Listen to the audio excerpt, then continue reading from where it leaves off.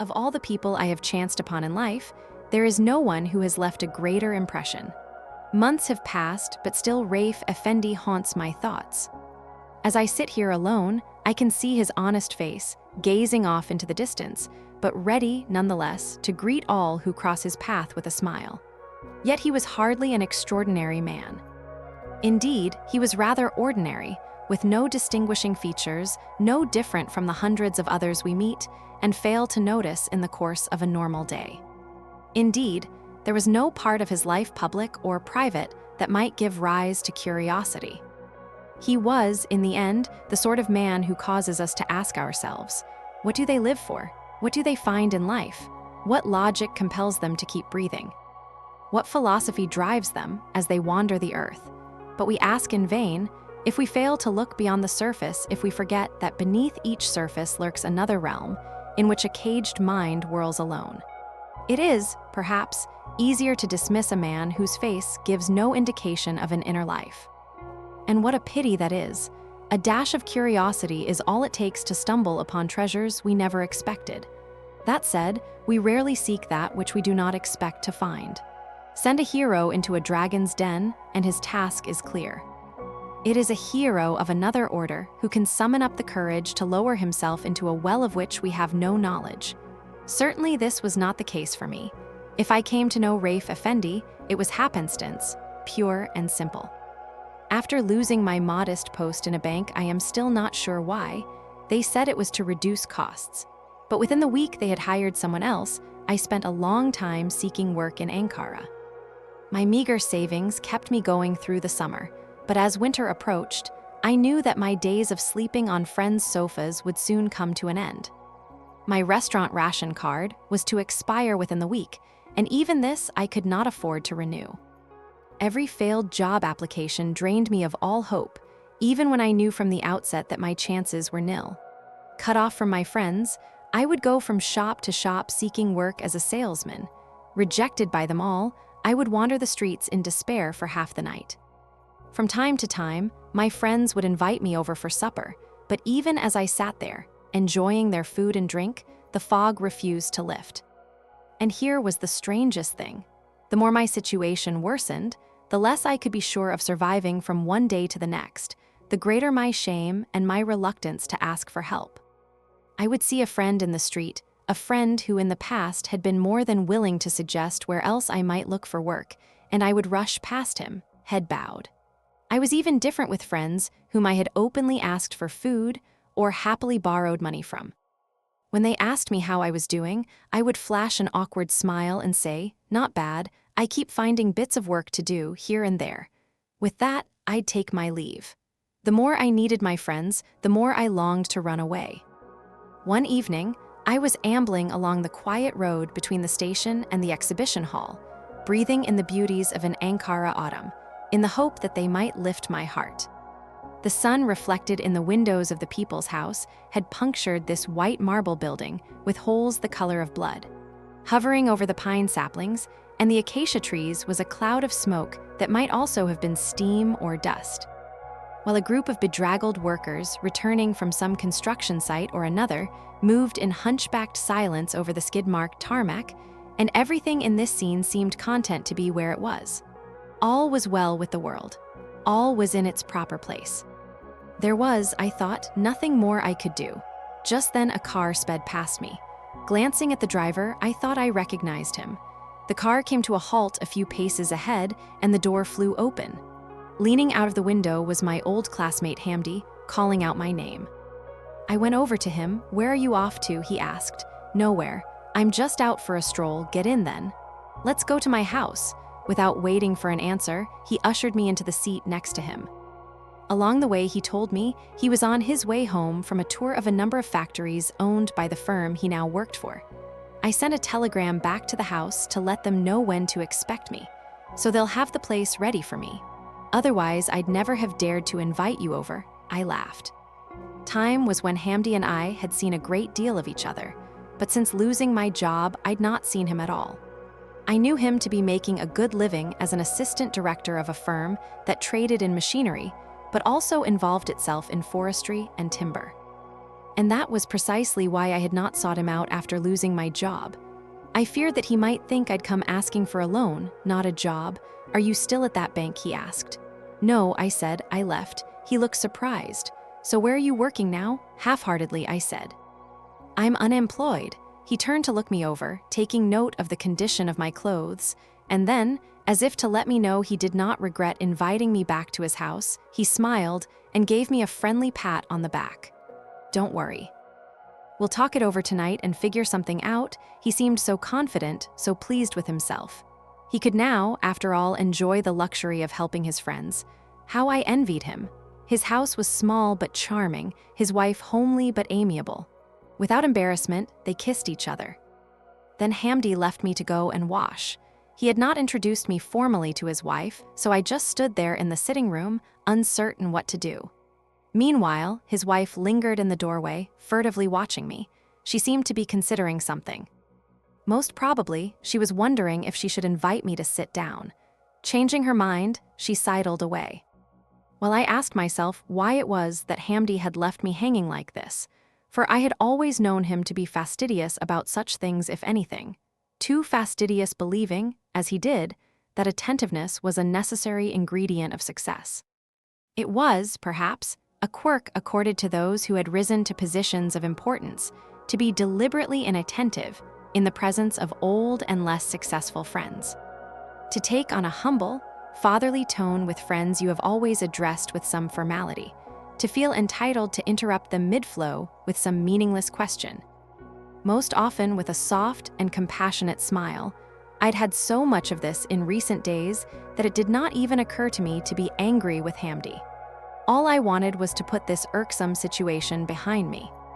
But at just this moment, an old village woman padded in, wearing a headscarf, a white apron and much-darned black socks, and bearing coffee. So I sat down on one of the armchairs midnight blue, embroidered in silver, and looked around. On the wall were photographs of relatives and film stars. On the bookshelf that clearly belonged to the wife, there sat a number of cheap novels and fashion magazines. Stacked beneath a side table were a few albums that looked to have been well leafed through by visitors. Not knowing what else to do, I picked up one of them, but before I could open it, Hamdi appeared at the door. He was combing his wet hair with one hand while buttoning up his shirt with the other. "So, now," he said, "bring me up to date. There's nothing to say, really, beyond what I've already told you." He seemed pleased to have run into me. Perhaps because it gave him a chance to show me how well he'd done, or because, when he looked at me, he was so glad he wasn't like me. When misfortune visits those who once walked alongside us, we do tend to feel relief, almost as if we believe we have ourselves been spared. And as we come to convince ourselves that they are suffering in our stead, we feel for these wretched creatures. We feel merciful. This was more or less the tone Hamdi took when he asked, "Are you still writing?" Now and again. "Some poetry, some stories, but tell me, is there ever any profit in such things?" Again, I laughed. Whereupon he said, "You really have to stop, my friend," and went on to lecture me about how, if I wanted to be successful, I had to start being practical, and how empty pursuits like literature could do nothing but harm once your school days were behind you. He spoke to me as if I were a child, never considering that I might have something to say, indeed to argue, in response, and he did not shy away from making it clear that it was success that had given him his courage. Meanwhile, I just sat there, hiding behind a smile that I was sure must look very foolish, and only served to add to his confidence. "Come and see me tomorrow morning," he said now. "We'll see if we can figure something out for you. You have a good brain in that head of yours. You were always pretty lazy too, but that's not important. Experience is the best teacher. Don't forget now. Get there early." He seemed to have forgotten that he himself had been one of the laziest boys in the school. Or else he was taking liberties, knowing that I was not about to challenge him. As he made to rise from his chair, I jumped up and offered him my hand. "If you'll excuse me," I said. "Why so early, my friend?" "Oh well, you know best." Only then did I remember that he'd invited me to supper. But it seemed to have slipped his mind entirely. I made for the door. As I took my hat, I said, "Please pass on my respects to your wife." "Oh, I shall. And don't you forget to come in and see me tomorrow." "In the meantime, don't be downhearted," he said, and he patted me on the back. Darkness had well and truly fallen by the time I left the house. The street lamps were glowing. I took a deep breath. There was dust in the air, but to me, it felt wondrously clean and calming. I took my time walking home. Late the next morning, I went to Hamdi's office even though I'd had no intention of doing so when leaving his house the previous evening. He had not, after all, made a firm offer. Everyone else I'd asked for help had sent me off with the same trite words. "Let's see what we can come up with. Let's see what we can do." Nevertheless, I went. It wasn't hope that drove me, so much as the desire to see myself insulted. I was more or less telling myself, "You sat there in silence last night and let him play the patron, didn't you? Well then, you're going to see this through to the bitter end, for this is what you deserve." The porter took me first to a small waiting room. When I was ushered into Hamdi's office, I could feel that same foolish smile on my face, and I hated myself even more. Hamdi was occupied with the stack of papers on his desk, and with the managers rushing in and out of his office. Directed to a chair with a peremptory nod, and lacking the courage to shake his hand, I went to sit down. My confidence had ebbed to the point that I felt as dazed as if he were a real boss, showing me my place, and at the same time, I genuinely accepted this treatment as normal. What a great gulf had grown between my old classmate and me since he'd invited me into his car, just over 12 hours ago. How absurd they were, the games we played in the name of friendship. Did empty, artificial jockeying of this sort bear any relation whatsoever to the real thing? Neither Hamdi nor I had changed since yesterday evening. We were who we were. But having discovered a few things about each other, we had allowed these minute details to send us on diverging paths. The strangest thing was that we both accepted this change in our relations and even found it natural. I felt anger neither at him nor at myself. All I wanted was not to be here. "I've found you a job," he announced. Looking straight at me with those brave, sincere eyes of his, he added, I invented a job. It won't be very taxing. You'll keep track of our dealings with various banks, and especially our own bank. You'll be something along the lines of a liaison clerk, coordinating the firm's dealings with banks, and when there's nothing else to do. You can see to your own business, write as many poems as you please. I've spoken to the director, and we can take you on, except that we can't offer you much at the moment, 40 or 50 liras. We'll raise your salary later, of course, so let's get going. Success awaits us. Without bothering to stand up, he extended his hand. I did the same and thanked him. In his face, I could see how thoroughly pleased he was to have been in a position to help me. I thought then that he was not a bad fellow. Actually, he had only acted in keeping with his station, and perhaps this had been genuinely necessary. But there was a moment after I left his office when I was not a little tempted to leave this place at once, instead of proceeding to the room he had indicated. But in the end, I went shuffling down the corridor, head bowed, asking the first porter I saw if he could show me the way to Rafe Effendi's office. He waved at a door and moved on. Again, I stopped. Why couldn't I just leave? Was I incapable of giving up a salary of 40 liras? Or was I afraid of having been seen to offend Hamdi? No, I had been out of work for months now. I would leave this place with no prospects and no idea where to go and stripped of all courage. These were the thoughts that kept me in this dim corridor, waiting for a porter to show me the way. In the end, I peeked through a random door and saw Rafe Effendi inside. I'd never met him before. Nevertheless, when I saw this man bowed over his desk, I knew it had to be him. Later, I wondered how I'd made my deduction.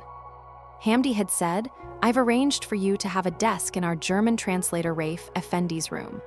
He's a simple man, and a very quiet one, too. Entirely harmless. At a time when everyone else had moved on to addressing each other as Mr. and Mrs., he was still known as Rafe Effendi. It was, perhaps, the image conjured up by this description that told me this gray-haired, stubble-faced man with tortoise-shell glasses must be him. I walked in. He raised his head to look at me with daydreaming eyes, whereupon I said, You must be Rafe Effendi. For a moment, he looked me over. Then, in a soft and almost fearful voice, he said, Yes, and you must be the new clerk. They just came in now to set up your desk. Welcome. Do come in. I went to sit down at my desk. I examined the scratches and faint ink stains on its surface. What I longed to do, as is customary when sitting across from a stranger, was to size him up, and with stolen glances to form my first and, of course, mistaken impressions. But he, I saw, had no such desire. He just bent down over his work and continued as if I weren't even there. This continued until noon. By now, I was staring at him openly and without fear. He kept his hair cut short, and it was thinning at the top. The skin between his neck and his small ears was wrinkled. His long, thin fingers wandered from document to document as he conducted his translations without any sign of impatience. From time to time, he'd raise his eyes, as if in search of the right word, and when our eyes met, he'd offer me something akin to a smile. Though he looked like an old man when viewed from the side, or from above, he looked enchantingly and childishly innocent when he smiled. His clipped blonde mustache only added to the effect. On my way out to eat, I saw him open a desk drawer to pull out a food container and a piece of bread wrapped in paper. Bon appetit, I said, and left the room. After sitting across from each other in the same room for many long days, we still hadn't spoken much. By now, I'd come to know some of the clerks from other departments well enough to go out with them to a coffee house in the evenings to play backgammon. From them, I discovered that Rafe Effendi was one of the longest-serving clerks in the firm. Before the firm was established, he'd worked as a translator at the bank it now used. No one remembered when he'd started there. It was said that he had a large family to care for and that his salary only just covered his costs. When I asked why the firm had not raised his salary, seeing as he was so senior, and in a firm that was throwing away money left and right, the young clerks laughed. He's a slouch, that's why.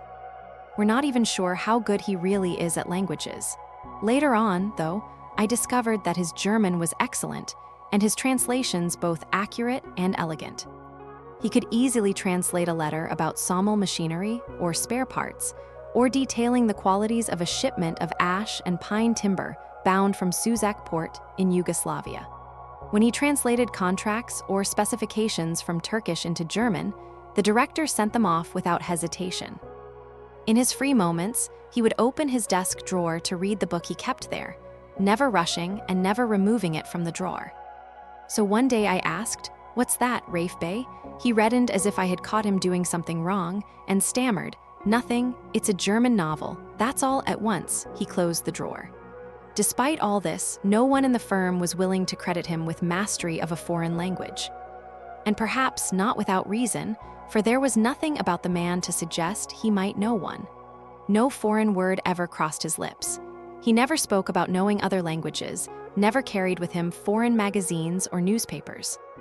In sum, he bore no resemblance to the sort of man who makes it his life's main business to let the whole world know that he understands French. This was underlined by the fact that he had never asked for his worth to be confirmed with a rise in salary. Nor did he make any effort to seek out other, better-paid work. He came to work punctually, ate lunch in his room, and in the evening he would pick up a few things at the store and head for home. I invited him to the coffee house a few times, but I couldn't get him to come. "They're waiting for me at home," he'd say. So he's a happy family man, I thought, rushing home to his wife and children. Later, I discovered that it wasn't like that at all, as I shall chronicle in due course. His long years of hard work did not stop him from being despised at the office. If our friend Hamdi found the tiniest typographical error in one of Rafe Effendi's translations, he'd at once call the poor man in, and sometimes he'd come over to our room to upbraid him. With other clerks, he was always more circumspect. Knowing that each and every one of them owed their jobs to family connections, he had no wish to cause trouble for himself. If he allowed himself to go red in the face and rail against Rafe Effendi in a voice loud enough for the entire building to hear, simply because a translation was a few hours late, it was because he knew the man would never find the courage to stand up to him. That much was easy to see. Can there be any sweeter intoxication than exerting power and authority over one of your own kind? It is, nevertheless, a rare pleasure to be calculated with care and enjoyed only with a particular sort of person. Now and again, Rafe Effendi would fall ill and absent himself from the office. Most often it was a common cold that kept him at home. but a long-ago bout of pleurisy had made him exceedingly cautious. A light case of sniffles and he would shut himself away, and when he came out again, he'd be wearing many layers of vests. He'd insist on keeping all the windows in our office shut, and when evening fell, he'd wrap himself in scarves up to his ears, not leaving the office until he'd pulled the collar of his thick, worn coat as high as it would go. But even when he was ill, he did not neglect his work. A messenger would deliver to his home any documents in need of translation and collect them a few hours later. Even so, whenever Hamdi or the director gave him a talking to, they seemed to be saying, "And don't forget how much mercy we show you, you sniveling child. No matter how often you call in sick, we still keep you on." They never lost an opportunity to throw it in his face. If the poor man came back after an absence of several days, they would, instead of wishing him well, make barbed remarks. "So, how's it going? You've knocked this on the head at last, I hope." In the meantime, I too had begun to lose patience with Rafe Effendi. I did not spend much time at the office. I spent most of my time going with my bag of documents from bank to bank, or to the several government ministries whose orders we'd taken. Every now and again, I'd stop by my desk to organize my documents before going through them with the director or his assistant. But even so, I'd come to despair of this tiresome blank of a man who sat so lifelessly across from me, endlessly translating, unless he was reading the German novel he'd tucked away in his drawer. He was, I thought, too timid ever to dare to explore his soul, let alone express it. He had, I thought, no more life inside him than a plant. He rolled in every morning like a machine and did his work, only stopping to read those books of his with needless caution, and then he'd buy a few things at the store and go home. As far as I could see, this numbing routine had, over many years, been interrupted only by his illnesses. According to my new friends, he had lived like this for as long as anyone could remember. No one could remember his ever getting excited about anything. Even in the face of unfounded and uncalled for accusations, he would give his superiors the same calm, blank look when he asked a secretary to type up a translation. And later, when he thanked her for having done so, he would always do so with the same foolish smile. One day, another translation was late, simply because the typists gave little importance to Rafe Effendi's work. Hamdi came into our room, looking very stern. "How much longer will we have to wait? I told you it was urgent. I told you I was about to leave. But still, you haven't translated that letter from the firm in Hungary." The other, rising swiftly from his chair, cried, "I've finished my translation, sir. The ladies just haven't found the time to type it up. They were given other work to do. Didn't I tell you that this letter took priority over everything else?" "Yes, sir, and I told them that too." Again, Hamdi raised his voice. Instead of talking back to me, "Just do your job," on his way out, he slammed the door. And Rafe Effendi followed him out to go and plead with the typists once more. Meanwhile, I thought about Hamdi, who had not graced me with a single glance during his performance. Soon the German translator came back in to bow his head over his desk once again.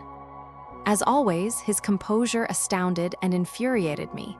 He picked up a pencil and began to scribble something on a sheet of paper.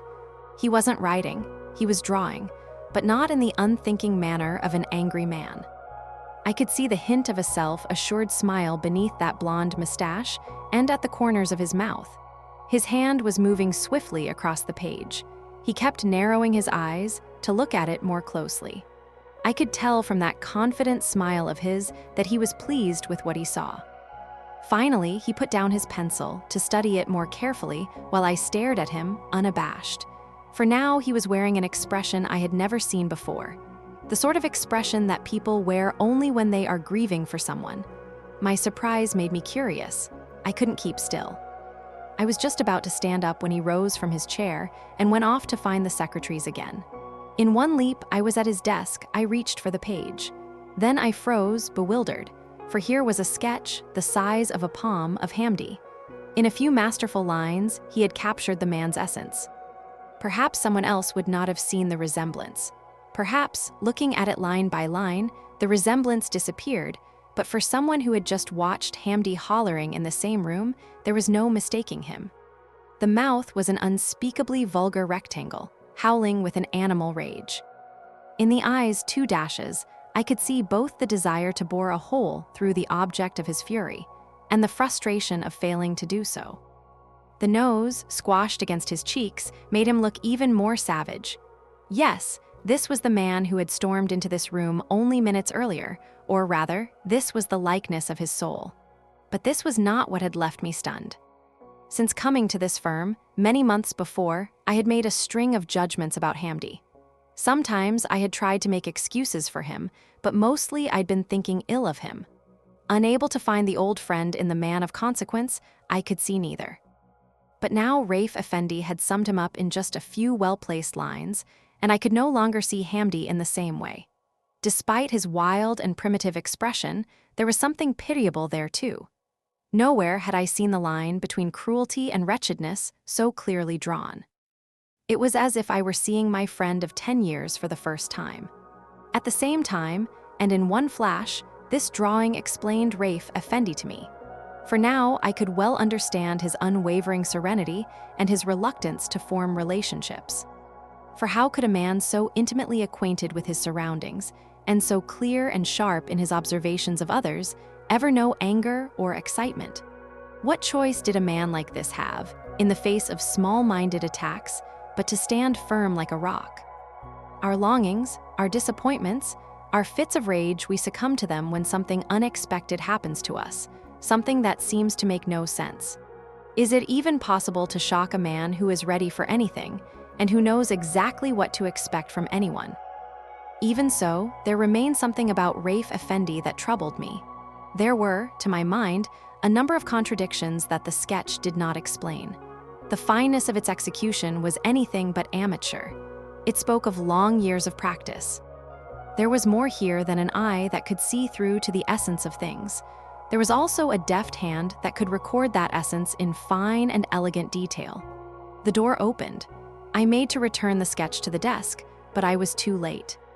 As Rafe Effendi crossed the room with his translation of the letter from the Hungarian firm, I offered my apology. It's a lovely sketch. I thought he'd be taken by surprise and be worried that I might give him away. Nothing of the sort. With his usual vague and distant smile, he took the sketch from my hand. For a time, many years ago, I was interested in art, he said. Every once in a while, I sketch something, just to keep my hand in silly little things, as you can see, just to kill time, crumpling up the sketch. He tossed it into the waste paper basket.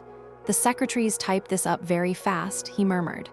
There are probably some mistakes in it, but if I sit down now to read it through, I'll make Hamdi Bey even angrier, and he'd be right, best if I take it to him now. With that, he left the room. I followed him with my eyes. And he'd be right, I said under my breath. And he'd be right. From that day on, I took an intense interest in everything Rafe Effendi did, no matter how trivial or absurd. Eager to know more about his true identity, I seized every opportunity to speak to him. He gave no indication of having noticed how much more sociable I'd become. Courteous though he was, he remained, nevertheless, aloof. While on the surface we seemed to be making friends, he never opened himself up to me. Especially after I had met his family and saw at first hand the duties this family placed on him, I became even more curious about him. The closer I got to him, the more puzzles he threw in my path. It was during one of his customary illnesses that I made my first visit to his house. Hamdi was about to send off a porter with a letter that needed translating by the next day. "Give it to me," I said. "It will give me a chance to say hello, good idea, and while you're there, try and find out what's wrong with him." He's really stretching it this time. This had, in fact, been one of his longer spells of sickness. He'd been out of the office for more than a week. One of the porters told me where to go, a house in the Ismet Pasha district. It was the middle of winter. I made my way through the streets as night began to fall, passing through narrow streets whose broken pavements seemed a world away from Ankara's asphalt boulevards. There was one hill, one valley, after another. After a very long walk, having reached what seemed to be the edge of the city, I turned left. Entering a coffee house on the corner, I got directions to the yellow, two-story house, which stood alone amid empty lots piled high with rocks and sand. I had been told that Rafe Effendi lived on the ground floor. I rang the bell. A girl who looked to be about 12 answered the door. When I asked for her father, she pursed her lips and grimaced, somewhat theatrically. "Come in," she said. The inside of the house was not at all what I'd expected. In the hallway that seemed to have been turned into a dining room, there was a large winged table. On the side, there was a glass cabinet filled with crystal glassware. On the floor was a fine Sivas carpet. From the kitchen next door, there came the aroma of food. The girl took me into the sitting room. Here, too, the furnishings were fine, even expensive. Red velvet armchairs, low walnut side tables, and leaning against the far wall, an enormous radio. Fine cream-colored lacework adorned every table and the back of every chair. Hanging from a wall was a plaque in the shape of a ship, on which was written a prayer. A few minutes later, the girl returned with coffee. She was still wearing that spoiled and mocking smile. When she came again to take my cup, she said, "My father's not well, sir. He can't get out of bed. He's invited you inside." As she uttered these words, she seemed to be telling me, if only with her eyes and eyebrows, that I was not worthy of this polite gesture. I entered the room where Rafe Effendi lay in bed to be shocked again. It bore no resemblance to the rest of the house. This small room looked more like a boarding school dormitory or a hospital ward with its row of white beds. A bespectacled Rafe Effendi was sitting up in one of them. He struggled to greet me. I looked for a chair. The only two I could see were covered with woolen pullovers, women's stockings, and hastily discarded silk dresses. On the side was a puce-colored wardrobe stuffed with carelessly hung dresses and suits and knotted bags. The disorder in this room was overwhelming. On a tin tray on the bedside table was a dirty soup bowl that had clearly been sitting there since lunchtime. There was also a jug, sitting alongside a large assortment of medicines, some in bottles, others in tubes. "Sit down here, my friend," he said, pointing to the end of his bed. This I did. He was wearing a brightly colored women's cardigan with holes at the elbows. His head was resting against the white metal bedstead. His clothes were hanging from the other end. Seeing me look around the room, the head of the household felt compelled to explain. "I share this room with the children. They make a terrible mess of it. It's a small house, after all. We can barely fit into it. Is your family quite big enough?" "I have one older daughter, studying at the lycée, and also the daughter you've seen. And then there's my sister-in-law and her husband, and my two brothers-in-law. We live here all together.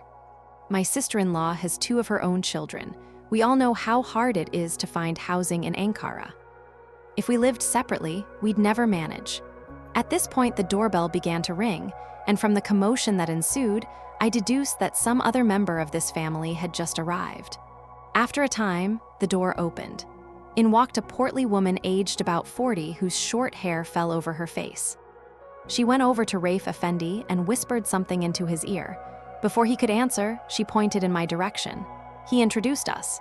"A friend from the office," he said first. And then my life companion, turning to his wife, he said, "Take it out of my jacket pocket." This time the woman did not lean in to speak. "I didn't come for money, for goodness sake. Who is going to go and get the bread? Here you are, still in bed. Send Nurten then. It's only a few minutes' walk. Do you really expect me to send that little child to the store at this hour of the night? It's so cold out there. What's more, she's a girl, and anyway, even if I asked her to go, do you think she'd listen?" Rafe Effendi thought for a moment, then he nodded as if he had found the solution. She'll go, he said. Then he resumed his old stare. After the woman had left the room, he turned to me and said, "Even buying bread is a problem in this house. Whenever I fall ill, they can't find anyone else to do it." Dutifully, I asked, "Are your brothers-in-law still young?" He looked at me without answering. It was almost as if he hadn't heard me. But a few minutes later, he said, "No, they're not young at all. They both have jobs. They're clerks like us. My brother-in-law's sister set them up at the Ministry of Economic Affairs. They never completed their studies. Not so much as a middle school diploma between them." Stopping short, he asked, "Did you bring me something to translate?" "Yes, they need it by tomorrow. They'll be sending a porter to collect it tomorrow morning." He took the documents and put them to one side. "And I'm worried about this illness of yours. Thank you, it's gone on a long time." I don't dare get up. There was a strange light in his eyes, as if he were trying to figure out if he still held my interest. I was ready to go to any lengths to convince him that he did, for this was the first time I had seen the slightest flash of passion in the man. But in no time he had resumed his old blank expression, his old empty smile. With a sigh, I rose, and suddenly he sat up straight and took my hand. "Thank you so much for coming, my son." There was warmth in his voice. It was almost as if he understood how I felt. Indeed, it was after this visit that we began to draw closer. I wouldn't go so far as to say he treated me differently. It would never even cross my mind to say he was comfortable in my company or that he began to open up. He was the same quiet, withdrawn man he'd always been. There were, in fact, evenings when we left the office together and walked as far as his house. Sometimes I'd go inside with him and drink coffee in the sitting room with the red chairs. But on those occasions, we would talk only about trivial matters: how expensive it was to live in Ankara and how bad the pavements were in Ismet Pasha district. Only rarely did he mention anything about the family or the children. From time to time, he'd say, "My daughter got a bad mark in arithmetic again," before moving on to another subject. I didn't feel I could ask him to explain more. I had not, after all, formed a very favorable impression of his family on that first visit. After leaving the patient, I'd passed through the hallway, where two boys aged 15 or 16 were in a huddle with a girl of about the same age, and without waiting for me to turn my back, they began whispering and giggling. I knew there was nothing about my appearance to laugh about. But like the empty-headed teenagers they were, they made themselves feel important by laughing at anyone who happened to pass. Even little Nurton had to struggle to be accepted. During my subsequent visits, I saw more of the same. I was myself a young man, still in my 25th year, but I was constantly being brought up short by this new habit among people my age and younger. Seeing a stranger for the first time, they'd look at him with blatant curiosity, as if they had never seen anything like him. It was clear to me that Rafe Effendi's domestic situation was not at all pleasant. They treated him as if he were expendable and always in the way. Later, when I'd been coming and going for some time, I got to know these children better, and they weren't bad people at all. Rather, they had nothing, absolutely nothing, inside. All their impertinences came from that. It was the yawning void inside them that drove them to deride, scorn, and ridicule others, for this was their only source of satisfaction, their only way of knowing who they were. I'd listen to the way they talked to each other. Vedat and Sihat were the youngest clerks in the Ministry of Economic Affairs, but all they ever did was to run down everyone they worked with. When Rafe Effendi's older daughter, Nekla, spoke, it was only to criticize her classmates. They were forever ridiculing others for the way they walked or the way they dressed, even though they themselves did much the same. "Did you see what Muella wore to that wedding? Ha ha ha, you should have seen how that girl snubbed our Orhan. Ha ha ha." Meanwhile, Rafe Effendi's sister-in-law Ferhund Hanım had no other aim in life than to care for her two children, aged 3 and 4.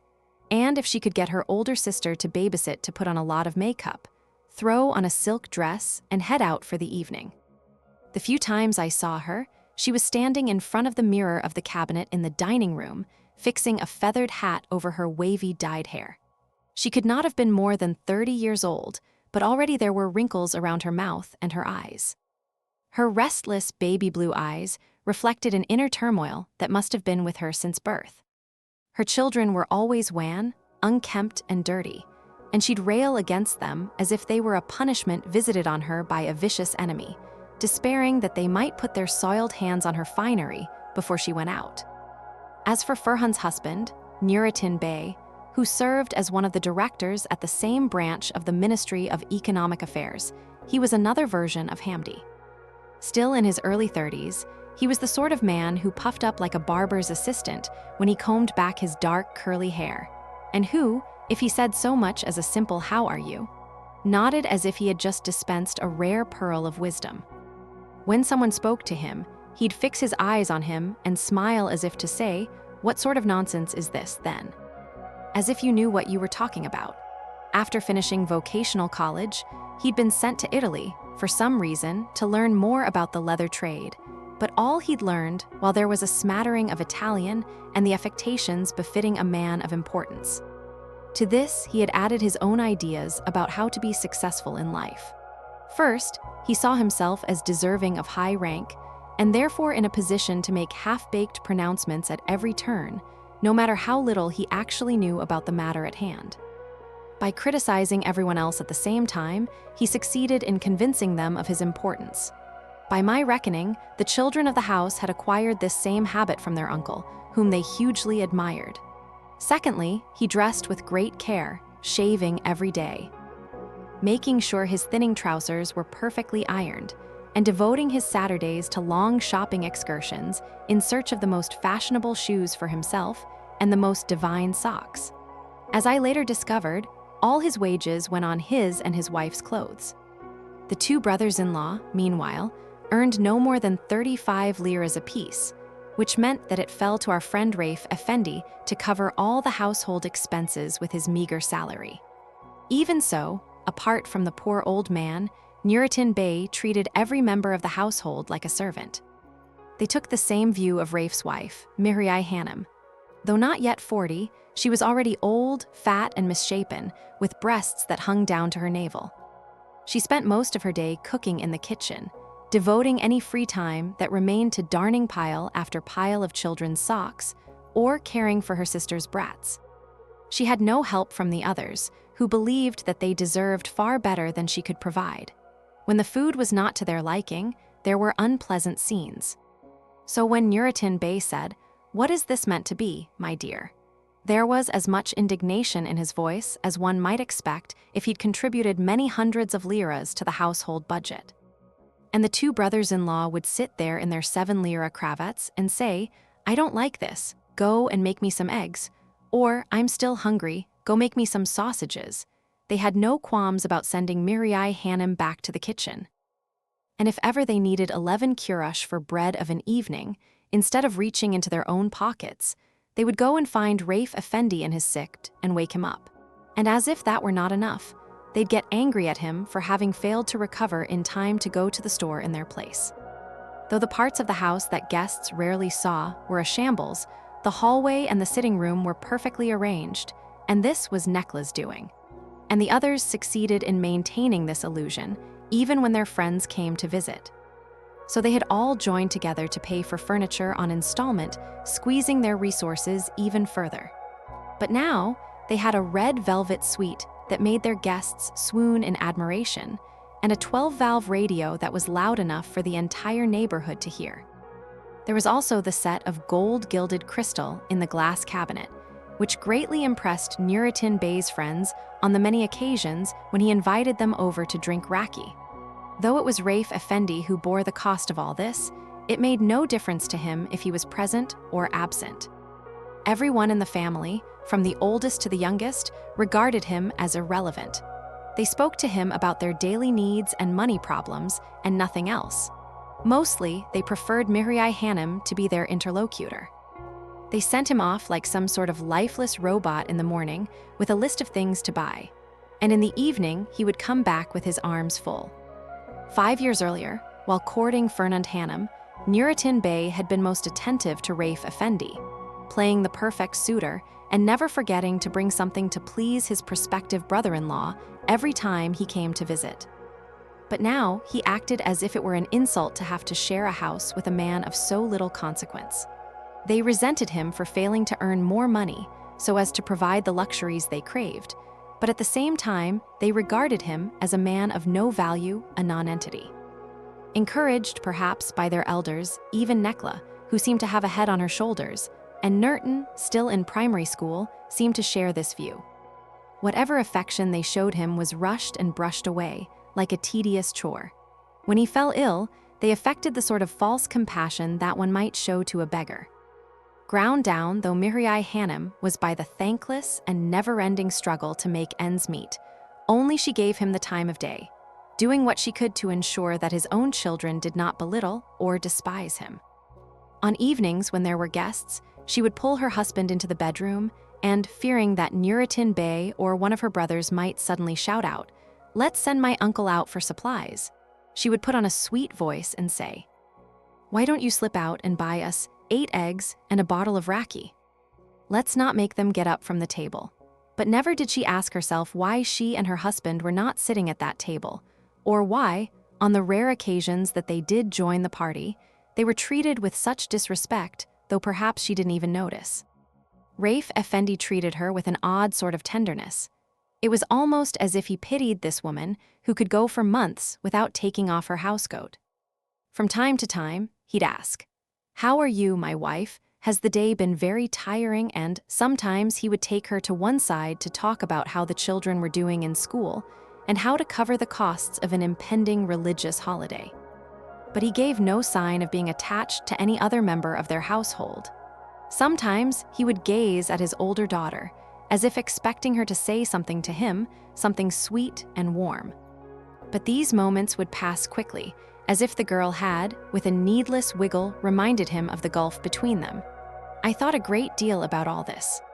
It seemed impossible that a man like Rafe Effendi, what sort of man that might be, I too had no idea.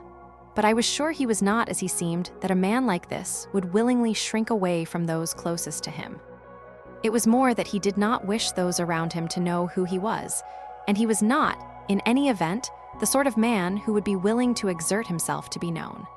There was no chance that the ice might melt to allay the terrible estrangement that divided them. Rather than embark on the arduous task of getting to know each other, they preferred to wander about blindly, noticing each other's presence only when they happened to collide. But as I mentioned earlier, Rafe Effendi did seem to expect something from his older daughter, Nekla. As slavishly as she copied the mannerisms of her heavily rouged aunt, as willing as she was to take spiritual guidance from her uncle, there seemed, nevertheless, to be the remnants of a genuine person hiding inside that thick shell of hers. When she scolded her sister, Nurten, for disrespecting their father, there was, at times, a note of indignation. If, at the table or in the bedroom, the others ridiculed Rafe Effendi too harshly, she would leave in a huff, slamming the door behind her. But she did so simply to give the genuine person inside her a chance to breathe now and then. Her false self, patiently nurtured over many years, was strong enough to keep her true identity suppressed. But, and perhaps this was down to the impatience of youth Rafe, Effendi's formidable silence, in the face of all this made me angry. At home and at the office, he did more than just tolerate ridicule from people with whom he had nothing in common. He seemed actively to approve of those who looked down on him. I knew full well that people who feel misunderstood and misjudged by those around them come to take pride in their plight, finding bitter pleasure in it, but I'd never imagined that they might also come to approve of those who did them down. I had, on many occasions, seen that he was not a man who blunted his feelings. On the contrary, I knew him to be watchful, attentive to detail, and easily offended. He looked at things squarely, missing nothing. Once, when he heard his daughters bickering over who was to bring me coffee, he said nothing, but 10 days later, when I returned to his house, he'd called out to them, saying, "Don't make him coffee." He doesn't want any. In fending off a repeat of the incident, he let me know how much it had upset him. He thereby opened himself up to me, and from then on I felt much closer. Still, our conversations remained superficial, but this no longer puzzled me. For wasn't there sufficient pleasure to be had in silent patience in viewing others' vices with compassion and enjoying their vulgarities? When we walked side by side, did I not feel his humanity most profoundly? Only now did I begin to understand why it was not always through words that people sought each other out and came to understand each other, and why some poets went to such lengths to seek out companions who could, like them, contemplate the beauties of nature in silence. Though I did not know what I was learning from this silent man walking alongside me, I was certain that I was learning far more than I would have done from a teacher of many years, and I believed he liked me. He was no longer timid and tentative, as he was with all others, and had been with me when we'd first met. Though there were days when some sort of wildness manifested itself, his eyes would narrow, losing all expression, and when addressed, he would answer carefully, but in a voice that made it clear he was not to be approached. On days like this, he would neglect even his translation. Instead, he would sit there for hours, staring at the pile of papers in front of him. It was almost as if he had withdrawn to another time, a place that was his and his alone, and nothing I could do would bring him back. but I would fill with dread, for strange as it might sound, it was generally after these episodes that Rafe Effendi would fall ill. I was soon to find out why, in a very sad way. One day in mid-February, Rafe Effendi didn't turn up at the office. When I turned up at the house that evening, Mirai Hanım opened the door. "Is it you?" she said. "Oh, do come in. He's just drifted off to sleep, but if you like, I can wake him up." "No, please don't," I said. "I wouldn't want to disturb him." "How is he?" "He's running a fever. And he's complaining of a stomach ache this time, too." Then, in a complaining voice, she added, "He just doesn't look after himself. Poor man, he's not a child anymore. He loses his temper over nothing. I have no idea why. He won't talk to anyone. He wanders out into the streets, then becomes ill again, and then he retreats to his bed." Just then, we could hear Rafe Effendi calling from the next room. The woman rushed straight in. I had no idea what to make of what she'd said. Here was a man who guarded his health most jealously, who wrapped himself up in layer after layer of woolen vests and pullovers. How could he ever be capable of the slightest imprudence? Mirai Hanım came back into the room. The doorbell woke him up. "Do come in." On this occasion, Rafe Effendi seemed thoroughly dejected. His complexion was yellow and his breathing rapid. His customary childish smile struck me more as a grin needlessly stretching his facial muscles. Behind his glasses, his eyes seemed more distant than ever. "So what's happened to you, Rafe Bey? We hope you'll get over it soon." "Thank you." His voice was a bit hoarse. When he coughed, his chest rattled and shook. To allay my curiosity as fast as I could, I asked, "How did you come down with this cold?" "By letting yourself get a chill, I imagine." For a long time, he just stared at the white sheets on his bed. The little iron stove that his wife and children had squeezed between the beds had made the room too hot. In spite of this, the man still looked cold. Pulling his blankets up to his chin, he said, "Yes, I let myself catch a chill. Last night after supper, I went outside for a while." "Did you go somewhere?" "No. I just wanted to take a little walk." "Why? I don't know. I was upset, maybe." It surprised me to hear him admit to being upset. "I walked a little too far. As far as the Agricultural Institute. To the foot of Key Siren Hill. Was I walking very fast? I just don't know. I felt hot. I opened up my coat. It was a windy night, and snowing a little too. I probably caught a chill. Walking down deserted streets for hours in the night, through wind and snow, opening up his chest to the cold, this was not something I would have expected from Rafe Effendi." "Were you upset about something?" I asked. He answered in a rush, "Not at all, my dear friend. It just happens like this from time to time. I suddenly get the urge to walk through the night. Who knows? Maybe it's the noise in the house that drives me out." And then, as if fearing he might have said too much, "Sometimes people do such things as they get on in years. How could we ever blame the young ones?" Once again, I could hear noise outside and whispering. The older girl had just come home from school, and she came in to kiss her father's cheeks. "How are you feeling, dear father?" Then she turned around and took my hand. "This happens all the time, sir. Every once in a while, an idea flashes through his mind, and he says he's off to the coffee house. And then, it might be in the coffee house that he catches a chill, or it might be on his way home, but he falls ill. I've lost count of the times. I have no idea what is going on in that coffee house." Taking off her coat and tossing it onto a chair, she left the room. Rafe Effendi looked as if he were used to such behavior and didn't consider it very important. I looked at the patient's face. He had turned to look at me, and in those eyes I saw no light, no surprise. I was less interested in knowing why he had lied to his family than in knowing why he had told me the truth, but I also took pride in it, the pride of being closer to someone than others. After leaving the house to make my way home, I let my thoughts wander. What if Rafe Effendi really were a simple man with nothing inside? It was clear that he had no purpose, no passion, no connection to others, not even those who were closest to him. So what did he want from life? Was it perhaps this emptiness inside this lack of purpose that sent him out to roam the streets by night? At this point, I saw that I had reached the hotel where I was living. The small room I was sharing with a friend, there was only just big enough to fit in 2 beds. It was just gone 8 o'clock. I wasn't feeling hungry, so I thought I might go up to my room and read for a while, but I soon rejected the idea. For this was the time of night when the coffee house on the ground floor turned its gramophone up to top volume. And the Syrian nightclub performer who lived in the next room would sing shrilly in Arabic while dressing for work. So I turned around and walked down the muddy asphalt in the direction of Key Syren. At first, there were only car repair shops and ramshackle coffee houses lining the road. Then, to the right, there were houses on the rising hillside. In the hollow to the left, there were gardens lined with leafless trees. I raised up my collar. The wind was harsh and wet. I was swept up by a wild urge that usually only came to me when I was drunk, to keep on walking, to run. I felt as if I could go on like this for hours or even days. I lost track of where I was. I had gone a long way. The wind was even stronger now, and it pushed against my chest, and it gave me pleasure to have to battle with it to keep advancing. Then suddenly, I wondered why I was here. For nothing. There was no reason. I'd made no decision to come here. I'd just started walking. The trees on either side of the road were wailing with the wind, and the clouds were racing overhead.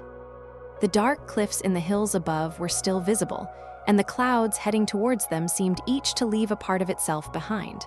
Shutting my eyes, I breathed in the moist air, and once again I asked myself, why have I come here? The wind was much the same as it had been the night before, and perhaps there would be a snow flurry.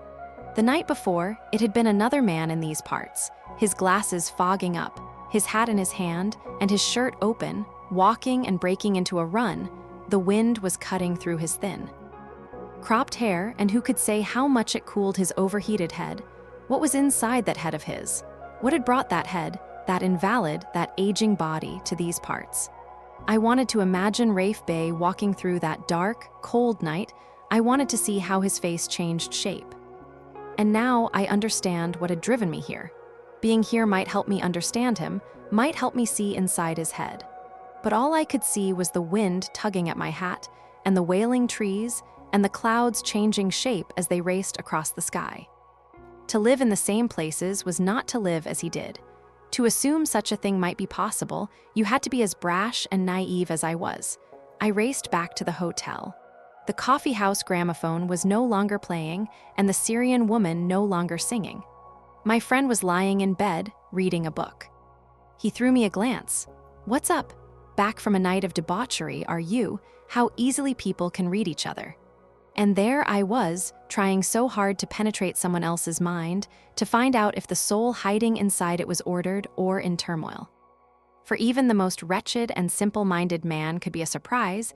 Even a fool could have a soul whose torments were a constant source of amazement. Why are we so slow to see this? And why do we assume that it is the easiest thing in the world to know and judge another? Why, when we are reluctant even to describe a wedge of cheese we are seeing for the first time, do we draw our final conclusions from our first encounters with people and happily dismiss them? For a long time, I couldn't get to sleep. I kept thinking of Rafe Effendi, feverish inside his white sheets, in a room thick with the scent of his daughter's young bodies and his wife's tired limbs. His eyes were closed, and who could say where his soul was roaming? This time, Rafe Effendi's illness lasted a long time. It was more than his usual cold. The doctor Nurettin Bey called in prescribed mustard paste and cough syrup. I dropped by once every 2 or 3 days, and each time his condition seemed to have worsened. But this didn't seem to worry him. He just shrugged it off. Perhaps this was to avoid upsetting his family, but it was the opposite with Mirai, Hanem, and Nekla. Their behavior was most disquieting. His wife's long years of drudgery seemed to have robbed the woman of the ability to think. She wandered in a daze from room to room, dropping towels and plates as she rubbed mustard paste on his back. She was always misplacing things and walking around in circles looking for them. I can still see her racing in all directions, her bare feet rippling out of her flat, bent slippers. I can still feel her beseeching eyes on me. Nekla was as bereft and as desperately lost as her mother. She was staying home from school to sit with her father. When I came to see the patient in the evening, I could tell from her red, swollen eyes that she had been crying. But Rafe Bey seemed to find all this annoying. If ever we were left alone, he'd complain about it. Once he even said, "Honestly, what's going on with these two? Am I on the brink of death? And what if I did die? What would they care? What am I to them? Later, in a voice that was even more pained, even more cruel, he added, I'm nothing to them and I never have been. For years, we've lived in the same house. Never once did they ask themselves who this man was they shared their life with. And now, they're worried I'm going to leave them, Rafe Bey. Please, I cried. What are you saying? Yes, they do seem unusually anxious, but it's not right to talk like that about your wife and your daughter. Yes, they are my wife and my daughter. But nothing more, he turned his head away. Mystified by his last words, I dared not ask a thing. To bring calm to the family, Nurettin Bey called in an expert in internal medicine. After a long examination, this man diagnosed pneumonia, and seeing the shock he had caused, he said, Look here, my dear people. It's nothing serious. He has a strong constitution and a heart in good working condition. He'll come out of it. There's just one thing he has to watch out for. He mustn't catch a chill. It would be better if you took him to hospital. Hearing the word hospital, Mirai Hanım lost control of herself. Collapsing into one of the chairs in the hallway, she began to sob, while Nurettin Bey screwed up his face as if his pride had been piqued. Where's the logic in that? He said. He's likely to get better care at home than in a hospital. The doctor shrugged his shoulders and left. At first, Rafe Effendi was in favor of going into hospital, saying, At least there I might be able to hear myself think. It was clear that he wanted to be alone, but when he saw how much the others were set against it, he gave up. Smiling hopelessly, he murmured, They wouldn't leave me in peace there either. One day in particular stays with me. It was a Friday evening, and I was sitting on a chair next to Rafe Effendi, saying nothing and watching his wheezing chest. There was no one else in the room. A large pocket watch sitting among the medicines on his bedside table filled the room with its metallic ticking. Opening his sunken eyes, the patient said, I'm feeling a little better today. Of course you are. It was never going to go on like this forever, whereupon, in an aggrieved voice, he said, Fine, but how much longer will this go on? Catching his true meaning, I was filled with dread. The weariness in his voice left me in no doubt as to what he meant. Please, Rafe Bey, can you tell me what's happened? I asked. Looking straight into my eyes, he said, Fine then. But what's the point? Isn't this enough? At this point, Mirai Hanım came into the room. Coming over to me, she said, He's feeling better today. It looks like he's going to pull through, thank God. Then she turned to her husband. We're sending out the washing. Could you ask this gentleman to bring back your towel? Rafe Effendi nodded in good time. After going through a few drawers, the woman left the room. The slightest improvement in the patient had chased away all her worries. Now she was her old self, busy with housework, cooking, and laundry. Like all simple people, she could go in an instant from sorrow to happiness and excitement to calm, and like all women, she forgot things quickly. In Rafe Effendi's eyes, I could see a deep and sorrowful smile. Nodding at the jacket hanging from the foot of his bed, he said, In the right-hand pocket, you'll find a key. Take it with you and open up the top drawer in my desk. And bring back the towel my wife just asked for. It's a lot to ask, but I'll bring it tomorrow morning. Fixing his eyes on the ceiling, he was silent for a time. Then suddenly he turned towards me. Bring me everything you find in that drawer. Whatever you find there, my wife seems to know that I'm never going back to that office. I'm bound for other parts. With that, he buried his face in his pillow. The next day, before leaving the office, I went over to Rafe Effendi's desk. There were 3 drawers on the right-hand side. First, I opened the 2 on the bottom. One was empty, and the other was full of papers and rough translations. Putting the key into the lock of the top drawer, a chill went through me.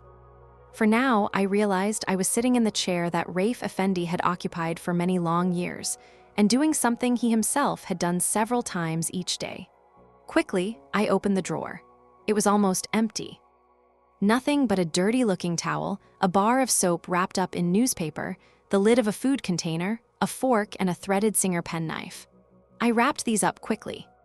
I stood up and closed the drawer, but at that moment I thought I should make sure there wasn't anything else in there, so I opened it up again and reached into the back. And there, in the drawer's furthest reaches, was something that felt like a notebook. I tossed that in with the rest of it and hurried away. I couldn't stop thinking that Rafe Effendi might never sit in that chair or open that drawer again. Arriving at the house, I found the household in turmoil. It was Nekla who opened the door, and when she saw me, she shook her head and said, "Don't even ask, I had become one of the family by now, and no one thought to treat me like a stranger." The young girl said, "My father's taken a turn for the worse again. Actually, he had 2 bad turns today. My uncle called the doctor, and he's in there with him now, giving him an injection with that." She ran off into the sick room. I did not follow her inside. Instead, I sat down on one of the chairs in the hallway with my package sitting before me. Though Mihrai Hanım came out a few times, I felt too ashamed to hand the sorry thing over to her. Inside that room, a man was fighting for his life, and it didn't seem right for me to give any member of his family a dirty towel and an old fork. So I stood up and began pacing around the big table. Glancing into the mirror above the glass cabinet, I was given another shock. I looked jaundiced. My heart began to pound. The struggle across the great bridge between life and death was a terrifying thing indeed. With his wife, his daughters, and his relatives gathered around him, it seemed to me that I had no right to show more sorrow and attachment than they. Just then, my eye was drawn to a crack in the door to the sitting room. Moving closer, I saw Rafe Effendi's brothers-in-law Vedat and Sihat. They were sitting side by side on a sofa, smoking. They were thoroughly put out, these two, clearly frustrated at being confined to the house. They had banded together. Nurten was sitting in an armchair, her head resting on her arms, crying or perhaps sleeping. Some way away, Rafe Effendi's sister-in-law Ferhund was sitting with her 2 children on her lap, trying to stop them making too much noise. But every word she uttered and everything she did showed what a novice she was when it came to consoling a child. The door to the sick room opened, and out came the doctor with Nurettin behind him. For all his nonchalance, he still looked disgruntled. "Don't leave his side," said the doctor, "and if he has another seizure, give him one of those injections." Nurettin Bey frowned. "Is he in danger?" The doctor said what all doctors say in such circumstances. It's hard to say, to avoid further questions, and, even more, to save himself from being harassed by the invalid's wife. He quickly donned his coat and hat. Taking the 3 silver liras from Nurettin Bey, he grimaced and left the house. Slowly, I approached the sickroom door. I peered inside.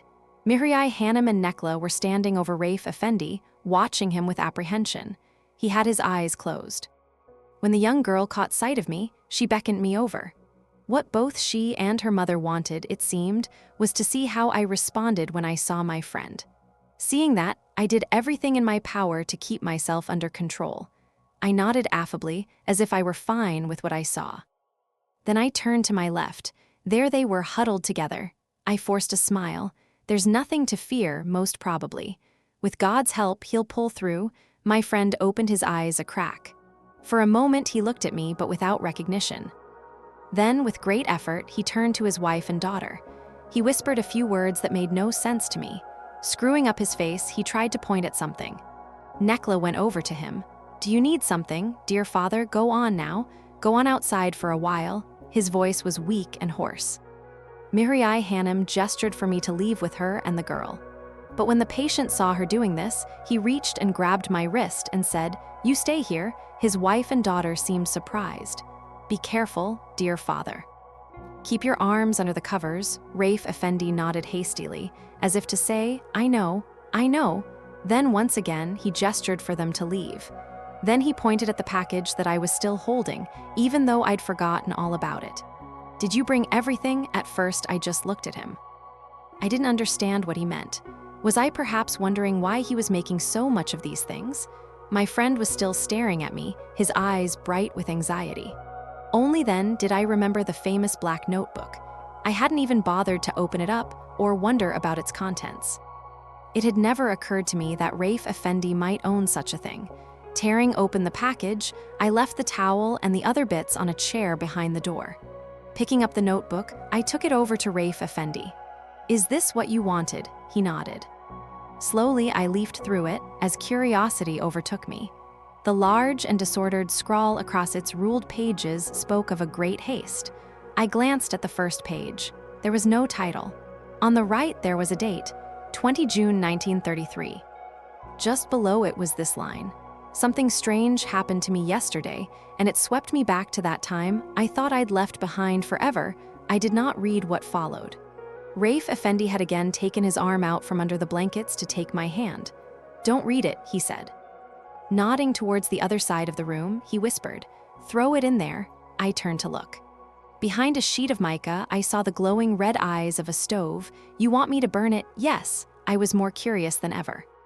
I would not, let my hands destroy Rafe Effendi's notebook. "What good would that do, Rafe Bey?" I said instead. "Wouldn't it be a shame?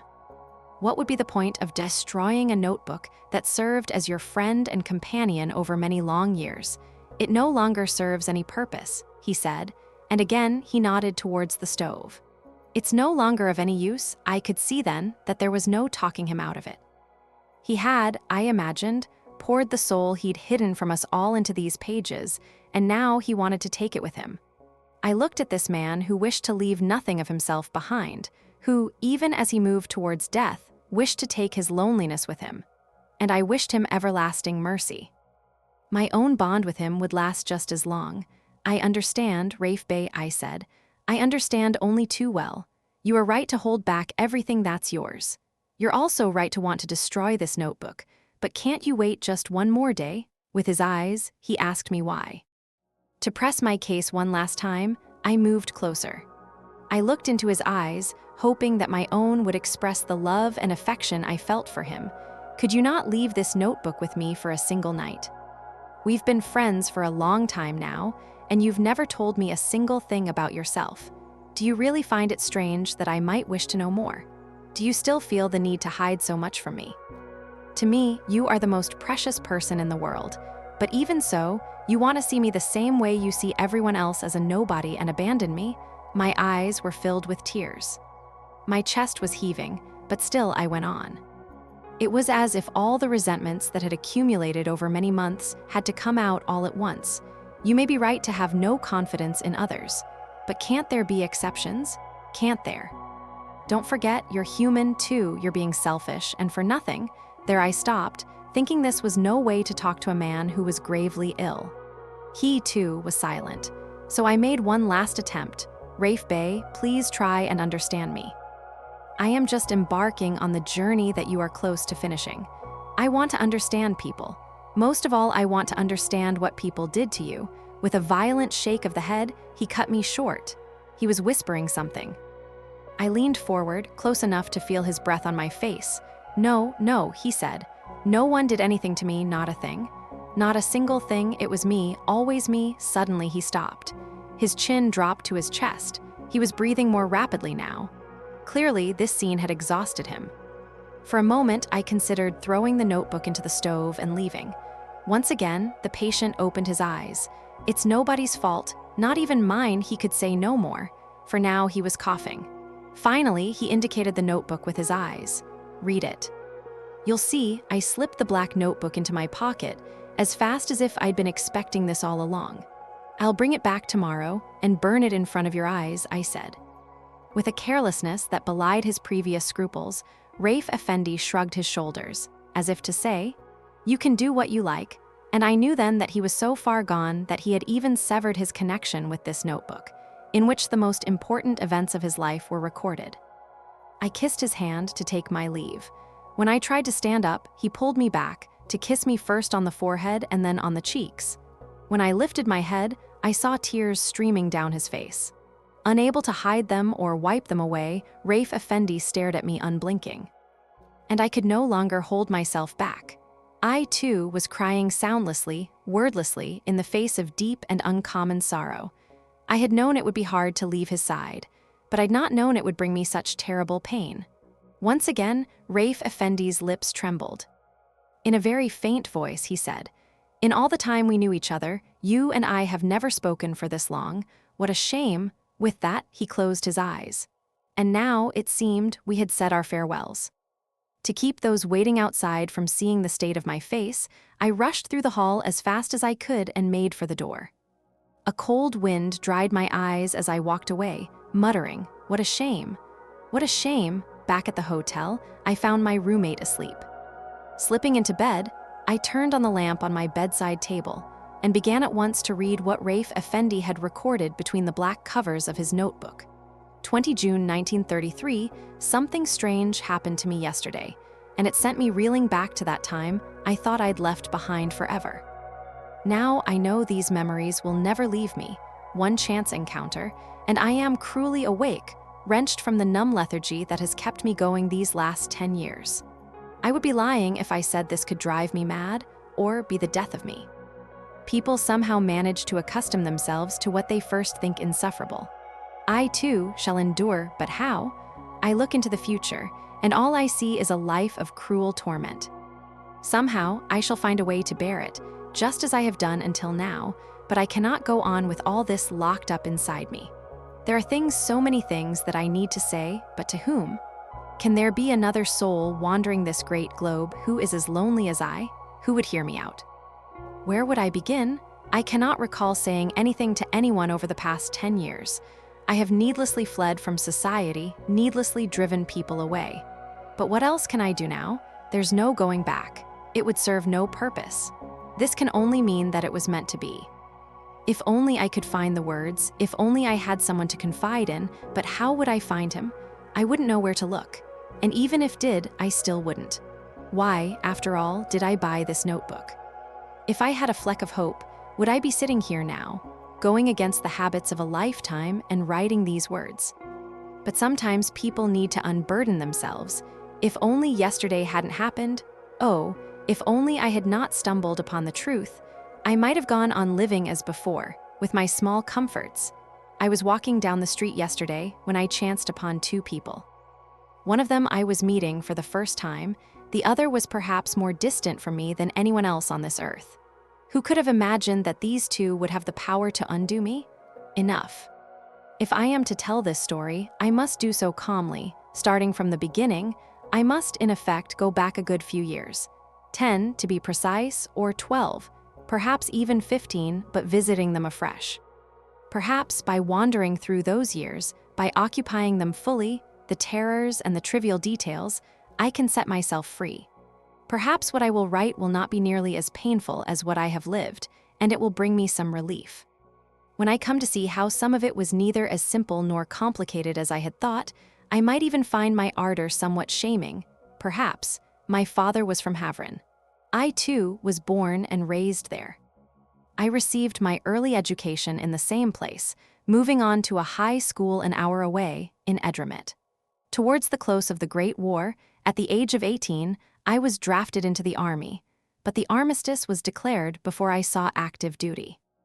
Returning home, I went back to high school but failed to graduate. I'd never been very keen on my studies. The chaos of my year away had drained me of all interest. Following the armistice, all semblance of order disappeared. There was no working government, nor was there any sense of shared ideas or aims. Several territories had fallen to foreign troops, and suddenly a host of gangs of varying notoriety came to life, some opening up new fronts against the enemy and others plundering local villages. A bandit celebrated one day as a hero was driven away a week later. Whereupon it was announced that his body was hanging in the village square of Conakernu near Edremit. At a time like this, it made no sense to hide away indoors and read Ottoman history or treatises on ethics. However, my father, who was thought to be one of the wealthier men in those parts, remained adamant that I should have an education. Seeing so many of my peers strap on ammunition belts and throw rifles over their shoulders to join rebel units, only to be killed by bandits or enemy forces, he began to fear for my future. The truth is that I did not want to remain idle and was already making my own plans in secret. But then enemy forces took command of our village and all my heroic fantasies came to naught. For a few months, I drifted. Most of my friends had disappeared. My father decided to send me to Istanbul. He didn't know any more than I did where I might go. Find a school and study there, he said. Which goes to show how little he knew his son. Though I had always been an awkward and reclusive boy, I did have a secret yearning. There had been one lesson in which I had won my teacher's admiration. I could paint fairly well. I had dreamed from time to time of attending Istanbul's Academy of Fine Arts. That said, I had always been one of those quiet boys who preferred dreams to the real world. I was, in addition, absurdly shy and therefore often mistaken for a fool, which upset me deeply.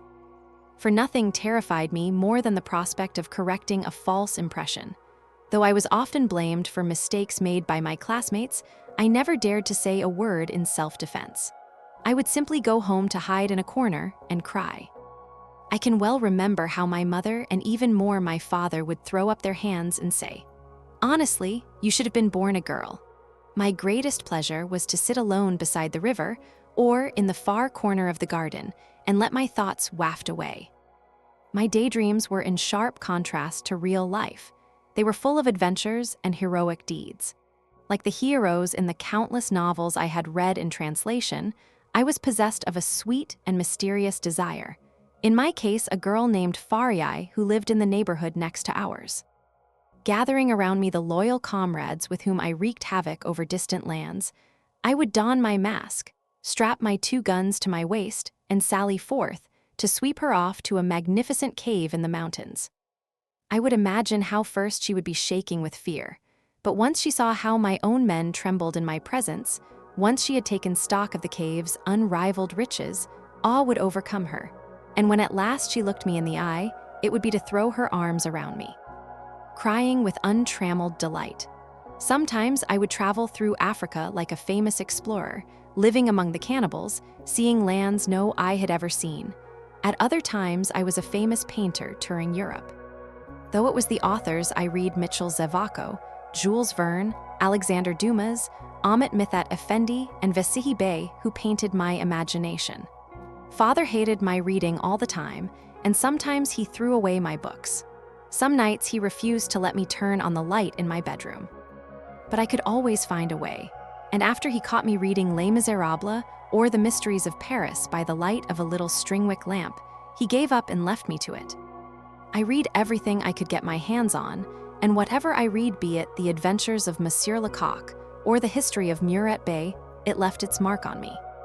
There was, for instance, a history of the Roman Empire in which an ambassador by the name of Mucius Scaevola, while negotiating a treaty, was told that he was to accept the terms offered on pain of death. His response was to plunge his arm into a fire and continue with his deliberations. In absolute calm, inspired by his unflinching courage, I proceeded to test my own powers of resilience by plunging my own hand into the fire, only to burn my fingers badly. I can still see that ambassador, smiling calmly through his pain. There was a time when I tried my hand at writing. Indeed, I even scribbled a few little poems, but I quickly abandoned my efforts. No matter what I had bottled up inside me, I was absurdly anxious about letting it out, and so my adventures in writing ended. I did, however, carry on painting. There was, I thought, no risk of revealing anything personal. If I took something from the outside world and brought it to life on paper, I was a catalyst and nothing more. With time, however, I came to understand that this was not the case, and so I gave up painting too.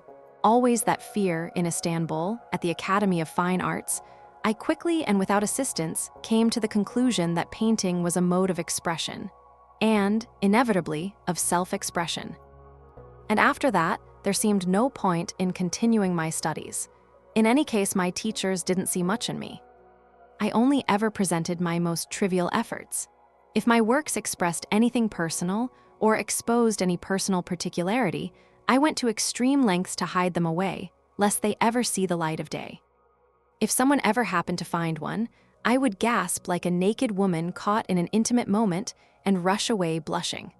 Unsure of what to do next, I spent some time wandering the streets of Istanbul. Those were the years of the armistice, and the city was so unseemly and chaotic that I could hardly bear it.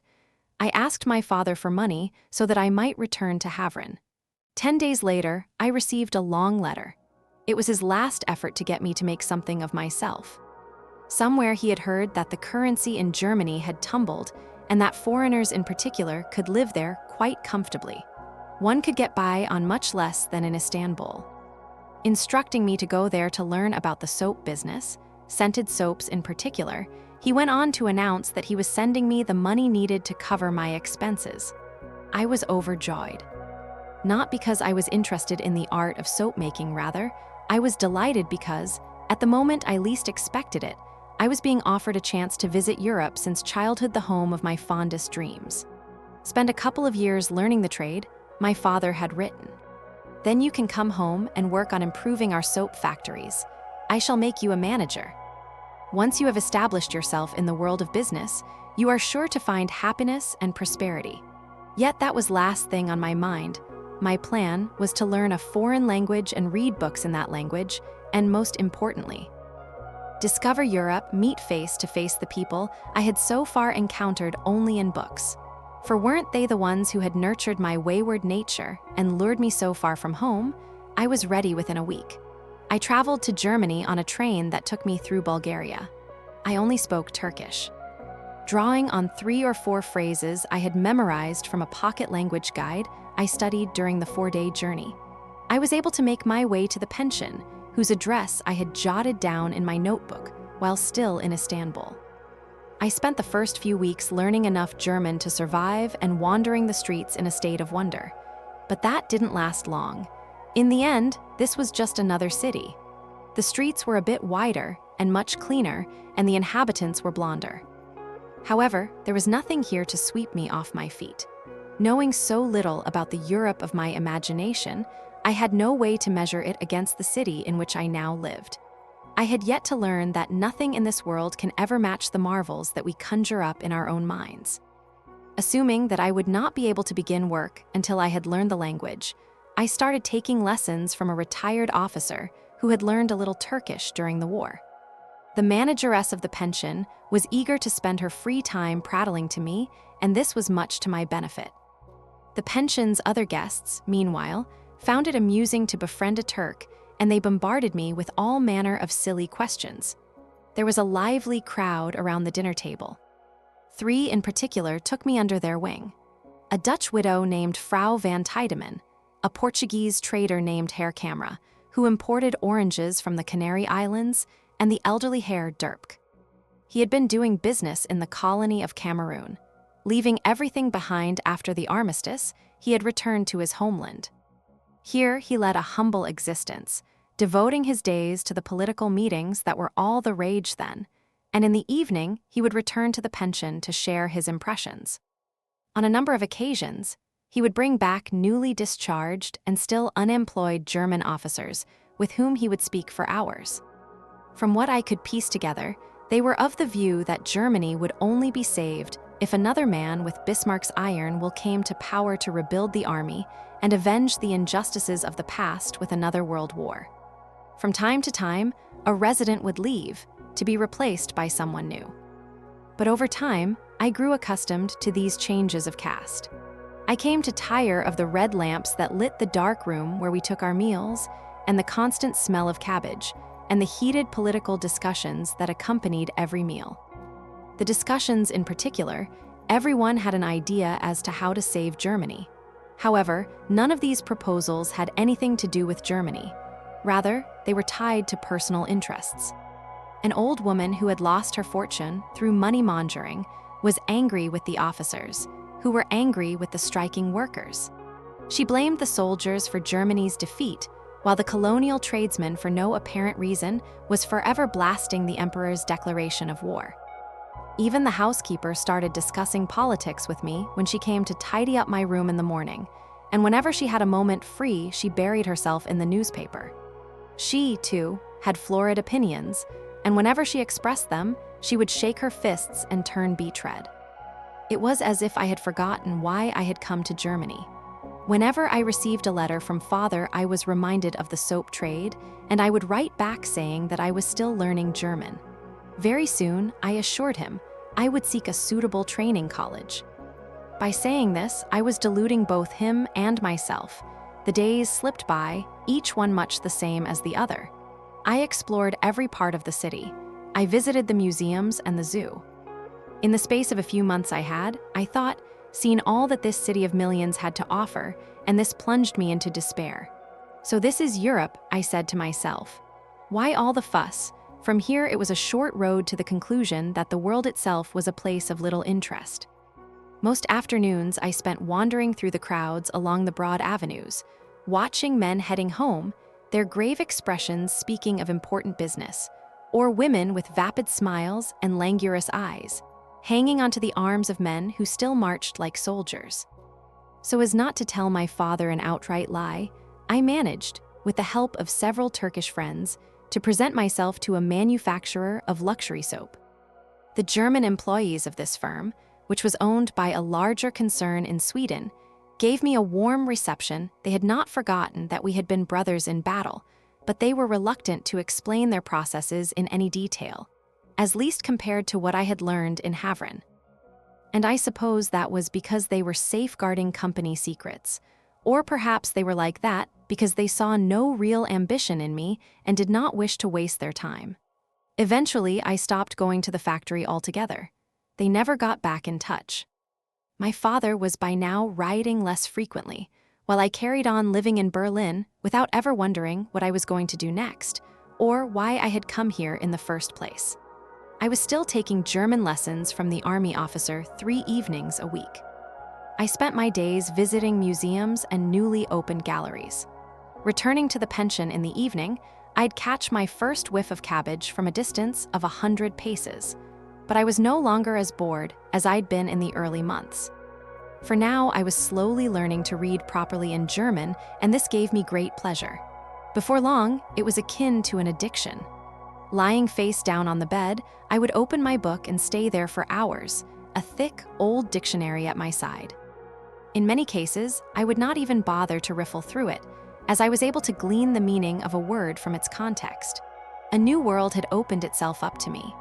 I had moved beyond the translated literature of my childhood, in which heroic figures embarked on unrivaled adventures. The books I was now reading spoke of people like me, of the world I saw and heard around me. They spoke of things I had witnessed but not really grasped. Now their true meanings began to emerge. I was influenced most profoundly by the Russians. I read all of the great Turgenev stories in one sitting. One in particular left my mind spinning for many days. The heroine in the story, the young Clara Milik, falls in love with a naive young man, but she is unable to divulge her true feelings. Instead, she decides to punish herself for falling in love with a fool and hands herself over to addiction. I don't know why, but I felt a particularly close bond with this young woman. When I saw how she was incapable of voicing her true feelings, and how fear and envy contrived to suppress everything about her that was deep and strong and beautiful, I saw myself. By then, my life had been much enriched by the paintings of the old masters in Berlin's museums. There were times when, after gazing at a painting in the National Gallery for many hours, I could conjure up that face or that landscape for many days. I had been in Germany for almost a year by now. One dark and rainy day in November, how clearly I remember it, I was skimming the newspaper when I noticed an article about an exhibition of new painters. In truth, I did not know what to make of this new generation. Perhaps I didn't like them because their work was too bold and going to any lengths to catch the eye. I found that mode of self-promotion alien and distasteful, and so I passed over this article without bothering to read it. But a few hours later, I was out on my daily stroll through the city when I happened to find myself standing in front of the building where that exhibition was being held. I had no pressing business, so I took a chance and stepped inside. Slowly, I wandered through the exhibition, surveying the paintings, large and small, with no little indifference. Most of them made me want to laugh. There were people with cubic shoulders and knees and heads and breasts of disproportionate sizes, and landscapes portrayed in stark colors, made of something like crepe paper. Crystal vases as shapeless as the shards of broken bricks, flowers as lifeless as if they had been pressed inside books for many years, and finally, these dreadful portraits that looked like the sketches of criminals. Yet the visitors were enjoying themselves. Perhaps I should have dismissed these artists for presuming they could achieve great height from such little effort. But when I considered the twisted pleasure they might gain from being punished and ridiculed, I could only pity them. Suddenly, near the door to the main room, I stopped. Even now, after all these years, I cannot describe the torrent that swept through me in that moment. I only remember standing, transfixed, before a portrait of a woman wearing a fur coat. Others pushed past me, impatient to see the rest of the exhibition, but I could not move. What was it about that portrait? I know that words alone will not suffice. All I can say is that she wore a strange, formidable, haughty, and almost wild expression, one that I had never seen before on a woman. But while that face was utterly new to me, I couldn't help but feel that I had seen her many times before. Surely I knew this pale face, this dark brown hair, this dark brow, these dark eyes that spoke of eternal anguish and resolve. I had known that woman since I'd opened my first book at the age of 7, since I'd started, at the age of 5, to dream. I saw in her echoes of Halit Zia, Ushiklijil's Nihil, Vesihi Baysmakur, and Cavalier Baradin's beloved. I saw the Cleopatra I had come to know in history books, and Muhammad's mother, Amine Hatun, of whom I had dreamed while listening to the Mevlit prayers. She was a swirling blend of all the women I had ever imagined. Dressed in the pelt of a wildcat, she was mostly in shadow, but for a sliver of a pale white neck, and an oval face was turned slightly to the left. Her dark eyes were lost in thought, absently staring into the distance, drawing on a last wisp of hope as she searched for something that she was almost certain she would never find. Yet mixed in with the sadness was a sort of challenge. It was as if she were saying, "Yes, I know. I won't find what I'm looking for, and what of it?" The same challenge was playing on her plump lips. The lower lip was slightly fuller. Her eyelids were somewhat swollen. Her eyebrows were neither thick nor thin, but short. The dark brown hair that framed her broad forehead fell down over her cheeks and her fur coat. Her pointed chin was slightly upturned. Her nose was long, her nostrils flared. My hands were almost trembling as I flipped through the exhibition catalog. I was hoping I might find out more about the painting. At the bottom of a page at the very end, I found just 3 words beside the number of the painting: Maria Pewter, Selbstportrait, portrait, nothing else. Clearly the artist had no other work in the exhibition. I was not unhappy about that. I was afraid her other paintings might not have the same overwhelming effect on me and indeed diminish my initial admiration. I stayed until late. Occasionally I got up and wandered through the gallery, looking blindly at the other paintings, but soon I came back to the same place to gaze at that one painting. Each time it seemed as if I could see new expressions in her face, as if she were slowly coming to life. Her downcast eyes seemed to be glancing at me, and her lips, I thought, were fluttering. With time, the gallery emptied out. The tall man at the door must, I thought, be waiting for me to leave. Quickly I stood up and left. A soft rain was falling over the city. For once, I made straight for the pension without dawdling along the way. I was desperate to get through dinner and retire to my room to conjure up the image of that face. I didn't say a word over dinner. "Where did you go today?" asked Frau Heppner, the manageress. "Nowhere in particular," I replied. I took a stroll and then visited a gallery with an exhibition of modern art. Everyone else at the table launched into a discussion about modern art. And I slipped out of the room. As I was taking off my jacket, my newspaper fell out of the pocket. I leaned over and picked it up, and as I was placing it on my desk, my heart skipped a beat. This was the paper with the article about the exhibition I had read that morning in a cafe. I tore it open to see if there was anything in the article about the painting or the artist. It surprised me to be behaving so rashly because I was in fact a gentle, unemotional man. I scanned the article from the beginning and suddenly stopped at the name I had seen in the catalog, Maria Pewter. Considering that she was a young artist exhibiting her work for the first time, the article gave her a fair amount of attention. It claimed she was interested in following in the footsteps of the great masters, showing a fine and admirable talent for capturing an expression. In sharp contrast to most other self-portraits, she did not fall prey to a stubborn ugliness, nor did she go in pursuit of an exaggerated beauty. After touching on a few technical matters, the critic concluded by saying that by uncanny coincidence, the woman in the painting bore, in both expression and manner, a striking resemblance to Andrea del Sarto's depiction of the Mother Mary in his Madonna dell'Arpi. In a slightly humorous tone, he wished the Madonna in a fur coat every success, before moving on to discuss another work that had caught his eye. Early the next morning, I went to a shop renowned for its reproductions and searched for the Madonna of the Harpies. I found her in a large album featuring Del Sardo's work. Although it was a poor reproduction that failed to give much sense of the original, I could see that the critic was right. Standing on a pedestal and with the Holy Child in her arms, the Madonna was gazing at the ground, heedless of both the bearded man to her right and the young man on her left, in the tilt of her head and in her face and on her lips. I could clearly see the same expression of anguish and resentment that I had caught in the painting the day before. As the pages from these albums were sold separately, I was able to buy the reproduction and take it back to my room. After studying the work carefully, I was convinced that it was a work of great value. For the first time in my life, I was truly looking at the Madonna. In all the other depictions of Mother Mary that I had seen until now, she wore an expression of such innocence as to render the work absurd.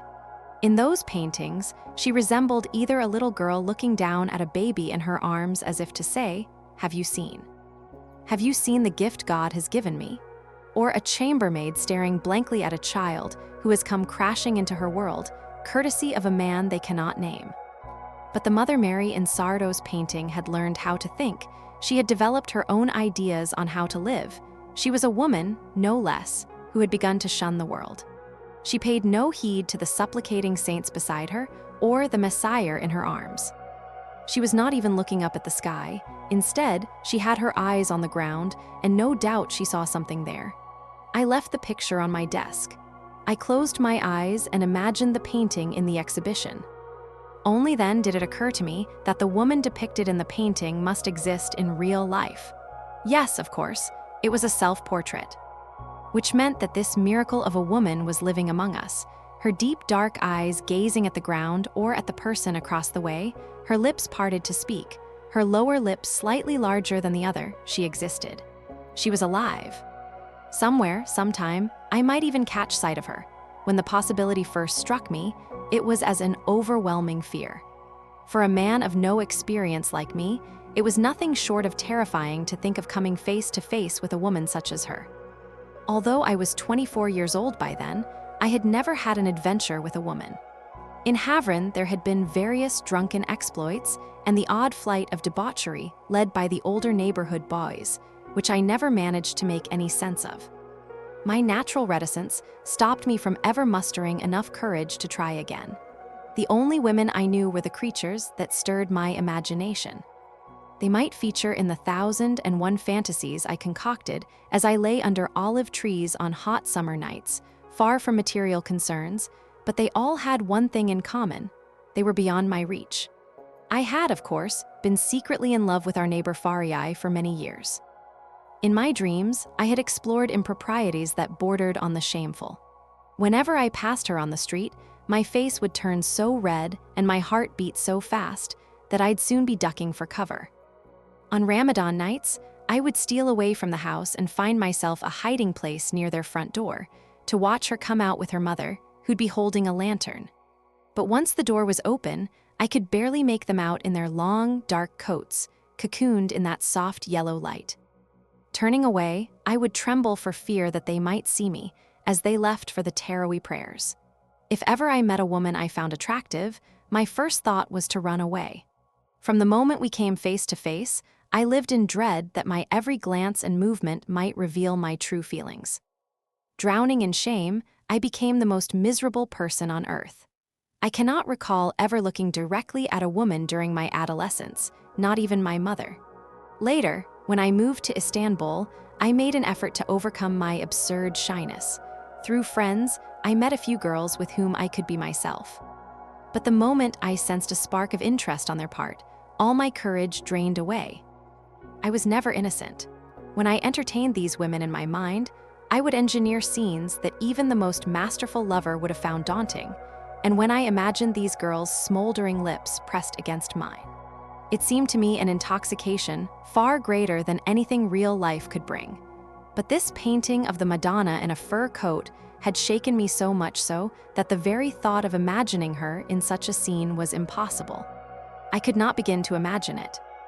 I could not even imagine sitting beside her as a friend. All I wanted was to stand before that painting for hours on end, gazing into those dark, unseeing eyes, and the desire to do so only grew. I threw on my coat and headed back to the gallery. It went on like that for days. Every afternoon, I would stroll in, pretending to stop to inspect each painting in the gallery as my impatience grew. For all I wanted was to go straight to my Madonna. When at last I reached it, I would make as if I had noticed the painting for the first time. And there I would remain until the doors of the gallery were about to close. I soon became a familiar figure to the guards and the handful of artists who visited the gallery as often as I did. They would greet me with wide smiles and follow this strange art enthusiast with their eyes. In the end, I gave up masking my intentions. I would walk straight to the Madonna in a fur coat, settling myself down on the bench across from it. I would stare and stare until I could stare no longer and had to cast my eyes down to the floor. Inevitably, people noticed and were curious. And then one day, my worst fear came true. Most of the artists who frequented the gallery were men with large foulards and long hair that tumbled down over their dark suits. But there was also a young woman who joined them from time to time. I thought she must be a painter too. One day she came over to me. "It seems you are particularly fascinated by this painting," she said. "You come to look at it every day." I looked up to be undone by a knowing, mocking smile. To save myself, I looked down. But there, just ahead of me, were her pointed shoes, waiting for me to explain myself. As my eyes traveled upwards, I noticed that her skirt was short and her legs uncommonly shapely. And I could, every time she moved, almost see a sweet wave rippling down her stockings, all the way to her knees. Seeing that she was not going to leave until she got an answer from me, I said, "Yes, it's a beautiful painting." Then, for some reason, I felt the need to offer an explanation. I mumbled a lie. "She looks a lot like my mother, so that's why you come and look at it for so long, yes. Is your mother dead?" "No," she waited as if she wanted me to go on. Still staring at the floor, I added, "She's far away." "Oh, where is that?" "In Turkey." "Are you Turkish?" "Yes." "I knew you were a foreigner." Letting out a little laugh, she sat down next to me on the bench. Her manner could only be described as brazen. Throwing one leg over the other, she revealed her leg well above the knee. I realized then that I was blushing yet again. Greatly amused by my discomfort, she asked me another question. "Don't you have a picture of your mother?" Such impertinence, I thought. She had, I realized, come here only to mock me. The other painters were watching us from a distance, and I was sure of it, smirking. "I do, but this is something else," I said. "Oh, so this is something else." With this, she let out another little laugh. I made as if to leave. "Taking note of this," she said, "don't let me disturb you." "I was just going. Let me leave you alone with your mother." Standing up, she began to walk away. Then suddenly she wheeled around and came back over to me. Her voice now bore no resemblance to the one I'd just heard. It was solemn, even mournful. "Would you truly like to have a mother like that?" "Yes. Oh yes, I would." Oh, turning her back on me yet again, she sauntered away. I raised my eyes and watched. Her short hair bounced against the back of her neck. With her hands in her pockets, her coat was snug around her hips. Thinking how those last words of mine had exposed the lie in our first exchange, I did not dare look around me, as I jumped to my feet and fled. And I left feeling as empty as if I had parted too quickly from a traveling companion I had come to rely on. I knew that I would never set foot in the gallery again. People who understood nothing of one another had driven me away. Returning to the pension, I contemplated the dull days that lay ahead. Every time I sat at the supper table, it would be to listen to middle-class people berating the inflation that was eroding their fortunes or dictating how Germany was to be saved. Every night, I would go back up to my room to read stories by Turgenev or Theodore Storm. I saw then that over the past fortnight, my life had begun to take on meaning. I saw, too, what it would mean to lose it. A shaft of light had passed over me, illuminating my empty life with possibilities I dared not question. But now, just as mysteriously, it had vanished.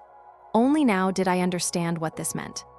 For as long as I could remember, I had perhaps without knowing, or perhaps not daring to breathe the thought, been searching for someone. That was why I had been avoiding all others. If only for a moment, the painting had convinced me that I might find her, and find her soon. It had sparked in me a hope that would never sink into despair. Shunning the society of others, I withdrew into myself. I cursed the world around me with greater vehemence than ever before. I considered writing to my father to tell him I was ready to come home. But what would I say when he asked me what I had learned in Europe? Better, I thought, to remain a few more months and master the perfumed soap trade, just to please him. I went back to the Swedish company, and although they did not greet me with the same warmth as before, they agreed to take me on. And each day I reported to the factory for work. I took diligent notes, recording their methods and formulae. I read the books. Back at the pension, the Dutch widow Frau van Tiedemann was paying me a great deal of attention. She would lend me the novels she'd bought for her 10-year-old son at boarding school and ask for my thoughts. Sometimes, after supper, she would come to my room on some petty pretext and chatter away for hours. Mostly, she wanted to know about any adventures I might be having with German girls, and when I told her the truth, she'd narrow her eyes, wag her finger, and give me a knowing smile, as if to say, "You can't fool me, I know what young men like you get up to." One day, she invited me out for an afternoon stroll, and on our way back, she talked me into stopping at a beer hall, where we drank enough to lose track of the time. I'd had the occasional beer since I'd come to Berlin, but never as much as that night. After my head began to spin, I found myself in Frau van Tiedemann's arms. When I came to my senses some moments later, the good-hearted woman was wiping my face with a napkin she'd had the waiters moisten for her. I said that we needed to get home at once. She insisted on paying the bill. When we stepped outside, I noticed that she was staggering as much as I was. Arm in arm, we stumbled forward, swaying into the path of those coming the other way. It was late by now, so the streets weren't too crowded. Then, as we were crossing a street, something strange happened. Stepping up onto the pavement, Frau van Tiedemann caught her foot on the curb. Plump as she was, the woman grabbed onto me to steady herself, and I suppose it was because she was taller than me that she ended up with her arms around my neck. But after she had regained her balance, she didn't let go. Instead, she gripped me more tightly. And perhaps it was because I was drunk, but I had lost all inhibitions. Wrapping my arms around her, I felt the hungry lips of a 35-year-old woman exploring mine. I breathed in her warm breath, and with it the pungent, intoxicating perfume of passion. A number of passers-by laughed and wished us happiness. Then, about 10 paces ahead, I caught sight of a woman walking towards us under a street lamp. A shock passed through me. Whereupon Frau van Tiedemann tightened her embrace, passing her lips over my hair. But by now, I was struggling to free myself. All I wanted was to see the woman walking towards us. It was she. A single glance and lightning flashed, clearing the fog in my mind. For here she was, the pale, long-nosed, dark-eyed woman draped in the skin of a wildcat, my Madonna in a fur coat. How sad she looked, and how weary as she walked down the street, oblivious to the world around her. But when she saw us, she stopped in surprise. Our eyes met. In hers, I saw the flicker of a smile. I winced, as if lashed by a whip. Although I was drunk, I felt it would have been distasteful to have met her under such circumstances. Her smile made her verdict clear. At last, I freed myself from the old woman's grip. I dashed off after the Madonna in a fur coat, hoping I might catch her. Not knowing what I would say or do, I went as far as the corner. She was gone. I stood there for a few minutes, searching all around me, but there was no one. No one but Frau van Tiedemann. What's come over you? Out with it, what's happened? Linking arms, she led me back to the pension. All the way, she kept a tight hold of me, pressing her face against mine. But now her warm breath seemed intolerable, oppressive. All the same, I didn't resist. I had, after all, never learned how. The best I had ever managed was to run away, and now that seemed to be out of the question. I couldn't take 3 steps without the woman pulling me back into her arms, and at the same time, I was still reeling from my surprise encounter. As the effects of the alcohol wore off, I tried to recall what I had just seen, but those smiling eyes were lost again. It was as if I had dreamt them. No, I thought, I must not have seen her. I could never have met her under such circumstances. What I'd seen was a nightmare, born of that woman who had taken me into her arms to smother me with her kisses and hot breath. I longed for nothing more than to escape to my bed, to let go of my cheap fantasies and let sleep do its work. But the woman had no intention of letting me go. The closer we came to the pension, the tighter and more passionate her grip. On the stairs, she wrapped her arms around my neck again. Somehow managing to wrest myself free, I dashed up to the next landing. Her massive body made the staircase tremble as she hurried after me, panting heavily. As I fumbled with my key, Herr Derpk, the colonialist, appeared at the other end of the corridor. Slowly, he approached me. I realized then that he had stayed up waiting for our return, and I took a deep breath. Everyone in the pension knew that this gentleman, who was quite well off, had fond feelings for the widow in whom the flames of passion still stirred. Indeed, Frau van Tiedemann was not entirely unaware of his affections, and it was rumored that she herself had fond designs on the mighty old bachelor, whose sprightly demeanor belied his 50 years. Catching sight of each other, the two friends stopped short. At once I slipped into my room, locking the door behind me. A hushed conversation ensued. It went on for some time. Careful questions were met with careful answers, soothing the ears of those anxious to believe. At long last, I heard footsteps as whispers followed them down the corridor. The moment my head hit the pillow, I fell asleep. Towards dawn, I had a nightmare in which the Madonna in a fur coat appeared in many guises, each time crushing me with her magnificent smile. I kept trying to say something, to explain something, but I couldn't. The glint in her dark eyes rendered me mute. She had delivered her verdict, and there was nothing left for me to do but writhe in despair. I woke up before sunrise. My head ached. I switched on the lamp and tried reading. But the lines kept furring up, and from the mist beyond I could see two dark eyes laughing at my sorry state. As sure as I was that what I had seen the night before had been only in my mind, I was unable to calm myself. I got dressed and went out. It was a cold and damp Berlin morning. There was no one else on the street, but delivery boys pushing handcarts loaded down with milk and butter and little loaves of bread. Rounding the corner, I saw policemen tearing down revolutionary posters that had been plastered to the wall in the night. Following the canal, I walked as far as the Tiergarten. Two swans were gliding through the still waters, as motionless as toys. The meadows and the benches in the woods were wet. On one of them, there was a crumpled newspaper and several hairpins. They reminded me of the previous night. Frau van Tiedemann must have dropped quite a few hairpins on her way back from the beer hall, I imagined. And now, most likely, she was lying happily beside her neighbor Herr Derpk, thinking about how she would need to rise early enough to return to her room before the maids arrived. Arriving at the factory earlier than ever, I greeted the guard warmly. From now on, I would throw myself into my work, thereby freeing myself of the oppressive fears to which my idle life had condemned me. I sat down beside the great soap vats. Breathing in the essence of rose, I made endless notes in my journal.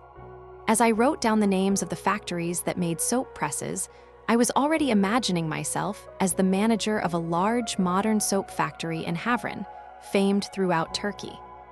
I imagined pink, egg-shaped soaps labeled Mehmet Rafe Havran, wrapped in soft, scented paper. By afternoon, my spirits had lifted, for I could at last begin to imagine a brighter future. For too long, I had been fretting over nothing, giving myself over to flights of fancy and succumbing to invented fears. But now, I was going to change. I was going to confine my reading to books that would help me in my career. Why should someone like me, born of an affluent family, not find happiness? I had my father's olive groves, 2 factories, and a soapworks waiting for me in Havran. My 2 older sisters, both married to wealthy men, would each have a share in the business, and I would lead the life of a respected businessman. The Turkish army had driven out enemy forces and freed Havran. In his letters, my father was elated and overflowing with patriotic sentiment. Even in Berlin, we enjoyed a victory celebration at the Turkish embassy. Occasionally, I would come out of my shell and offer advice to Herr Derpk and the unemployed officers on the best way to rescue Germany, in the light of our achievements in Anatolia. There was, I told myself, everything to live for.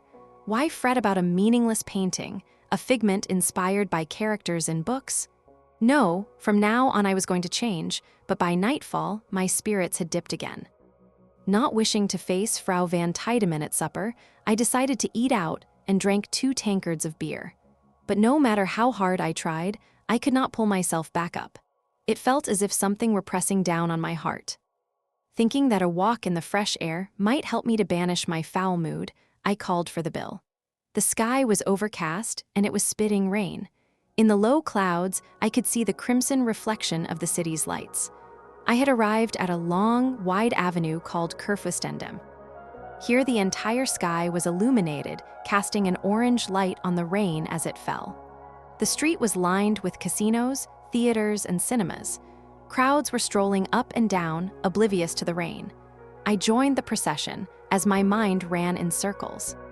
It was almost as if I were trying to free myself of a thought that had taken me captive. I read every sign I passed and every illuminated advertisement. Over and over, I walked the full length of the avenue, which extends for several kilometers. Then I turned right and made for Wittenberg Square. Here I found a group of young men dressed in red boots whose faces were painted like women.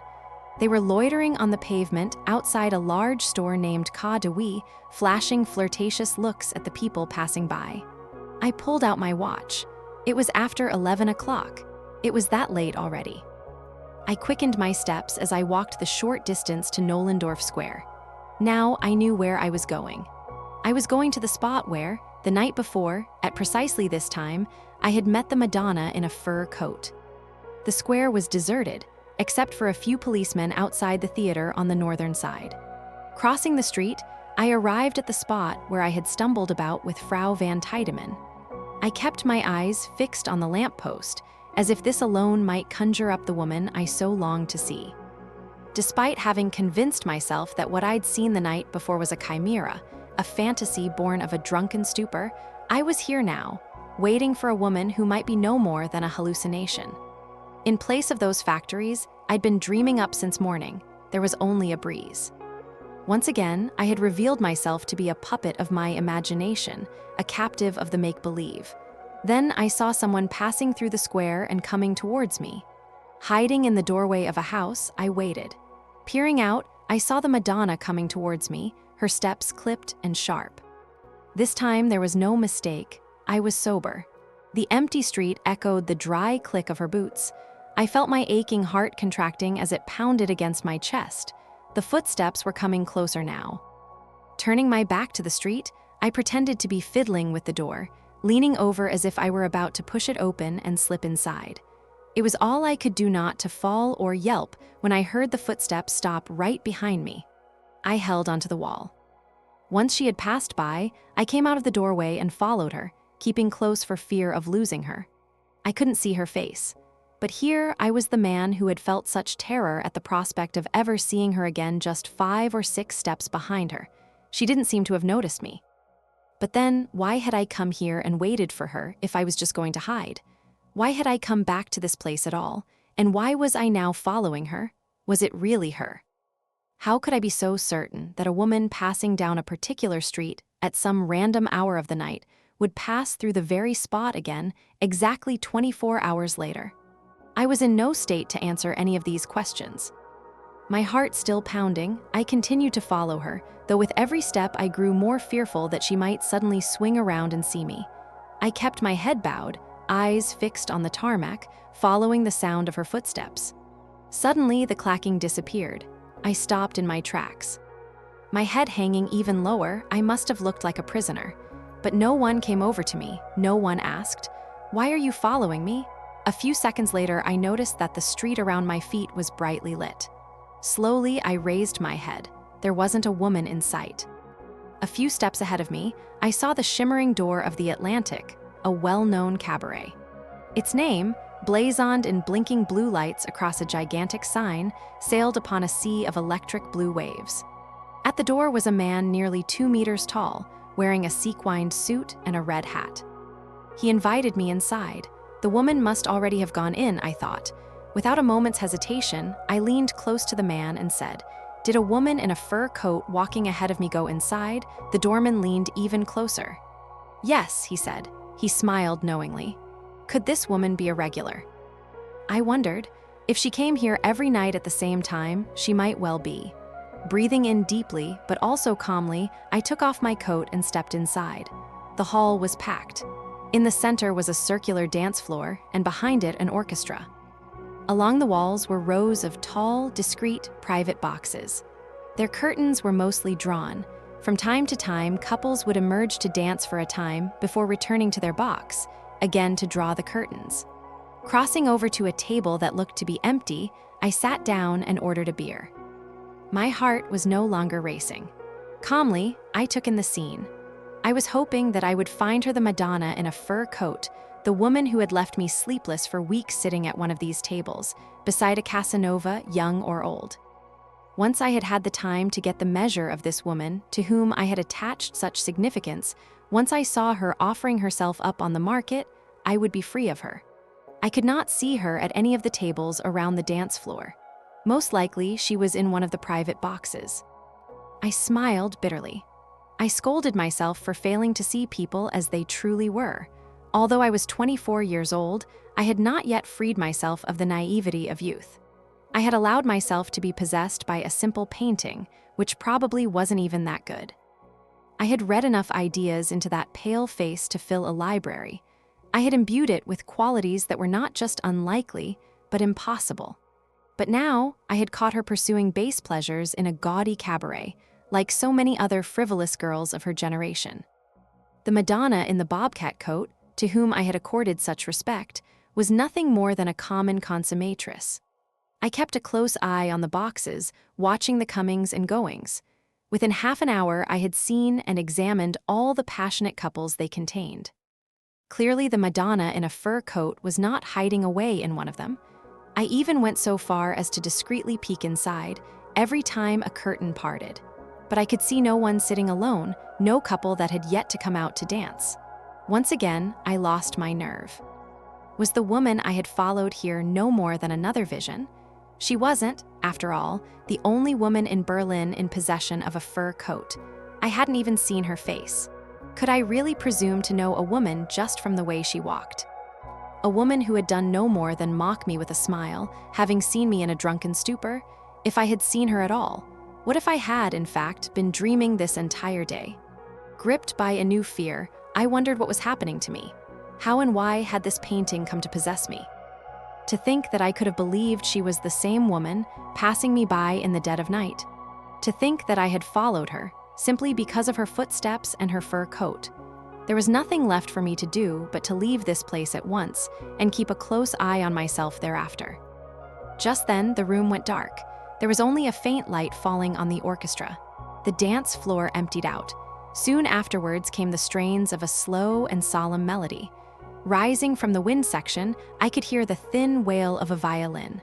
Slowly, it grew in volume. A young woman dressed in a white, low-cut dress stepped down onto the dance floor, still playing the violin. In a voice so low it almost sounded like a man's, she began to sing one of the songs that were all the rage then. A projector cast an oval light that followed her across the floor. I recognized her straight away. The puzzle was solved and my speculations shattered. Oh, how my heart ached. How sad it was to see her flashing those false smiles, playing the coquette with such sad reluctance. I could imagine the woman in the portrait in any number of positions, and even jumping from lap to lap. But nothing could have prepared me for seeing her like this. How miserable she looked. Where was the proud, strong, defiant Madonna of my dreams? It would have been better to have seen her as I imagined just a little earlier, I told myself. Getting drunk with men, dancing and kissing them. Because, if that were the case, then if nothing else she'd be doing so of her own volition. Forgetting herself. Getting carried away. Now, though, I could see very clearly that she had no interest whatsoever in what she was doing. There was nothing extraordinary about the way she played the violin, but her voice was even more beautiful than she was, or rather it had pathos. She sang songs that quivered with longing, as if the words were tumbling out of a drunken boy's mouth. The smile she had fixed on her face, almost like a patch, seemed desperate to escape. When, after leaning to sing a few stale refrains into a customer's ear, she moved on to the next table, her face would grow suddenly stern, reverting to the expression I knew so well from the painting. Nothing grieves me more than seeing someone who has given up on the world being forced to smile. As she approached one table, a drunk young man stood up unsteadily and kissed her bare back. She winced, as if bitten by a snake, but the cold shiver that rippled across her body was gone in a quarter of a second. Turning around, she smiled at the drunkard, as if to say, "Oh, how lovely." Then she turned to the woman beside him, who seemed displeased with her companion, nodding as if to say, "Let it be, madam, this is just how men are." What can we do but indulge them? After every song there was applause, and then, with a nod, the woman signaled for the orchestra to play another number. She would begin singing in that voice, that was so thick with indignation, her long white gown sliding across the parquet floor as she went from table to table. Stopping at a table where a drunken couple were embracing, or before the closed curtains of a private box, she would tuck her violin under her chin and run her somewhat clumsy fingers over the strings. When I saw her approaching my table, I was gripped by a terrible panic. How could I face her? What could I say? Then I laughed at the absurdity of my own questions. Did I really think she was going to recognize a man she had passed in darkness the previous night? What more could I be to her than just a young man who had come here to find fun with lively companions? All the same, I kept my head lowered. The hem of her gown was covered with dust from being dragged across the floor. Peeking out from underneath, it was the tip of an open white shoe. Her foot was bare. In the projector's white glow, I could see a pink impression on the top of her foot, just above her toes. Suddenly, I could imagine her before me, entirely undressed. I lifted my head in shame. She was looking at me intently, not singing, but playing the violin. That false smile was gone. But in her eyes, I could read a warm greeting. Yes, I could. Without pretense, and without moving her lips, she was greeting me like an old friend. She spoke only with her eyes, but she made her meaning clear. This time, I knew I wasn't wrong. Then she gave me a smile. A smile that lit up her entire face, open, pure, and genuine. She smiled at me like I was an old friend. After playing a little more, she nodded once again, and with her eyes bade me farewell before leaving for another table. And I was seized by an overwhelming desire to leap up, throw my arms around her, kiss her on the lips, and let the tears flow. Never before had I felt such happiness. I could feel my heart opening, as if for the first time. How was it that a person could bring such happiness to another without really doing anything at all?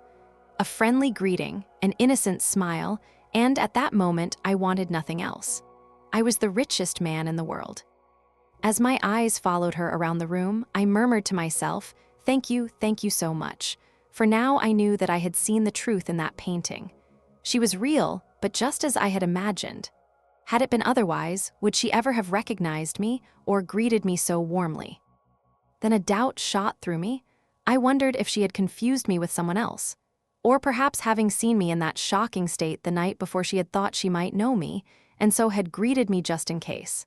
But I'd not seen any doubt in her eyes, no hesitant search for a connection.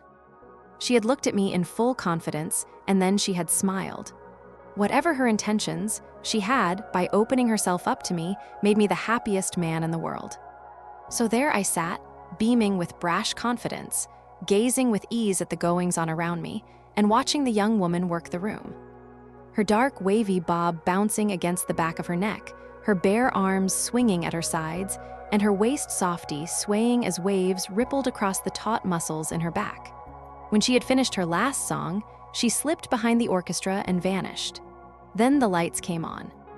For a time, I just sat there, lost in thought and jubilation. Then I asked myself what I should do next. Should I leave the place at once and wait for her at the door? But how would I explain myself? I'd not said a word to her, after all. How could I now wait for her and offer to walk her home? What would she think of me if I did? Why would she want to show me the slightest interest if I used the trite words of a womanizer? I decided then that it would be more courteous to leave at once and return the next night. This would allow our friendship to grow slowly. This was already far too much for one night. Ever since boyhood, I'd feared wasting any happiness that came my way. I'd always wanted to save some of it for later. This had caused me to miss many opportunities. Even so, I'd always been reluctant to wish for more, lest I frighten away my good fortune. I scanned the room for the waiter. As my eyes passed over the orchestra, I saw her stepping back into the room. She was no longer holding her violin. She was walking very quickly. When I saw that she was walking in my direction, I looked around to see who might be waiting for her. She was coming to my table, coming to me, with the same friendly smile. Stopping at my table, she held out her hand. "How are you?" she said. Somehow, I managed to overcome my surprise. I jumped to my feet. "Thank you, I'm fine." She sat down on the stool opposite me. Smoothing back her hair, she looked me straight in the eye. "Are you angry with me?" What could she mean? Frantically, I searched my addled mind. "Angry?" I said. "No, of course not." How familiar her voice was. This must be because I was so intimately acquainted with every line in her face and could read between them. My long inspections of the painting had engraved it onto my mind. I had further strengthened the impression by studying the original. But her voice, most likely I had heard it before. Somewhere, maybe long ago in my childhood, maybe only in my imagination. I shifted in my seat. Enough, I told myself. She was here at my table. She was speaking to me. This was not the time for silly games. Again, she asked me, "You aren't angry with me then?" "So why didn't you ever come back, dear God?" She really had confused me with someone else. I opened my mouth to ask her how she knew me. But then I stopped myself. This was not the right thing to ask. What if she took it the wrong way? She might make her excuses and get up and leave. Best to prolong this dream, this miracle, for as long as I could. What was I to gain by cutting it short? Soon enough, I would wake up to the truth. When she saw I wasn't going to answer her question, she changed her tack. "Does your mother write to you?" Electrified by shock, I leapt from my chair. Taking her hands in mine, I cried, "Oh my God, it was you," and suddenly it all made sense. At last, I knew where I'd recognized her voice. She let out a light, bright laugh. "You really are a strange young man." I recognized that laugh too. She'd laughed the same way when she joined me on the bench across from the painting and asked me what I thought of it, and when I said that the woman in the painting reminded me of my mother. She'd let out that same laugh and asked me if I had a picture of my mother. What I could not understand was how I'd failed to recognize her at the time. Had that painting hypnotized me? Had it blinded me to the real world? "But you didn't look anything like the painting at the time," I murmured. "How do you know that?" she said. "You didn't even look at my face." "No, I believe that I did." "How can that be? You did glance up at me once or twice, but do you want to know how?" As if you didn't want to see me, she pulled away her hands. "When I went back over to my friends, I didn't tell them that you hadn't recognized me. Otherwise, they would have laughed at you." "Thank you." She thought for a moment, and a cloud settled in her eyes. Suddenly, she was serious. "So, do you still want to have a mother like that?" For a moment, I was unable to remember. Then my words tumbled out. Of course, so very much." "That's just what you said then." "Perhaps," she smiled again. "But how could I be your mother?" "Oh, no, maybe your sister." "How old are you?" "Now how can you ask a question like that?" "All the same, I'm 26. You, 24. You see, I could be your sister." Yes, we were silent for a while. I had so much to say to her, enough to fill whole years or an eternity, but at that moment, I couldn't think of a single word. She, too, was looking blankly into the distance, her right elbow propped up on the table, and her hand casually draped across the white tablecloth. The tips of her long, fine, tapered fingers were flushed red, as if from cold, and now I remembered how cold her hands felt. Seizing the advantage, I said, "Your hands are so very cold." She answered without hesitation. "Warm them up," and she held them out to me. I looked into her face. Her gaze was bold and strong-willed. It was almost as if she found nothing extraordinary about surrendering her hands to a man with whom she was conversing for the first time. Unless, again, my mind spun with ugly possibilities. So I began to speak, in the hope that this would chase my fears away. "I hope you will forgive me for failing to recognize you at the exhibition," I said. "It's just that you were so cheerful. You even teased me, and then, how can I put this? You were nothing like the woman in the painting. You had short hair, a short skirt, and such a tight coat. When you rushed off, you were nearly skipping. It would have been difficult to see you in that wise, thoughtful, even mournful painting that the critics dubbed the Madonna. Even so, I have to wonder, I must have been lost in thought. Yes, very much so. I remember the first day you came to the exhibition. You were strolling through the gallery looking rather bored when you suddenly stopped in front of my portrait. You looked at it so strangely, everyone around you noticed. For a moment, I thought you must have likened me to someone you knew. Then you started coming every day, so naturally I was curious. Now and again, I joined you. We'd sit there together, looking at the painting. But still, you didn't recognize me, even though you'd turn your head from time to glance at this stranger who was ruining your concentration. There was something oddly appealing about the way you just sat there, lost in thought. Like I said, I was curious. Then one day I went over and talked to you.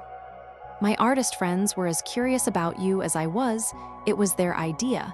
But I wish I hadn't, because after that, I lost you altogether. You raced out of the gallery and never came back. I thought you were making fun of me, I said. Immediately, I regretted it, fearing she might take offense. Instead, she said, "Well, you were right." She searched my face. "You are alone in Berlin." "Right? What do you mean?" "I mean, alone with no one else, spiritually alone. How can I put it? You have such an air about you that, I understand, I am completely alone. But not just in Berlin, alone in all of the world. Since I was a child, me too," she said. This time she took my hands in hers. "So alone sometimes I feel like I can't breathe, as lonely as a sick dog." Squeezing my hands even tighter, she lifted them up. Then she pounded the table with her fist. "We could be friends," she cried. "You're just getting to know me, but I have been observing you for nearly 20 days.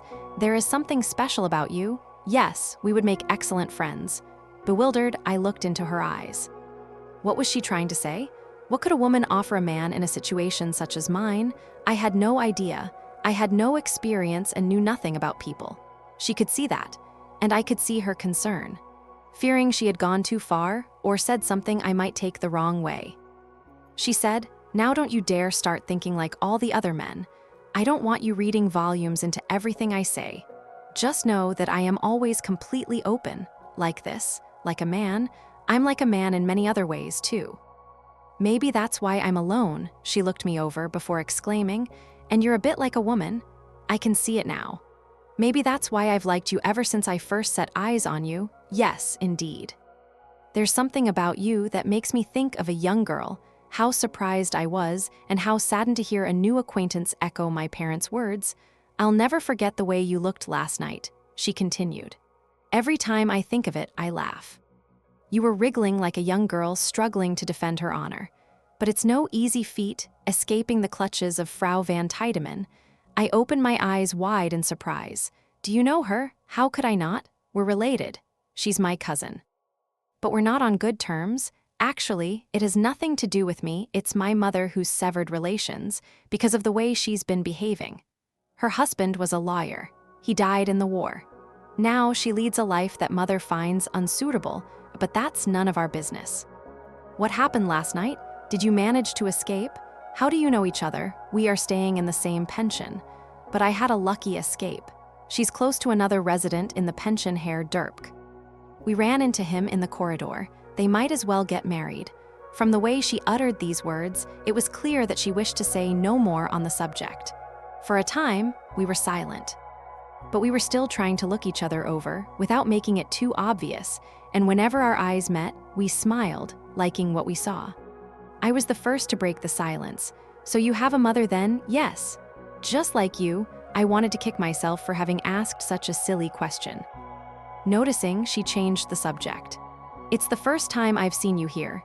Yes, I've never been to a place like this, but tonight, mustering all my courage, I said, "I followed you here." That seemed to surprise her. "Were you the one that followed me all the way to the door?" "Yes." "So you noticed, of course. How could a woman not notice such a thing? But you never looked over your shoulder." I never looked back again. We fell silent. She was mulling something over, I could see. Then she looked up, smiling mischievously. "It's just a game I play. If I think someone's following me, I don't let my curiosity get the better of me. I never turn my head. Instead, I run through all the possibilities. Is my pursuer a young man, or a feeble old man who likes his women young? Is he a rich prince, a penniless student, a homeless drunkard? I try to guess, judging by their footsteps, and before I know it, I've arrived. So then, it was you tonight? But your footsteps were so hesitant. I took you for an old man." Old and married. Now she looked into my eyes. So you waited for me on the street? Yes. How did you know I would pass that same spot? Did you know that I worked here? No. How would I know that? I thought that maybe. Indeed, I didn't think, but rather I found myself in the very same place at the same hour. Then I was afraid you might see me. So I hid in a doorway. Come on, let's go, we can talk on the way. Seeing my surprise, she asked, don't you want to walk me home? I leapt up from my seat.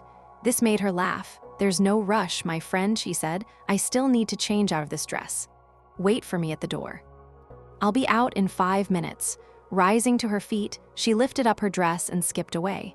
Just before she vanished behind the orchestra pit, she turned around, fixing me with those magnificent eyes of hers, winking as if we had been friends for 40 years. I beckoned to the waiter and asked for the bill. Suddenly, I felt lighthearted, even brave. As I watched the waiter standing there, totting up the figures, I had the overwhelming urge to smile and say, just look how happy I am, you fools. I wanted to salute every customer in the room, throw my arms around them all, even the musicians, and embrace them like long-lost friends. Rising, I strode off to the cloakroom. Though I normally disdained such gestures, I gave a mark to the woman who handed me my coat. Outside, I took a deep breath and looked around me. They had turned off the electricity. The sign above the door was no longer lit. I could see neither the waves nor the letters spelling out Atlantic. The sky was clear, and there was a sliver of a crescent moon on the western horizon. Behind me, I heard a low voice. Have you been waiting long? No, I just came out now, I said, turning around. She was standing across from me, blinking like someone who was struggling to make up her mind. Then finally she said, you seem like a good person, but by now my courage had deserted me. Though I longed to thank her and take her hands in mine and kiss her, I only managed a low whisper. Really?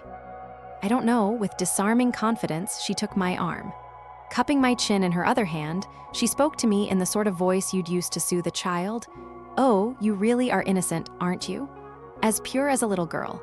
Blushing furiously, I cast my eyes down. I did not like being addressed so casually by a woman. Thankfully, she didn't go any further. Letting go of my chin and releasing my arm, she let her own arms fall by her side. When at last I raised my eyes, I saw, with some amazement, that she looked shocked, even ashamed. Her cheeks were flushed, and her neck too. Her eyes were half closed, as if she hardly dared to look at me. A question instantly came to mind. Why is she behaving like this? Clearly, she is not that kind of woman, but then, why is she behaving like this? She seemed to read my mind. That's just the way I am, she said. I'm a strange woman, and if you want to be my friend, you're going to have to get used to quite a lot. My little caprices, my awkward working hours, I have to warn you, my friends have always found me to be an unsettling and exasperating creature. Then, as if she were angry for being so hard on herself, she assumed a tone of voice that was sharp to the point of rudeness. But suit yourself, I don't need friends, and I don't seek them out. I don't want to depend on the kindness of others. I am beholden to no one, so it's up to you. When I spoke, it was in my usual, fearful voice. I'll try to understand you. We walked in silence for a time. Slipping her arm around mine, she began to talk. Her voice was flat, as if we were chatting about matters of no importance. So you're going to try to understand me? That's not a bad idea, but I'm warning you, it might be in vain. Only sometimes do I think that I might actually make a good friend. Time will tell. If I draw you into petty arguments from time to time, don't pay too much attention.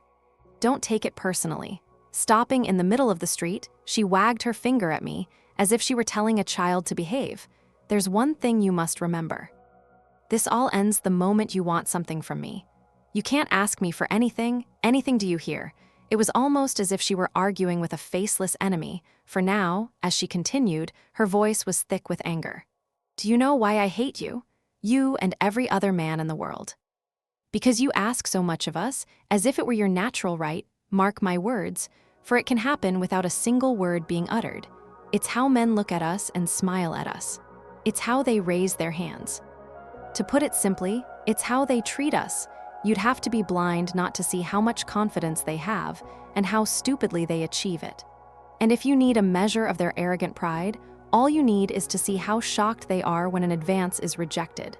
They are the hunters, you see, and we their miserable prey. And our duties? To bow down and obey and give them whatever they want, but we shouldn't. We shouldn't give away a single bit of ourselves. It's revolting, this arrogant male pride. Do you understand what I'm saying? Yes, well, that's why I think that maybe we can be friends. Because I can't see a trace of that awful male pride in you. But I don't know, even when he has a lamb between his teeth, a wolf can hide his savagery behind a smile. Somewhere in the middle of her speech, we had started walking again.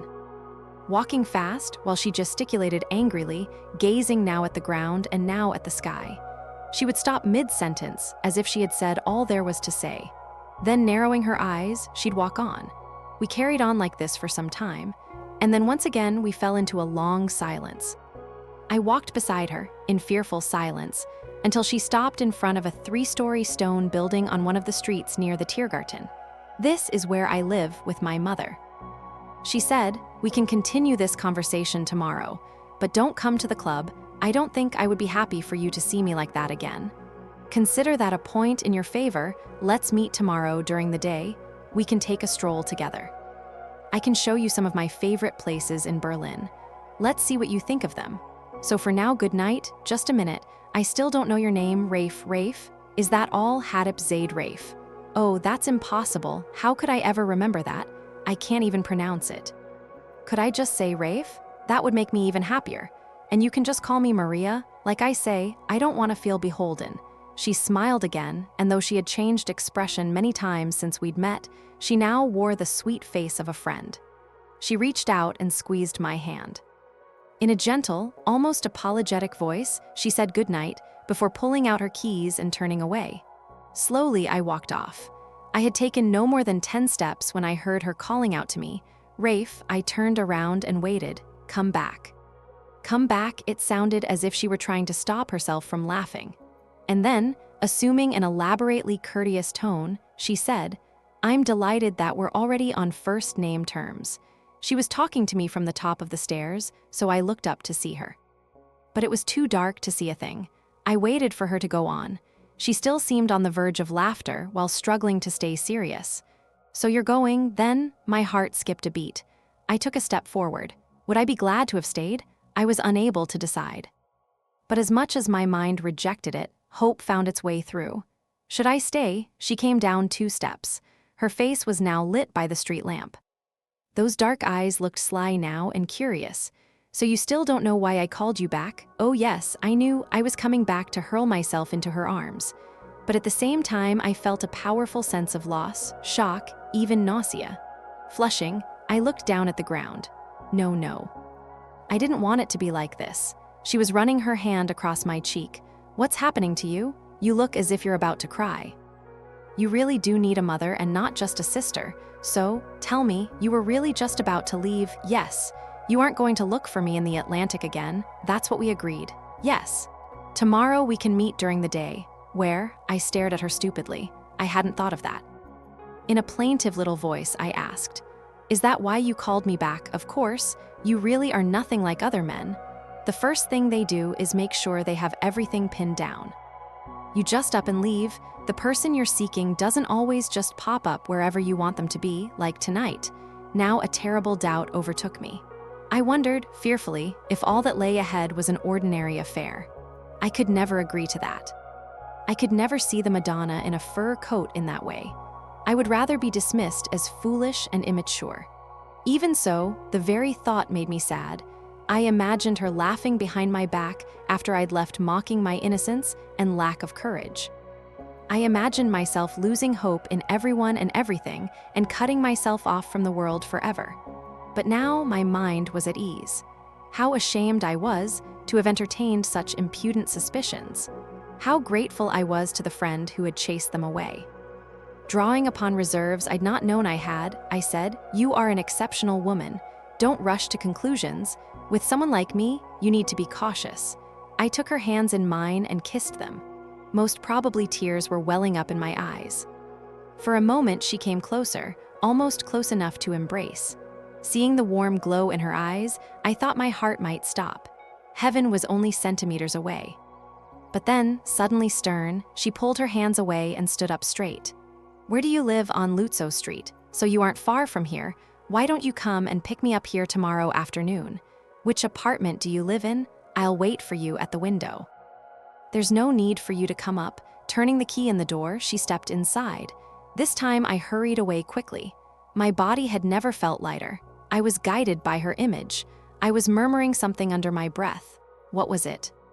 Paying closer attention, I realized that I was saying her name over and over and caressing her with sweet words. From time to time, I couldn't help myself and let out a quiet little laugh. By the time I'd reached the pension, it was almost dawn. For the first time since childhood, I drifted off to sleep without meditating on the meaninglessness of existence and despairing of the day just past, which had been no more than a repetition of the one before and had led nowhere. The next day, I stayed away from the factory. Towards 2:30 in the afternoon, I made my way through the Tiergarten to Maria Puter's apartment. I wondered if I was too early. I was reluctant to disturb her, knowing how tired she would be after working so late into the night. My compassion for her knew no bounds. I imagined her lying in her bed, her hair spread out across her pillow, her breathing slow and deep, and it seemed to me that there could be no greater vision of happiness. All my life, I'd kept my heart closed. I had never known love, but now, all at once, the doors had flown open. My unspent passions had been released to illuminate this one magnificent woman. I was only too aware that I still knew next to nothing about her. My judgments were formed of my own dreams and illusions. At the same time, I was absolutely sure that they would not deceive me. All my life, I'd been waiting for her, searching for her, scanning my surroundings for some sign of her. Bitter experience had given me second sight, and had it ever been wrong? Too often I had allowed reason and experience to cloud my judgment, for my first impressions were largely correct. I'd tell myself I had been too quick to judge. I'd make allowances, only to discover, sooner or later, that I'd been right in the first place, and wrong to have been swayed by external factors. Now Maria Puter was someone for whom I could set no conditions or requirements if I was to live. At first, it felt strange to accept this. How could I long so for someone whose existence I'd only just become aware of? But wasn't it always like this? Some things we never know we need until we find them. And now, when I looked back on my life, it seemed empty and idle, if only because she'd not been in it.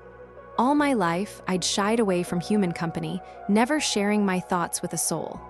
How pointless this seemed now, and how absurd. I'd thought that it was life itself that had ground me down, that my sadness stemmed from spiritual malaise. After spending 2 hours with a book, and finding it more pleasurable than 2 years of real life, I'd remember again that life had no meaning, and sink back into despair. But since first setting eyes on that painting, everything had changed. I'd lived more during the past 2 weeks than in all the years of my life put together. Every day, every hour, was full, even when I was asleep. It was not just my tired limbs that were coming to life. It was also my soul, revealing to me the sublime vista it had kept buried for so long. Maria Puter had taught me I had a soul, and now, overcoming a habit of a lifetime, I could see a soul in her. Of course, everyone else in the world was similarly endowed. But most would come into this world and leave it without even knowing what they had missed. A soul only came forward when it found its twin, when it felt no need to rely on mere words to explain itself. It was only then that we truly began to live live with our soul. At that moment, all doubts and shame could be set aside. All rules could be broken, as two souls joined in embrace. All my inhibitions had disappeared. All I wanted was to pour out my heart to her, the good with the bad, the weaknesses with the strengths, holding nothing back, bearing my soul. I had so much to say to her, enough to fill a lifetime. All my life, I'd been silent. Whenever I'd been tempted to speak, I'd quickly changed my mind. Why bother? I'd say to myself. What difference will it make if you speak? In the past, I'd been just as quick to let emotion get in the way to decide, on slim evidence, that a certain person could never understand me. But this time, my first impressions stood fast. She would understand me perfectly. Skirting the southern side of the Tiergarten, I took my time, finally arriving at a canal. I could see Maria Puter's house from the bridge. It had only just gone 3. The sun was shimmering on the window panes. I couldn't make out anyone behind them.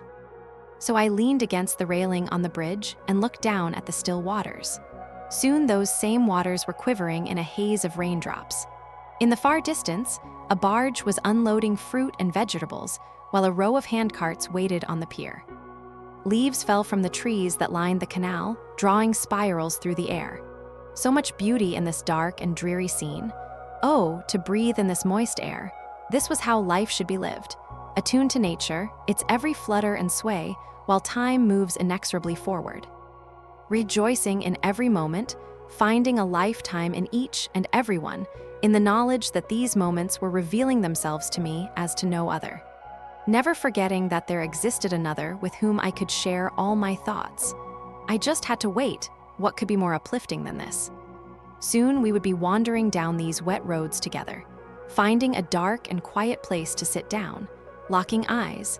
I had so much to tell her, things I had never even admitted to myself. Thoughts that had arrived only to flit away a moment later to make room for the next. I would take her hands in mine and rub them warm. I would, with just one word, be at one with her.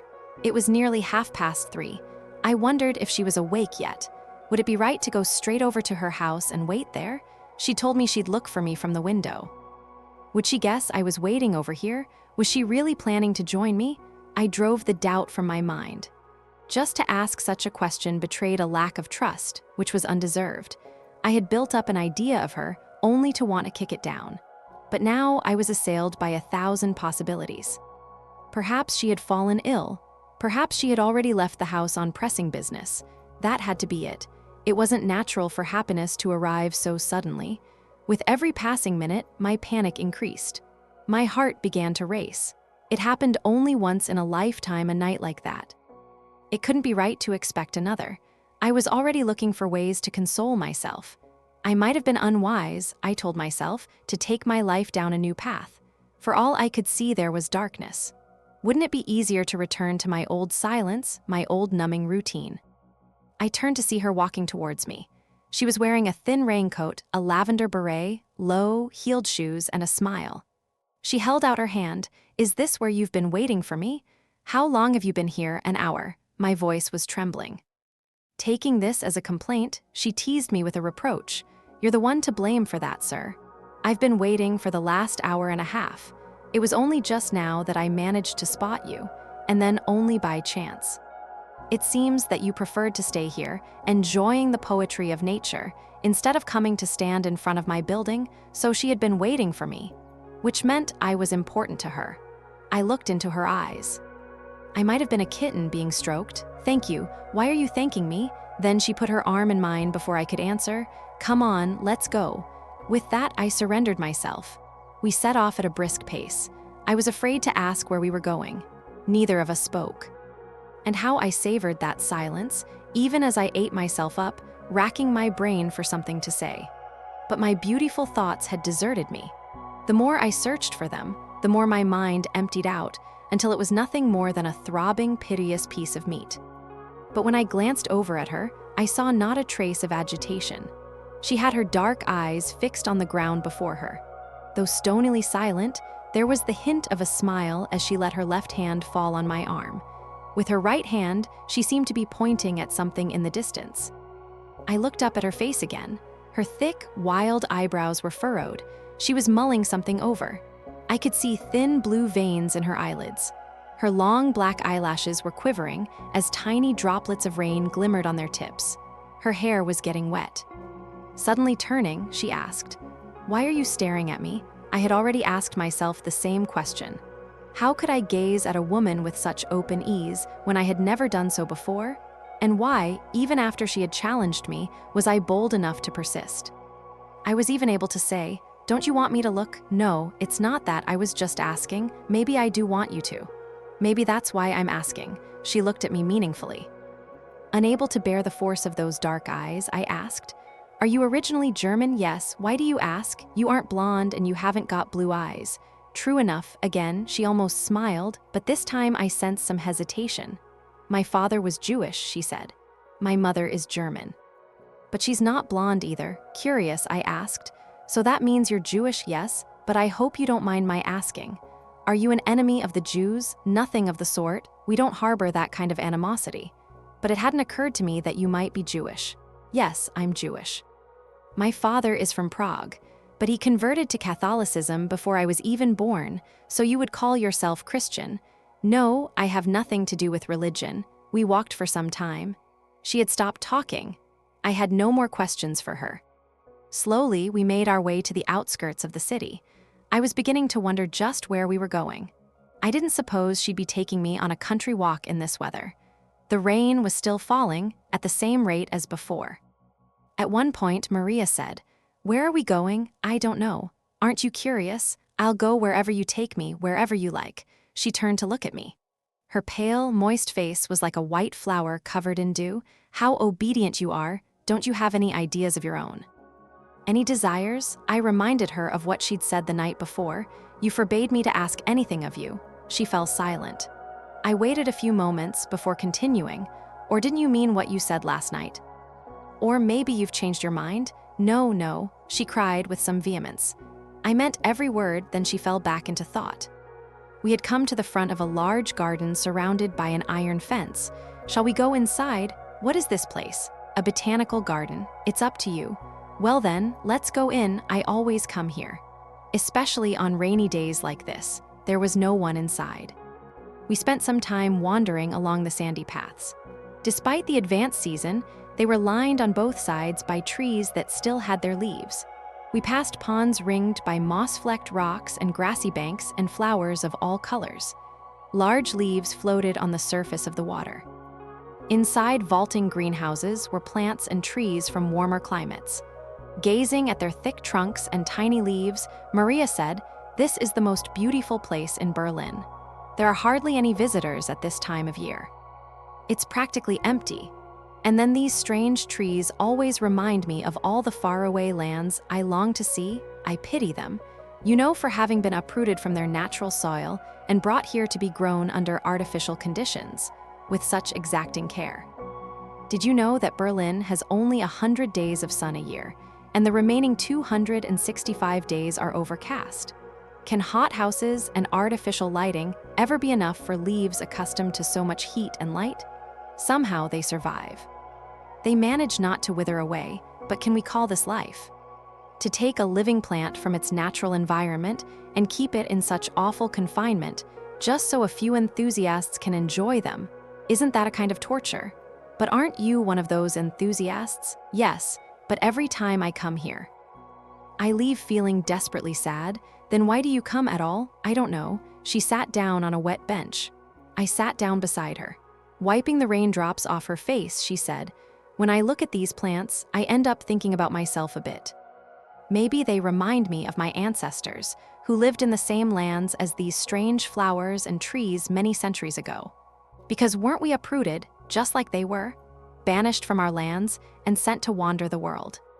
They can't mean the same to you, though truth is, they don't mean that much to me. It's just that they give the chance to think and to imagine. You'll see I live more in my head than anywhere else. In comparison, my real life is a dull dream. You might find my work at the Atlantic depressing, but I myself have no fixed opinion. In fact, I sometimes even find it amusing in any case. I took on the job because of my mother. I have to look after her, and there is no way for me to support us on a few paintings a year. Have you ever tried your hand at painting? Just for a while? Why did you stop? I saw that I had no talent. That's not possible, just from the way you were looking at the paintings in the gallery. I could tell that you do. Now you might have said that you saw that you lacked the courage. But it's not done, is it, for a man to admit to such a thing? I'm talking about you now, because I do have the courage. I want to make paintings that express how I see people, and sometimes I may even be successful. But that, too, is meaningless. There is no way for those I scorn to understand what I've done, while those who do understand are in any event above scorn.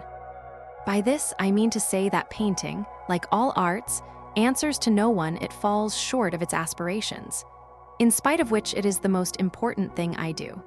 That is the only reason why I do not wish to live off my paintings. Because then I wouldn't be doing what I wanted, but what people wanted of me. Never, never, I would rather sell my body on the street. Because for me, it has no importance. She punched my knee hard. And so that's the way it is, my dear friend. In the end, we're no different. You were there last night when that drunkard kissed my back, weren't you? Why wouldn't he? He has every right. He's spending money, and they say that my back is very enticing. Would you like to kiss it too? Do you have the money? I sat there, tongue-tied. I was blinking furiously and biting my lips. Noticing this, Maria frowned. Her face seemed paler than ever. No, Rafe, I don't want it anything but this, if there's one thing I cannot bear. It's pity. The moment I see you pitying me is the moment I say goodbye. You'll never see my face again. Seeing how shocked I was seeing that I was the one to be pitied just then, she put her hand on my shoulder. Don't take this personally.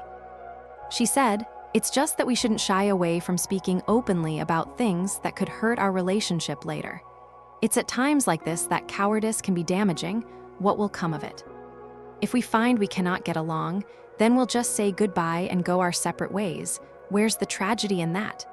The essence of life is in solitude, wouldn't you agree? All unions are built on falsehood. People can only get to know each other up to a point, and then they make up the rest, until one day, seeing their mistake, they turn their backs on sadness and run away. Would this ever happen if they stopped believing in their dreams and made do with what was possible? If everyone accepted what was natural, then no one would suffer disappointment, no one would curse fate. We have every right to see our situation as pitiful, but we must confine our pity to ourselves. To pity another is to assume superiority, and that is why we must never think we are superior to others or that others are more unfortunate. Shall we go? We both stood up. We shook the raindrops off our coats. The wet sand crunched under our feet. Night was falling, but the street lamps were not yet lit. We walked quickly by the route we had come. This time, I linked my arm with hers. Like a little child, I snuggled up to her, my head close to hers, my elation tinged with sadness. For as happy as I was that we thought so similarly, and were already so close, I was afraid that one day she would leave me or hide the truth from me. That we would never, whatever the cost, agree to live a lie. And from somewhere deep inside, I could hear a faint voice warning me. Once you have seen someone as she truly is, once you have accepted reality stripped bare, it doesn't matter who she is. Intimacy is no longer possible, whereas I had no desire to see reality stripped bare. Because I knew that I would never be able to bear any truth that might take me away from her. We had found in each other rare treasures. Would it not be more humane to show each other some mercy, turning a blind eye to the details, sacrificing the smaller truths for the greater? Here was a woman of sound judgment, offering hard-won advice. She had been through hard times and seen those around her damaged. Naturally, she would think this way. She deeply resented having to live in company she had not chosen and did not like. A life of forced smiles had made her suspicious.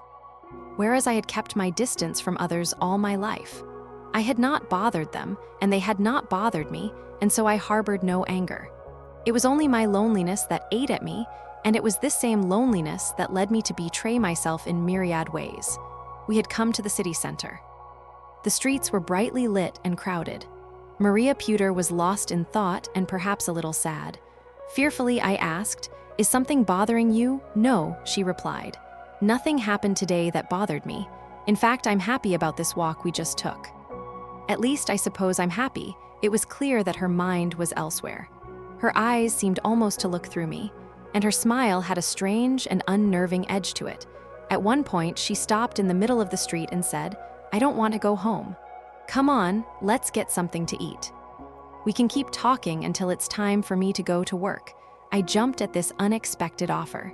Seeing her alarm at my show of enthusiasm, I quickly collected myself. We went on to a sizable restaurant on the western side of the city.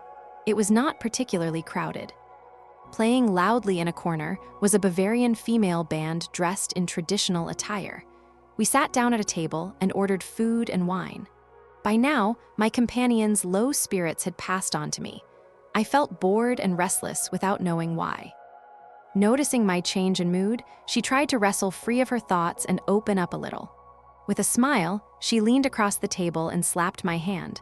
"Why the glum face?" A young man enjoying his first supper with a young woman should make more of an effort.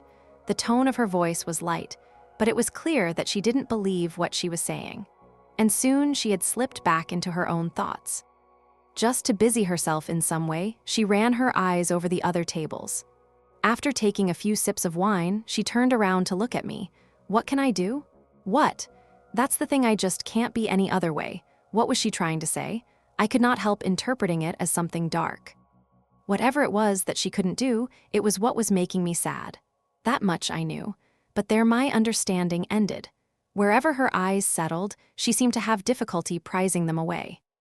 From time to time, I could see a slight shiver passing across her face, which was as pale as mother of pearl. She started to speak again. There was a quivering in her voice now, as if she were trying to hold back her excitement. Whatever you do, don't take offense. It's better to be completely open, so much better than losing yourself in empty hopes. But please, don't take offense. Last night I came over to you. I asked you to walk me home. I invited you to come out with me today, I said. Let's have dinner together. I've not left you alone, but I don't love you. I've known this since the beginning, so no, I don't love you. What can I do? I find you pleasant, even attractive, and I see in you qualities I've never seen in another man. But that's all talking to you about everything under the sun, bickering and quarreling, getting cross and then making peace. All these things will make me happy, but love. That's beyond me. Now you may well ask why I'm saying all this out of the blue. So let me say again that I don't want you to build up your hopes, only to take offense later on. I need to make it clear to you what I can and cannot give you, because if I don't, you'll accuse me later of playing games with you. As different as you are, you're still a man, and all the men that I have ever known have ended up leaving in sorrow or anger once they realize I don't love them and can never love them. But why, when they say goodbye, do they assume I am the one to blame? Because I never gave them what I promised I never would, or because they convinced themselves it would be otherwise. Isn't that unfair? I don't want you to think the same way about me. You can consider that a point in your favor. Her words shocked me. Trying not to lose my composure, I said, what is the need for all this? It's you, not me, setting the terms of our friendship. However you want it to be, that's how it will be. Angrily, she protested. No, that won't do at all. Look, don't you understand? You're acting like all the other men, acting as if you accept my terms so as to gain approval. No, my friend, you can't talk this away with fine words. Think about it. I've tried to be open and candid, even if it works against me, even if it works against others. But I am getting nowhere. Men and women have such a hard time understanding what we want from each other, and our emotions are so foggy that we hardly know what we are doing. We get lost in the current. I don't want that. If I have to do things that seem to me to be unnecessary and unsatisfying, I end up hating myself. But what I hate most is women always having to be passive. Why? Why are we always the ones running away, and you are the ones chasing after us? Why is it always that we surrender and you take the spoils? Why is it that even in the way you beg, there is dominance and pity in the way we refuse? I've been challenging this since childhood. I've never accepted it ever. Why am I like that? Why is it so important to me when other women hardly seem to notice? I've thought about this a lot. I've often asked myself if I was abnormal. But no, on the contrary, I've come to think that I'm the normal one. Simply because I grew up far removed from the influences that make most women come to accept their fate. My father died when I was still very young. It was just me and my mother at home. She was the quintessential submissive woman. She had lost the ability to go through life alone, or rather she had never acquired it in the first place. From the age of 7, I was the one in charge. I was the one who guided, advised, and supported her. There was no man standing over us. And so naturally, I was repulsed by my classmates' idle fantasies. I never learned or wanted to learn how to make boys like me. I never blushed when I was around them or fished for compliments. This caused me to become hideously isolated. My girlfriends had a hard time finding things in common with me. They had no interest in being real people. They preferred to be objects of desire and act like dolls. I couldn't make friends with boys either. They'd look for a soft center, and when they saw it wasn't there, when they saw I was a match for them, they'd run away. That's how I understand only too well where men get their strength and ambition. There is no other creature on this earth that races after such easy success, and no other creature as proud, arrogant, and egotistical, yet at the same time cowardly and set in his ways. Once I became aware of all of this, it was impossible for me to truly love men. Even the ones I liked the most, and with whom I had the most in common, the moment would arrive when some minor provocation had them baring their wolfish teeth.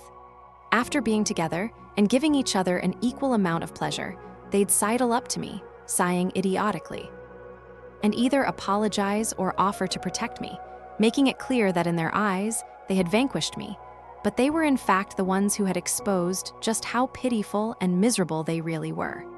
There is no woman as pitiful and ridiculous as a man swept away by his passions. At the same time, they take huge pride in them, seeing them as proof of their virility.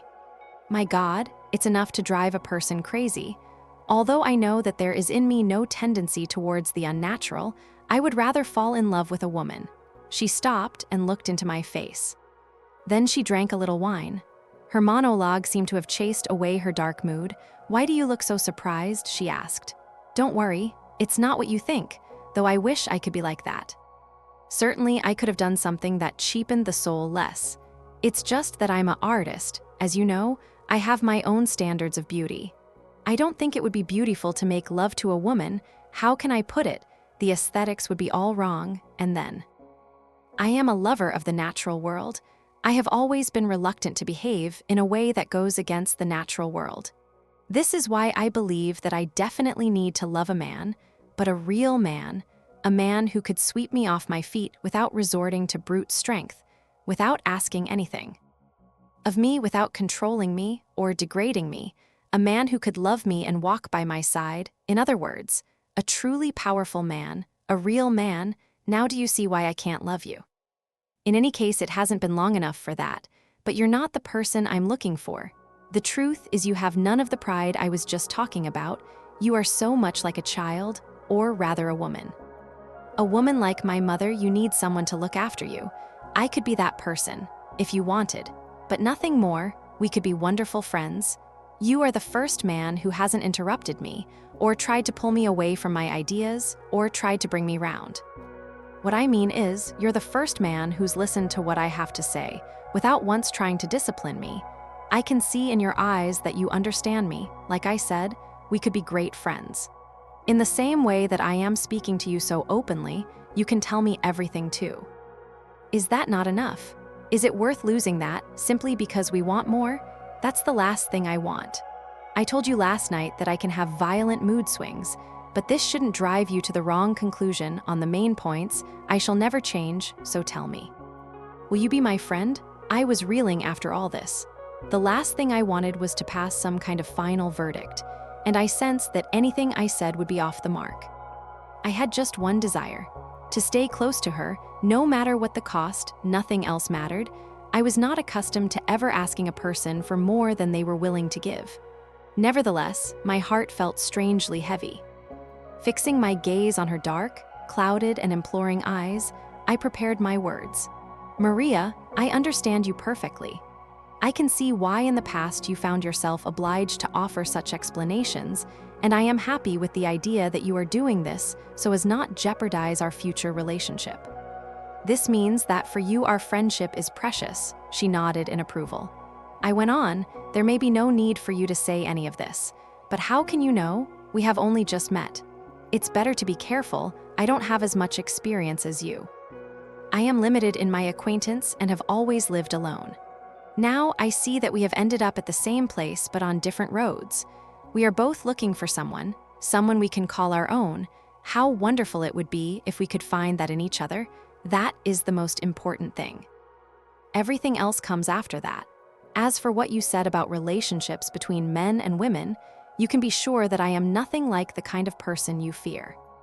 Truth is, I have had no adventures, but I have never thought that I could love someone unless I felt in her the same respect and strength I find in myself. You just mentioned being degraded. In my opinion, any man who allows that to happen is denying his own person, and indeed degrading himself. I, too, love the natural world. In fact, I might even say that the more I stay away from people, the closer I feel to nature. My country is one of the most beautiful places in the world. Reading our history, we learn of all the civilizations that rose and fell in those lands. Lying under olive trees that go back 10 or 15 centuries, I think about the people who collected their fruits through the ages. On mountains studded with pine tree slopes that seem untouched by man, I would come across marble bridges and carved columns. These are my childhood memories. These are what fed my dreams. Nature's logic holds a higher place in my estimation than anything else.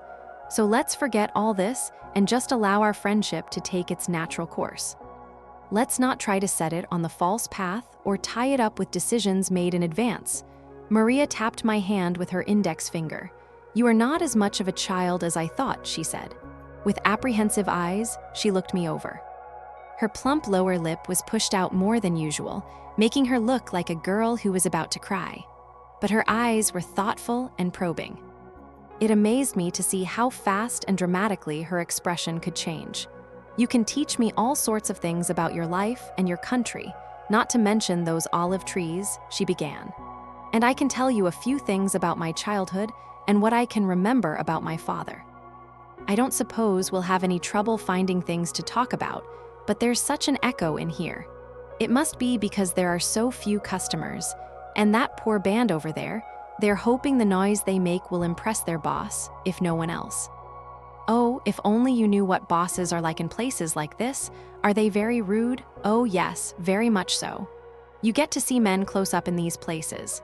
Our boss at the Atlantic, for instance, he is a very courteous man. Not just with customers, but with women with whom he is not doing business. There is no doubt that if I wasn't working in his cabaret, he would flirt with me like a baron, until I was swooning over his fine manners. But if money is involved, he becomes a different man, and I suppose he would call this a work ethic. It would be better to call it an earning ethic, because with us, his rudeness borders on cruelty, even impropriety. It stems more from a fear of being cheated than any desire to preserve the seriousness of his establishment. Most probably, he is a good father and an honest citizen, but if you could see how he tries to sell us not just our voices and our smiles and our bodies, but our humanity, your skin would crawl. This struck a distant chord. "What did your father do?" I asked. "Didn't I tell you?" "He was a lawyer. Why do you ask? Are you wondering how I ended up like this?" I said nothing. "It seems you still don't know Germany very well. There is nothing unusual about my situation. The money father left us put me through school. We weren't that badly off. I was a nurse during the war. Then I continued at the academy. What savings we had left vanished with inflation. I had to earn money. I'm not complaining about that. There's nothing wrong with working, so long as it isn't demeaning. What bothered me was having no choice but to work with people who were always drunk and hungry for meat. They'd give such looks. I wouldn't just call it animalistic, because that in itself would still be natural. This was something beneath that, a bestiality fed by cruelty, hypocrisy, and deceit, disgusting." She looked around the room. The orchestra was playing even louder than before. A woman dressed in a traditional Bavarian outfit and with hair like corn tassels was belting out a cheerful mountain folk song as she twirled about. "Come on, let's go and sit somewhere quiet. It's still early," Maria said. Then, looking at me intently, she added, "Or am I boring you? I've been dragging you around all day now and talking your ears off. It's not good for a woman to be that friendly. I'm serious. I'll let you go if you're bored." I took her hands. I paused before answering. I wasn't looking her in the face. Nevertheless, there came a point when I was sure that she understood how I was feeling, and I said, "I'm so grateful to you. I feel the same way," she said, and she pulled away her hands. As we stepped out onto the street, she said, "Come on, we can go to a cafe not far from here. It's a wonderful place. Full of mad souls, Romanish's Cafe, yes, do you know it? Have you been there? No, I've only ever heard about it," she smiled. From friends who run out of money at the end of the month, I smiled and looked away. The cafe was normally frequented by artists, but after 11 o'clock, it would fill up with rich women hunting younger men, and I'd heard that this was when gigolos of all different ages would come and seek their fortunes. It was early, so the place was still filled with young artists. They were sitting in small groups, locked in heated discussions. Passing through the colonnades, we went up to the second floor, where we were only just able to find a free table. Around us were young painters imitating the French with their long hair and pipes and their broad-brimmed black hats, and long-nailed writers leafing through their pages. A tall, blonde young man with sideburns down to his lips waved from across the room and came over to our table. "My greetings to the Madonna in a fur coat," he cried. Taking Maria's face in his hands, he kissed her on the forehead and then the cheeks. I cast my eyes down and waited while they chatted about this and that. I gathered that they had work in the same exhibition. Then, after giving Maria a vigorous handshake, he turned to me and, with what he must have thought to be a bohemian flourish, said, "Adieu, my young sir." With that, he left. My eyes were still downcast when she said, "What are you thinking? Do you realize you just used the informal you?" "Yes, I did. Do you mind? What kind of question is that?" "Thank you, oof." "You are always thanking me for everything. In the East, we are polite in that way. Do you know what I was thinking? How that man just kissed you and I wasn't even jealous. Really? And I'm curious to know why I wasn't." We looked at each other for a while. We searched each other's eyes, but this time with trust. "Tell me a little about yourself," she said. I nodded to let her know I would. Earlier in the day, I'd stored up so many things to tell her, but now I couldn't remember a single one. My mind was spinning with new thoughts. Finally, I just started talking. In no particular order, I told her about my childhood and my years of military service, and the books I had read and the dreams I had held dear. I told her about Farai, the girl next door, and all the bandits I'd met after the war. I shared with her things I had until now shared with no one or even admitted to myself. I was unburdening my very soul. This being the first time I had ever tried to explain myself, I wanted to be utterly candid, hiding nothing. But in my zeal to tell the whole truth, I put too much emphasis on my shortcomings, thereby distorting it. The floodgates had opened. My memories and emotions, suppressed for so long, came rushing through. When I saw how intently she was listening and reading my face for what I couldn't put into words, I opened up even more. Sometimes she would nod approvingly. At other times, she was open-mouthed with surprise. When I became overly agitated, she caressed my hand. When there was a note of reproach in my voice, she smiled at me with compassion. At one point, I stopped talking, as if propelled by some unknown force. I looked at my watch. It was nearly 11. The tables around us were empty. I leapt from my seat. "You're going to be late for work," I cried. She gathered up her things. Squeezing my hands more tightly than before, she rose from her chair. "You're right," she said. As she adjusted her beret, she added, "What a beautiful conversation we've had." I walked her to the Atlantic. We hardly spoke along the way. We were both lost in thought as we tried to understand what to make of our evening. As we approached our destination, a shiver ran through me. "Because of me, you weren't able to go home for your fur coat. You'll catch a cold because of you." "That's true, because of you, but I am the one to blame. At any rate, it doesn't matter. Let's just walk faster. Shall I wait for you and walk you home?" No need for that. We'll meet tomorrow, as you like." Maybe she was snuggling closer to me because she was cold. Outside the door that once again spelled Atlantic in electric bulbs, she stopped and held out her hand. It was as if she were wrestling with an idea. Then she pulled me over to the wall. Though she brought her face close to mine, she kept her eyes fixed on the pavement, and in a rushed whisper she asked, "So you're not jealous of me then? Do you really like me that much?" Now she looked up to gaze curiously into my eyes. I felt my chest tighten and my throat go dry, for no words could express my feelings. I was afraid that every word, indeed, every sound I uttered, might cloud those feelings and rob me of this bliss. Now there was a little fear in her expression. As I sank into despair, tears welled in my eyes. That's when her expression relaxed a little. She closed her eyes for a moment, as if to listen more closely. Then, taking my head in her hands, she kissed me on the mouth for the first time. A moment later, she had turned away to slip through the door of the club. I rushed back to the pension. I needed time to think, to reflect on all that had passed.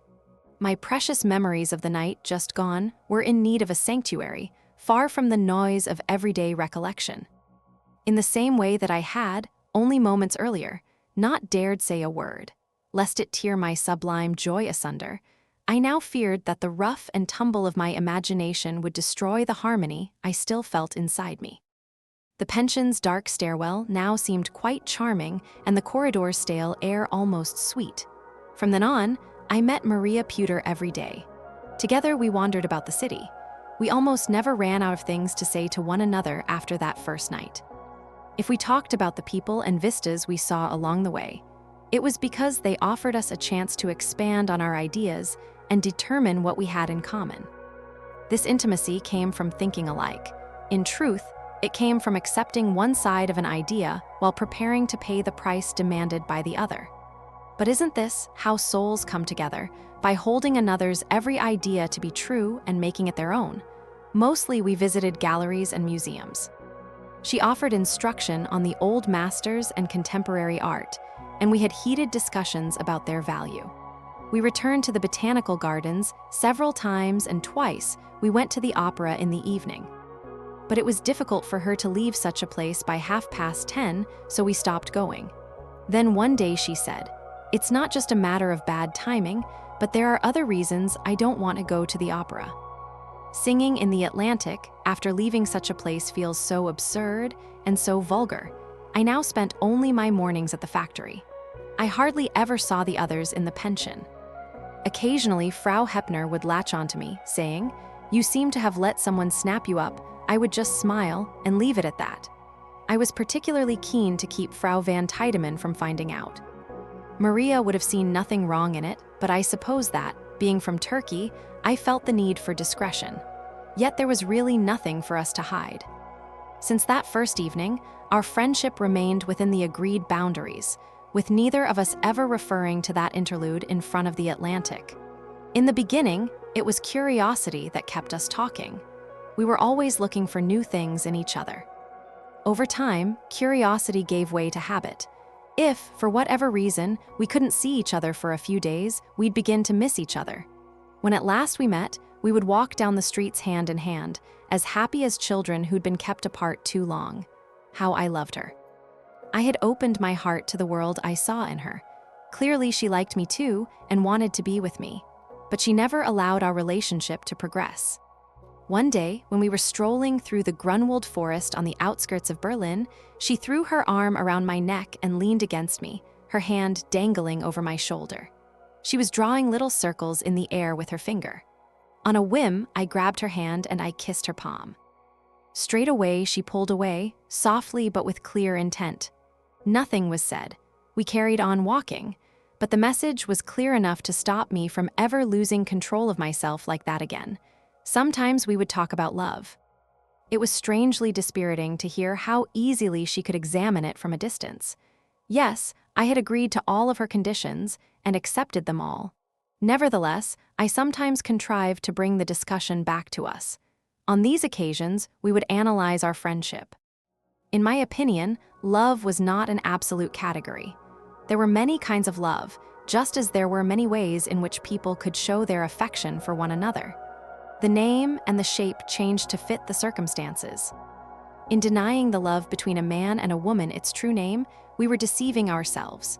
Whereupon Maria wagged her finger and laughed. "Oh no, my friend, no," she said. "Love is nothing like the simple compassion you describe, and neither is it a passion that comes and goes. It is something altogether different, something that defies analysis. And we are never to know where it comes from or where it goes on the day it disappears. Whereas friendship is constant and built on understanding. We can see where it started and know why it falls apart. But love gives no reasons, so think about it. There are many people in this world that we like. I, for example, have several dear friends. I might say that the esteemed gentleman comes top of the list. Now am I in love with all of these people? I continue to press my point. Yes. I said, "You are a little in love with all those people you care for." Maria's answer was not what I was expecting. "So then why did you tell me that you weren't jealous?" Unsure of what to say, I thought for a time before saying, "If a person truly has the ability to love, then he can never monopolize his beloved, and neither can his beloved monopolize him. The more he spreads his love, the more he adores his one and only true love. When love spreads, it does not diminish. I thought Easterners thought differently about these things. That's how I think about it.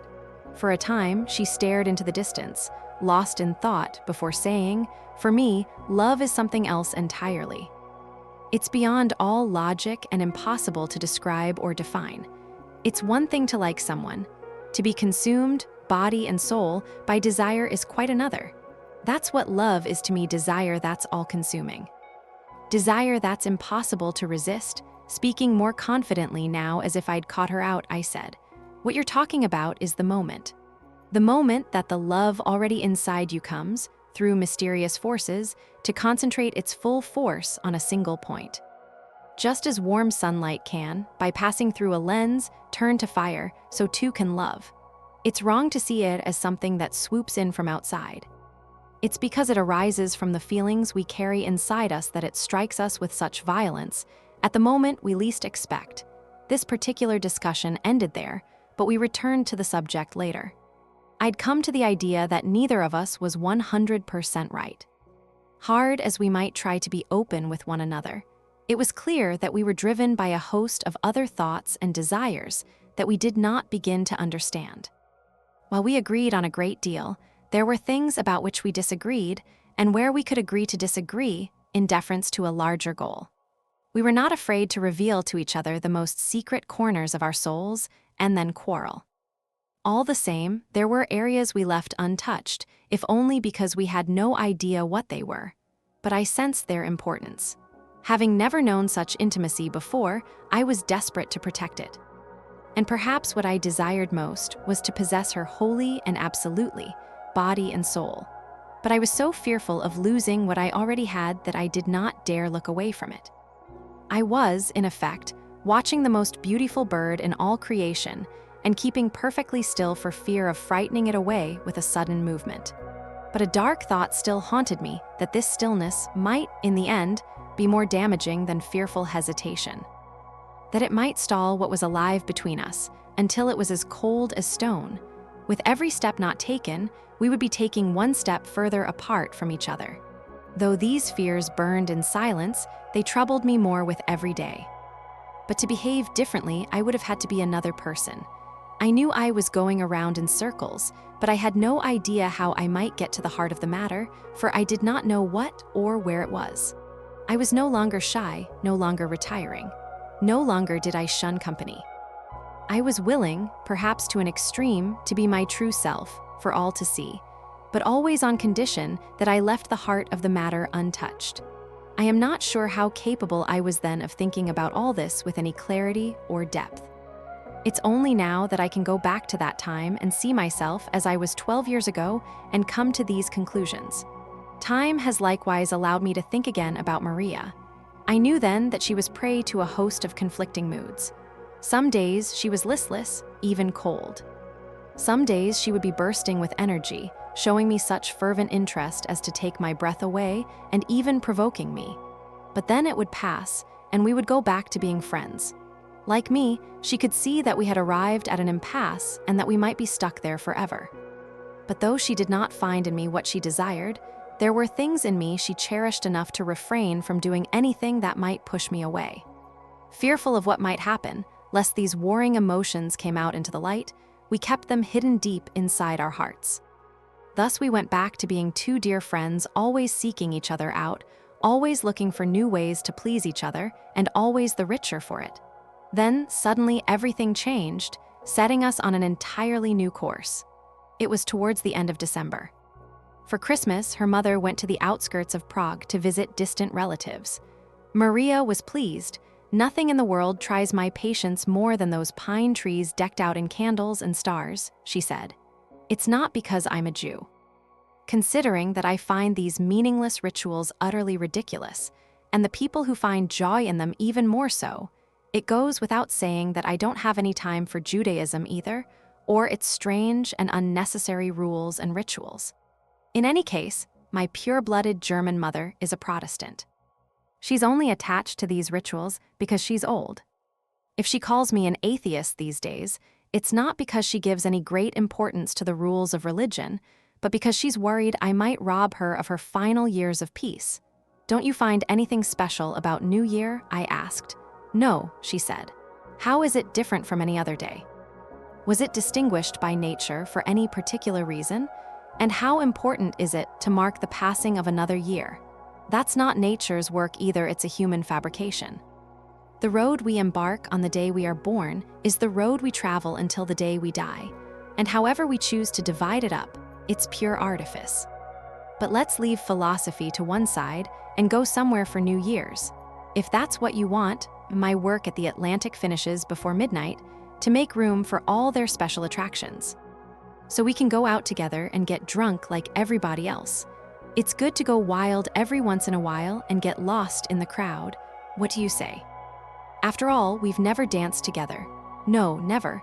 I actually don't really enjoy dancing, but sometimes the person I'm dancing with does, and so I find a way to bear it. I'm not sure I'll like it. Neither am I, but never mind. Friendship is all about making sacrifices. On New Year's Eve, we had dinner together, lingering at the table until it was time for her to go to work. When we got to the Atlantic, she went backstage to change, whereupon I took myself over to my old table. The hall was festooned with streamers, tinsel, and gaudy lanterns. Most of the customers looked as if they were already drunk. They were traipsing across the dance floor, kissing and groping. It all left me feeling strangely depressed. So what's all the fuss? I thought to myself. Really, what was so special about this night in particular? We make things up to suit what we need to believe. It would be better if everyone just went home and got into bed. What are we supposed to do? Hug each other and go home like all the rest. With one big difference. We aren't going to kiss. I wonder if I can even remember how to dance. During my months at the Academy of Fine Arts in Istanbul, a few of my friends had taken dance lessons from the White Russians who were everywhere in the city at that time. And from them, I'd learned a few steps. Indeed, I'd come close to mastering a certain kind of waltz, but how could I be sure of pulling that off tonight? After more than a year and a half, you fool, I said to myself. You'll never make it through an entire dance. Maria's act ended sooner than I expected, and then all hell broke loose. Each customer had a different idea of what they wanted to see next. As soon as Maria had changed, we moved on to a large establishment called the Europa, opposite the Anhalter train station. This was a far cry from the small and intimate Atlantic. As far as the eye could see, there were hundreds of couples swirling around a massive dance floor. The tables were covered with bottles of all colors. Some people were already asleep, heads lolling or resting in another's lap. Maria seemed strangely agitated. Punching me in the arm, she said, "If I'd known that you were just going to sit here and mope, I would have asked another young man to escort me."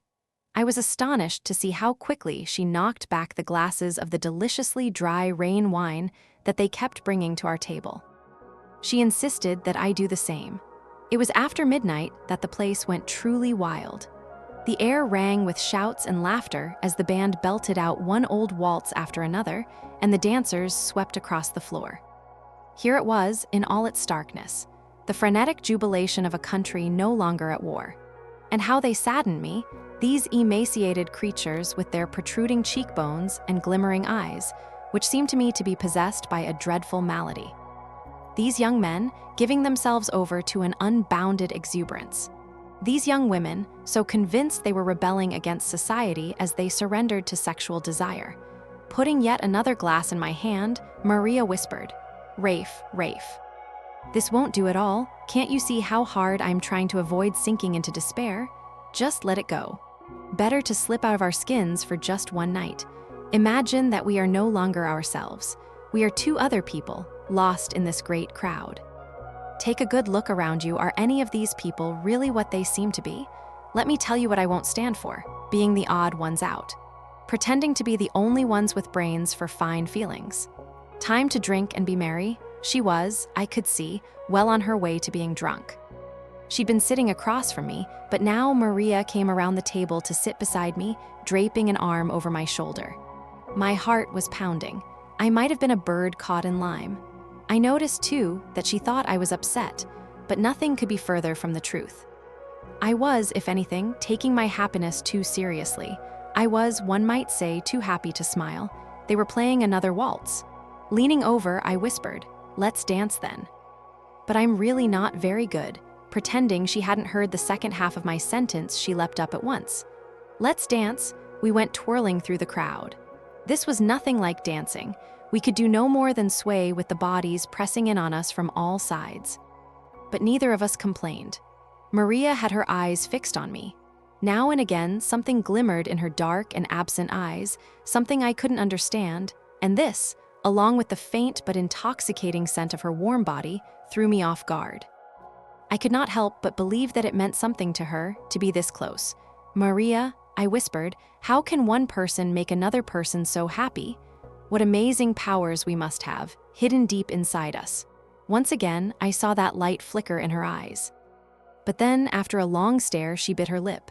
Her eyes now looked empty and fogged. "Come on, let's sit down." What a crowd! They're starting to get to me.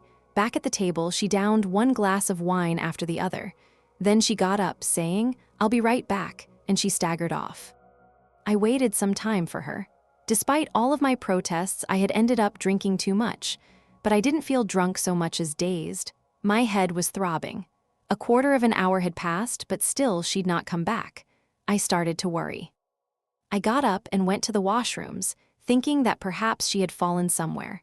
Women were freshening up their makeup in front of mirrors or trying to pin up parts of their dresses that had come loose. I couldn't find Maria anywhere. I looked at all the women in the corners of the room and the ones who had curled up and fallen asleep on the sofas. I couldn't see her anywhere. Seized by a great anguish, I ran from one room to the next, knocking into tables, pushing my way through the crowds. Leaping down 3 steps at a time, I made it to the ground floor and looked for her there. Still no sign of her. Then I caught sight of her through the misty glass of the revolving front doors. There she was, an effigy in white. Rushing outside, I let out a cry. For here was Maria Pewter, leaning against a tree, cradling her head in her hands, face pressed into the bark. She was wearing nothing but a thin woolen dress. Heavy snowflakes were falling on her hair and the back of her neck. When she heard my voice, she turned and smiled and asked, "Where have you been? Where have you been?" I cried.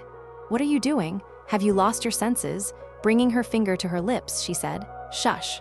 I came out to get some air and cool off." "Come on, let's go." Straight away, I pushed her back inside and sat her down on a stool. Then I went upstairs to pay the bill and get my coat and her fur coat from the cloakroom. With that, we headed off, our feet pressing deep into the snow. Clinging to my arm, she struggled to keep pace. There were drunken couples here and there along the side streets. In the avenues, there were milling crowds, scantily clad women, laughing and singing as if they had decided, 2 or 3 hours after midnight, to set off on a springtime jaunt. Maria was pulling me along faster and faster through this drunken crowd. To those who called out to her or attempted an embrace, she offered a cursory smile, skillfully extracting herself to pull me along. While I, for my part, realized how wrong I'd been to think she was too drunk to stand on her own 2 feet. After a time, we came to streets that were quieter and we slowed down, but she had still not caught her breath. Letting out a deep sigh, she turned to me and said, "So, are you happy with how things went tonight? Did you have a good time?" "Oh, I had a wonderful time, such a wonderful, wonderful time." Her smile gave way to a giggle and then a coughing fit. Soon her chest was rattling as if she were about to choke, but still she was clinging to my arm.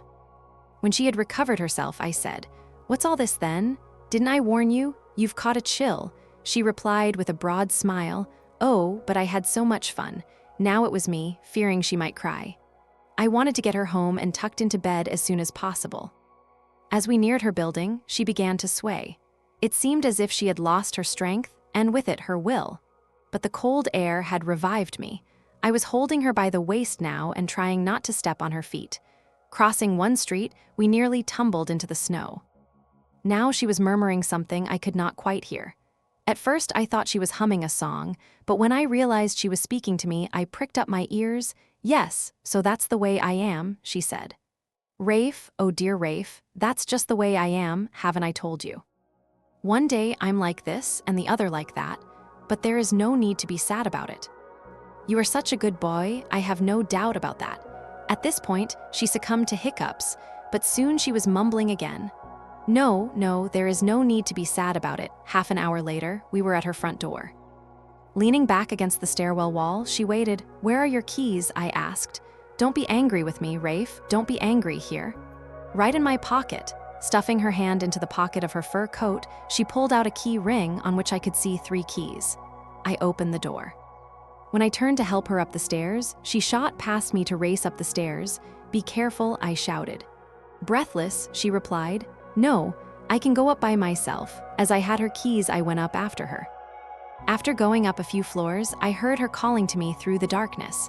I'm here, open this door. Groping for the door, I opened it. Together we stepped inside. She switched on the lights. The furnishings were old but relatively well preserved. And there, on the side, was a beautiful oak bed. I was standing in the middle of the room. Tossing off her fur coat, she gestured at a chair. Sit down. Perching on the edge of the bed, she kicked off her shoes and her stockings.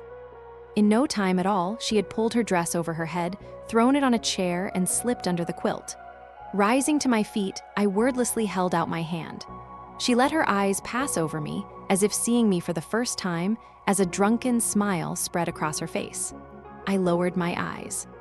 When I next looked up, she was sitting up and staring at me, open-eyed and curious, blinking now and again as if she had just woken up. The white coverlet had slipped to reveal her right arm and shoulder. They were as pale as her face. She had her left elbow propped up on the pillow. You'll get cold. Tugging at my arm, she sat me down on the bed. Then she snuggled up to me, opening my hands so that she could rest her face in them. Oh, Rafe, so you can be like this too? You have every right, but what can I do?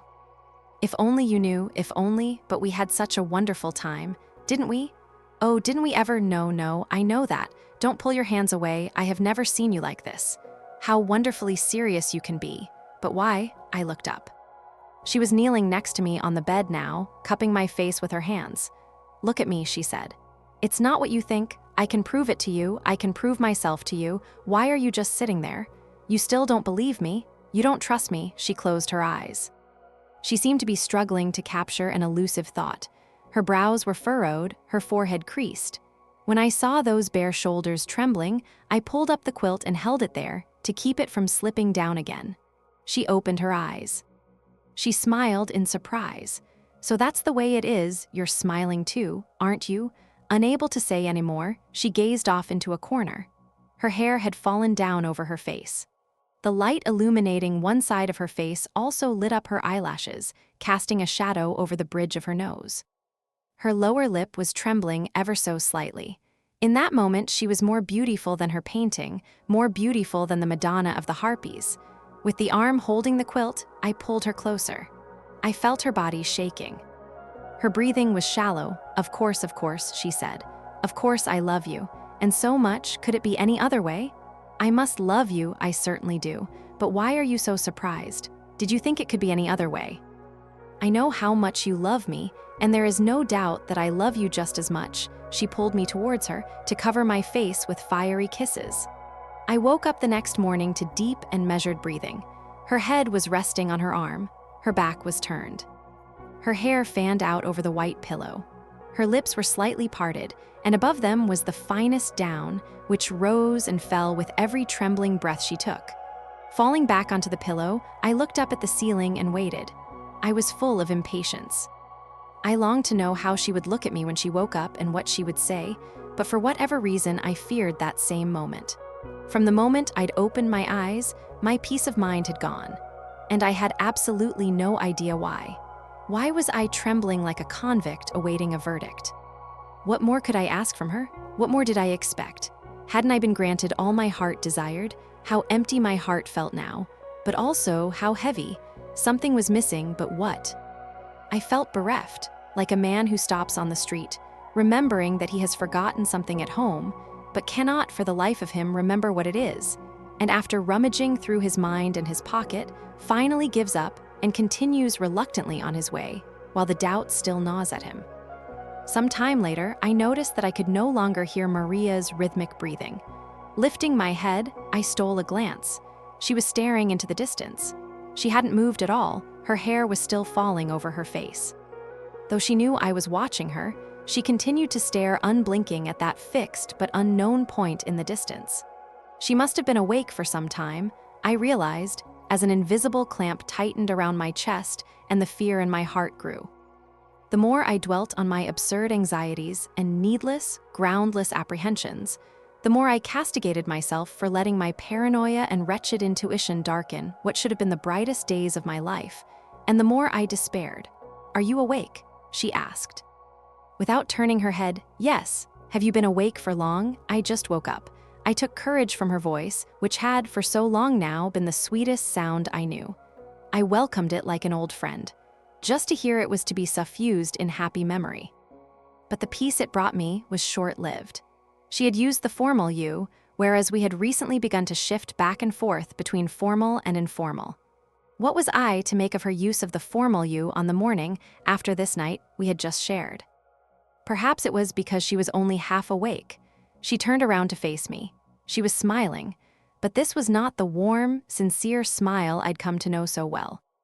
It was more the sort of smile she flashed at customers at the Atlantic. "Are you getting up?" she asked. "Yes, I am," I said. "And you?" "I'm not sure. I don't feel terribly well." "I'm feeling a bit fragile, probably from all that drink. My back is hurting too. Chances are you caught a chill last night." "What did you think you were doing, going outside like that, with almost nothing on?" She shrugged and turned away. I got up, washed my face, and quickly got dressed. I could feel her eyes on me. There was tension in the room. I felt the need to make light of it. "We've both run out of things to say, you and I. What's happening to us?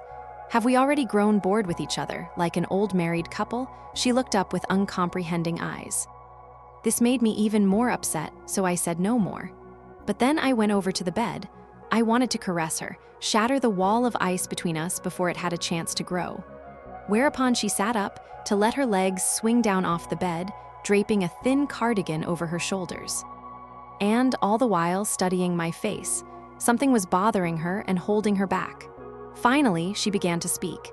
In a very calm voice, she asked, "Why are you upset?" And then, for the first time, I saw her pale face go pink. Her chest heaving, she continued, "What more do you want?" "Can there be anything more you could want? But let me tell you, I do want more than this, much more, and yet it's still beyond my grasp. I've tried everything, but to no avail. From now on, you can be happy. But what about me?" Her head fell to her chest. Her arms dangled lifelessly at her sides. Her toes were just touching the rug. Her big toe was turned up and the others were curled downwards. I pulled up a chair to sit across from her. I took her hands in mine. My voice was trembling, as befits a man who is about to lose his most precious belonging and the very meaning of his life. "Maria," I said, "Maria. My Madonna in a fur coat. What's happened all of a sudden? What have I done to you? I promised that I would ask nothing of you. Haven't I kept my promise? Why you are saying this, at a time when we should be closer to each other than ever?" Shaking her head, she said, "No, my friend, no. We are further from each other than ever before, because I have lost all hope. This is the end." I told myself that I would only experience this once. I thought maybe only this was missing. But no, I still feel the same emptiness inside, only it's greater. What can be done? It's not your fault. I'm just not in love with you. But I know only too well what this world of ours requires. That after decreeing that I fall in love with you, I must, having failed to fall in love with you, nevertheless abandon all hope and never love another, ever again. But it is not in my control. So that is just the way I am. I have no choice but to accept the way things are. Oh, how I wish it were otherwise, Rafe, my good-hearted friend.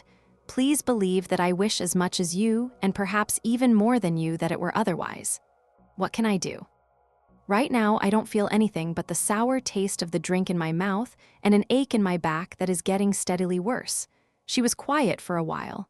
She shut her eyes, and her lovely face softened. In a voice so sweet she might have been telling a fairy tale from childhood, she said, "Last night, especially after we came here, oh, the things I hoped for, I dreamed of a magic wand that would change me utterly, give me a new heart. One that combined the innocence of a little girl with the power to embrace all creation, so that when I woke up in the morning, I would wake up to a new world. But the truth is another country. The skies here are cloudy, my room is cold. I feel so estranged from everything around me. Despite the intimacy between us, you are still so far away, another person in another body. My muscles are so tired and my head aches. She fell back onto the bed and lay down on her back. She put her hands over her eyes and went on. So I suppose this means that people can only get so close to each other, and then they must drift apart, each time they try to take one step closer.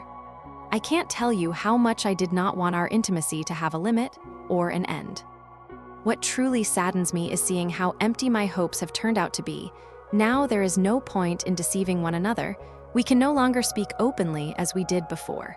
We sacrificed it all, and for what? Why? Nothing at all. In attempting to possess something that was never there, we lost something we already had. Is it all over? I don't think so. I know that neither of us are children, but we do need to spend some time away from each other, some time to rest. Until we feel the overwhelming desire to see each other again. Enough, enough. Rafe, I shall call you when that time comes. Perhaps we will be friends again and all the wiser for it. We won't expect so much from each other or think that we can give so much. But now it's time for you to go. I really do need to be alone. She drew her hand away from her eyes.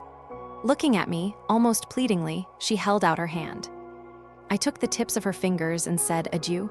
No, not like that. You are angry with me. What have I done to you? She cried. Mustering all my strength to remain calm, I said, I am not angry, only sad. Can't you see that I am too? Can't you see? Let's not part like this. Come here, placing my head on her chest, she caressed my hair. She placed her cheek on mine. Smile once for me and then go, she said. I smiled and then hurried out of the room, my face hidden in my hands. Out on the street, I began walking aimlessly. There was no one outside, and most of the shops were still closed. I was heading north. Trams and omnibuses with steamed-up windows passed me by. I walked along the cobblestone pavement and past houses with darkened facades. I kept walking. I opened my jacket because I was sweating. I came to the end of the city, and I kept walking. I walked under the railway bridges and over the frozen canals, still walking, always walking. I walked for hours, without thinking. My eyes blinking away the cold, I picked up my pace until I was almost running. On either side of me were well-kept pine forests. Now and then a clump of snow tumbled off a branch. Cyclists passed me by, and in the distance I heard a train shaking the ground. I walked, then on my right I saw a good-sized lake full of skaters. Turning into the woods, I walked towards it. Among the trees were long, crisscross tracks left by skis. In a grove protected by a wire fence, little snow-covered pine saplings trembled like children in white capes. In the distance, I made out a 2-story wooden country inn. Turning to the lake, I watched girls in short skirts and young men with clipped trousers skating side by side. They would lift up one foot to spin around before speeding off hand in hand to disappear behind a headland. The girls' colored scarves fluttered in the wind, and so too did the boys' blonde hair, as together they swayed first to one side and then to the other, and with every step they seemed to change in height, rising and falling as one. And I was all eyes, all ears. Sinking ankle-deep into the snow, I trudged towards the lake, taking in every detail. Passing behind the country inn, I headed for the trees across the lake. I remembered having been here before, but I could not remember when, nor could I figure out exactly where I was. A few hundred meters behind the lodge were a few old trees on a hill. I stopped. Again, I gazed out at the skaters on the ice. By now, I'd been walking for about 4 hours. I had no idea why I'd turned off the road or why I'd not yet turned back. The burning in my head had subsided. The tingling in the base of my nose was gone. All I could feel was a terrible hollowness in my heart. A door had opened, promising the sublime, but then it had slammed shut, robbing my life of all hope and meaning. I felt as bereft as if I'd awoken from the sweetest of dreams to face the pain of truth. In no way did I hold this against her. I felt no anger. I was only sad. All I could think was, it shouldn't have come to this. The truth was she could not find it in her to love me, and with good reason. Never in my life had anyone loved me ever. In any case, women were mysterious creatures. Passing my mind over all the women I had known or observed, I was driven to conclude that true love was beyond them. When they were in a position to love, they did not. Instead, they ached for the unattainable the opportunities missed, the salve that their broken hearts longed for, thereby mistaking their yearnings for love. But soon I realized that I was judging Maria unfairly. In spite of everything, I knew full well that she was nothing like those others. And I had seen how much she was suffering. It was not possible for her to suffer like that purely out of pity for me. She was suffering because she longed for something she could not find. But what was it? What was I lacking? Or rather, what were we lacking? How painful it is, after thinking that a woman has given us everything, to see that in truth she has given us nothing, to see that instead of having drawn her closer, she is further away than ever. It should never have come to this. But as Maria had said, there was nothing to be done. On my part especially, what right did she have to treat me like that? I could have carried on as I was, shunning human company and leading a mediocre existence, but at no point having to face how very empty my life was. I'd have dragged on through life, convinced that my strange temperament allowed me no more. And never would I have known what it meant to lead a happy life. I'd have suffered from loneliness while still believing that one day I might be rescued. Such was my state of mind when Maria, or rather her painting, came into my life. She had swept me away from my dark and silent world, delivering me to the land of truth and light. And now she had vanished, offering no reasons, and as suddenly as she'd come. But for me, there was no hope of sinking back into my old torpor. For as long as I lived, I would travel far and wide, meeting with people whose languages I did or did not know, and everywhere I went, I would be looking for Maria Pewter. In every pair of eyes, I would be searching for the Madonna in a fur coat. I knew from the outset that I would never find her. Yet it was not in my power to give up searching. She had condemned me to a lifelong quest for a cipher for someone that did not exist. She should never have done this to me. The years ahead seemed too bleak to endure, and neither could I find a reason to bear such a burden. As I battled with these thoughts, a curtain lifted. I remembered where I was. This lake before me was the Wannsee. One day, while I was traveling with Maria Pewter to Potsdam to see the park of Frederick Roman II new palace, she'd pointed it out to me through the train window, telling me that more than a century earlier, the great poet Heinrich von Kleist and his beloved had committed suicide under the trees where I was now standing. What had brought me here?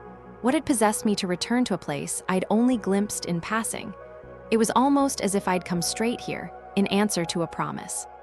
Could it be that, after parting with the one person I trusted most in this world, after hearing her declare that there was a point beyond which two people could not be together, I'd come to this spot where two people had gone together, even into death, as some sort of retort? Or was I merely seeking to convince myself that there were lovers in this world who refused to pull away from each other? I cannot say. My recollection of my train of thought is hazy, but all of the sudden the ground beneath my feet seemed to be on fire. I could almost see the two lovers stretched out before me, one bullet in her breast and one in his head. And there, twisting through the grass, were two streams of blood, flowing from their wounds and running into the puddle that was forming around my feet. Their blood, like their fate, was conjoined, and there they still were, just a few steps away. Side by side, turning on my heels, I raced back along the same path that had brought me. From below, I could hear laughter rising from the lake. I could see couples spinning around, their arms round each other's waists, as if setting out on an endless journey.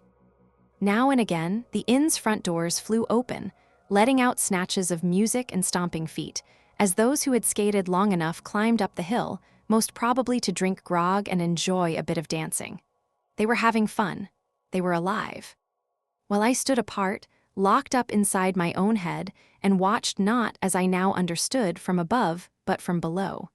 It was not a surfeit of idiosyncrasy that had led me to shun society. I had pulled away because there was a part of me missing.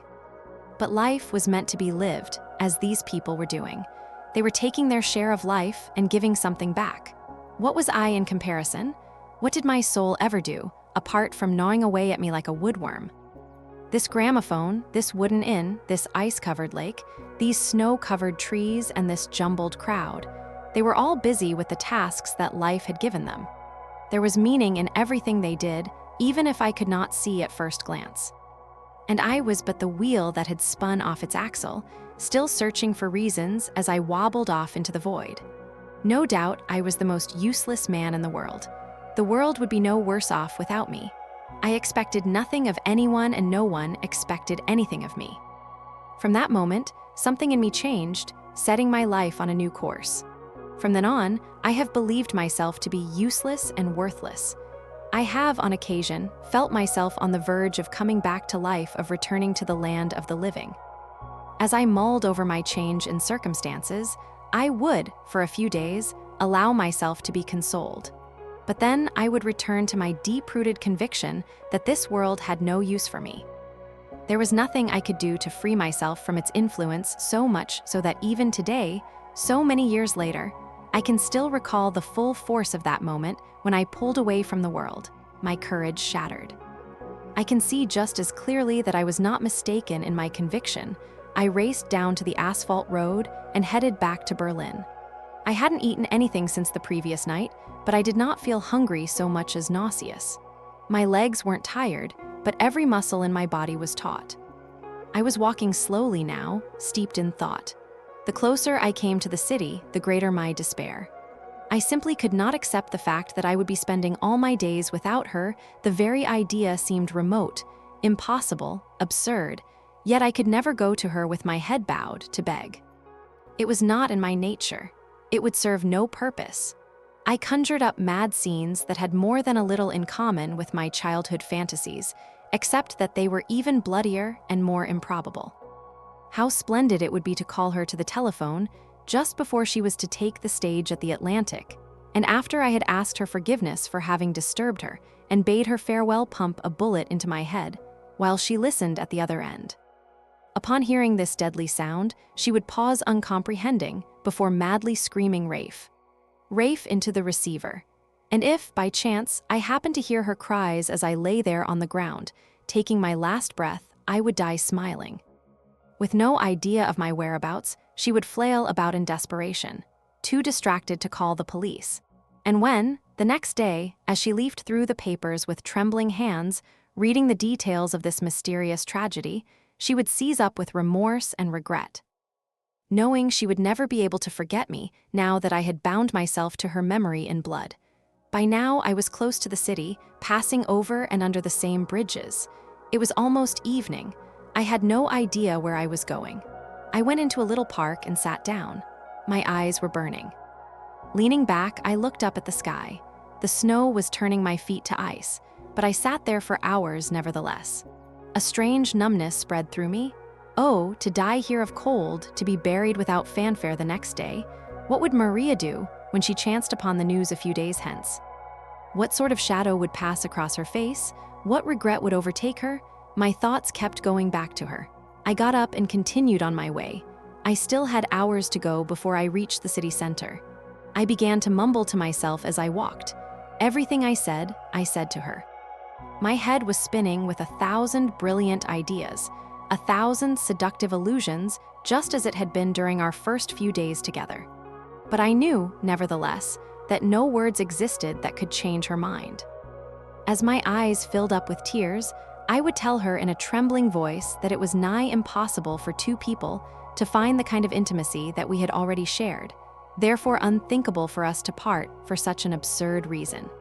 At first, it would seem strange to her to see a man as meek and calm as I speaking with such passion, but the moment would arrive when she reached out slowly to take my hands and smile and say, "You're right, yes." I had to see her and explain everything. I had to persuade her to reverse this frightful decision to which I had agreed so easily this morning. And she would reverse it. It occurred to me now that she might even have been offended by the speed with which I'd left the house, without a word of protest. I had to see her at once, before the night was out. I wandered aimlessly until 11 in the evening, when I began to pace up and down in front of the Atlantic, waiting for her to arrive. But she didn't. Finally, I asked the doorman with the sequined coat. "I don't know, she didn't come tonight," he said. Her illness must have taken a turn for the worse, I now decided. I raced over to her building. Her window was dark, she must have been sleeping. Thinking it best not to disturb her, I went back to the pension. For 3 days I waited for her outside the Atlantic, going afterwards to her front door to look up at her dark window, and never once did I find the courage to do more than head back to my room. Every day I sat there, trying to read. I was only turning the pages, oblivious to the words, and sometimes I would gather my resolve and go back to the beginning. But after reading the first few lines, my mind would be wandering once again.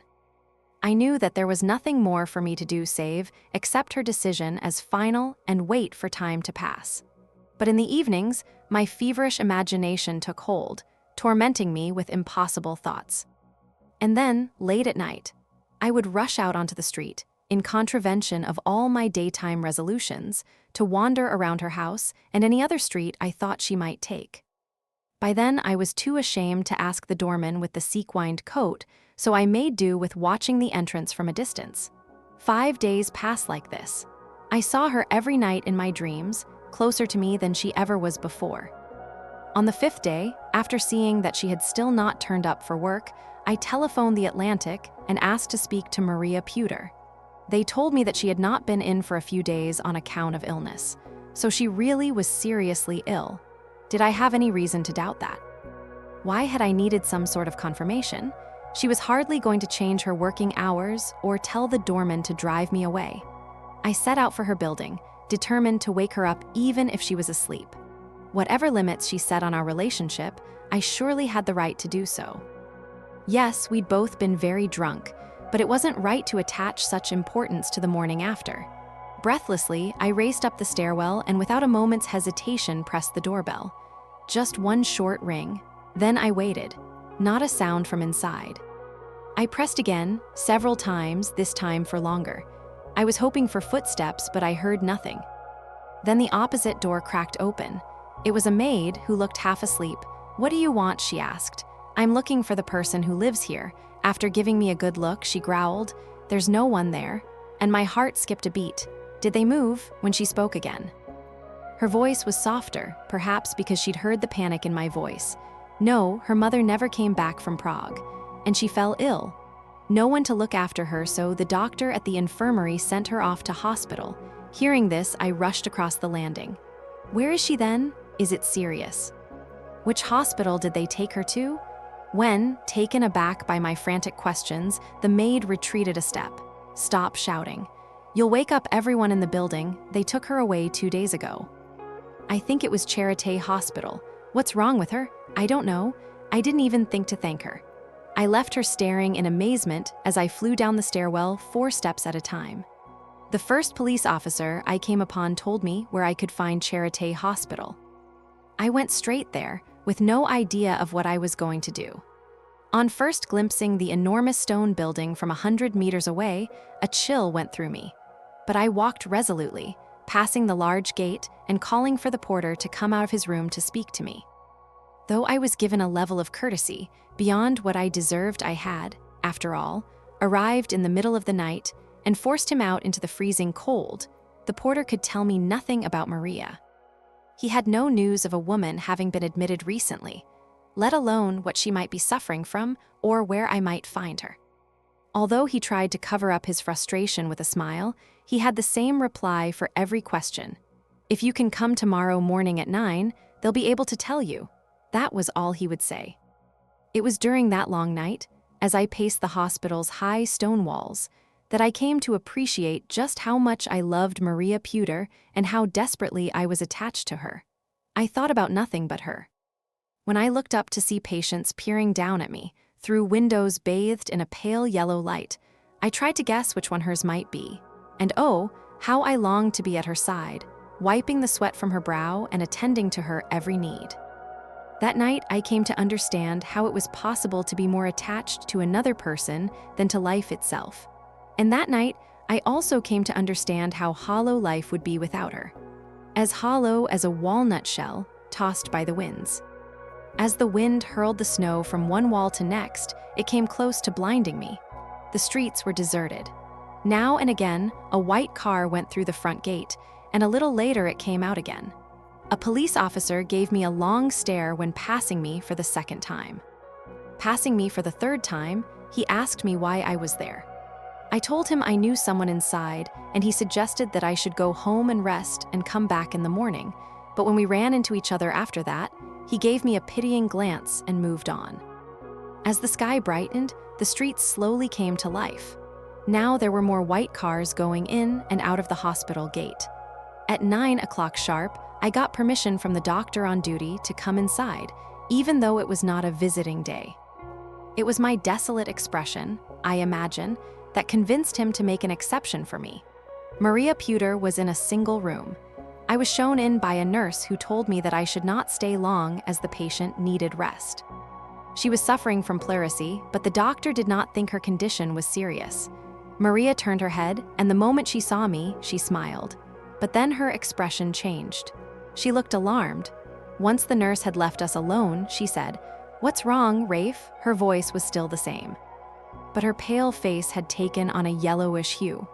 Coming closer to her, I said, "What's happened? Have you seen yourself? It's nothing.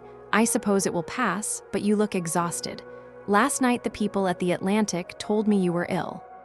I went to see you at home, and the maid across the hall told me they had brought you here. They didn't let me in, so I waited until it was morning. Where? Here, outside the hospital." She looked me up and down with the gravest of expressions. She seemed about to say something, but then she stopped. The nurse came into the room. I bade Maria goodbye. She nodded, but she did not smile. Maria Puder stayed in hospital for 25 days. They might have kept her there longer, but she told the doctors that she was growing restless and that she could look after herself better at home. Carrying with her a great deal of advice and a long list of prescriptions, she left the hospital one snowy day and made her way home. I have little recollection of what I did over those 25 days. I don't think I did anything but visit her in the hospital, to sit at her bedside, watching her vacant stare, her face drenched in sweat, and her chest rising and falling as she struggled to breathe. Indeed, I was not really living, because if I had been, I would remember a few details, if nothing else. All I can recall is an overwhelming sense of dread. I was terrified I might lose her. Whenever her fingers strayed beyond the covers or her feet quivered beneath it, I saw the shadow of death. I could see it even in her face, her lips, her smile. I sensed in them a surrender, an acceptance of some awful fact, a readiness even as if all they needed now was to find the right opportunity. And what would I do then?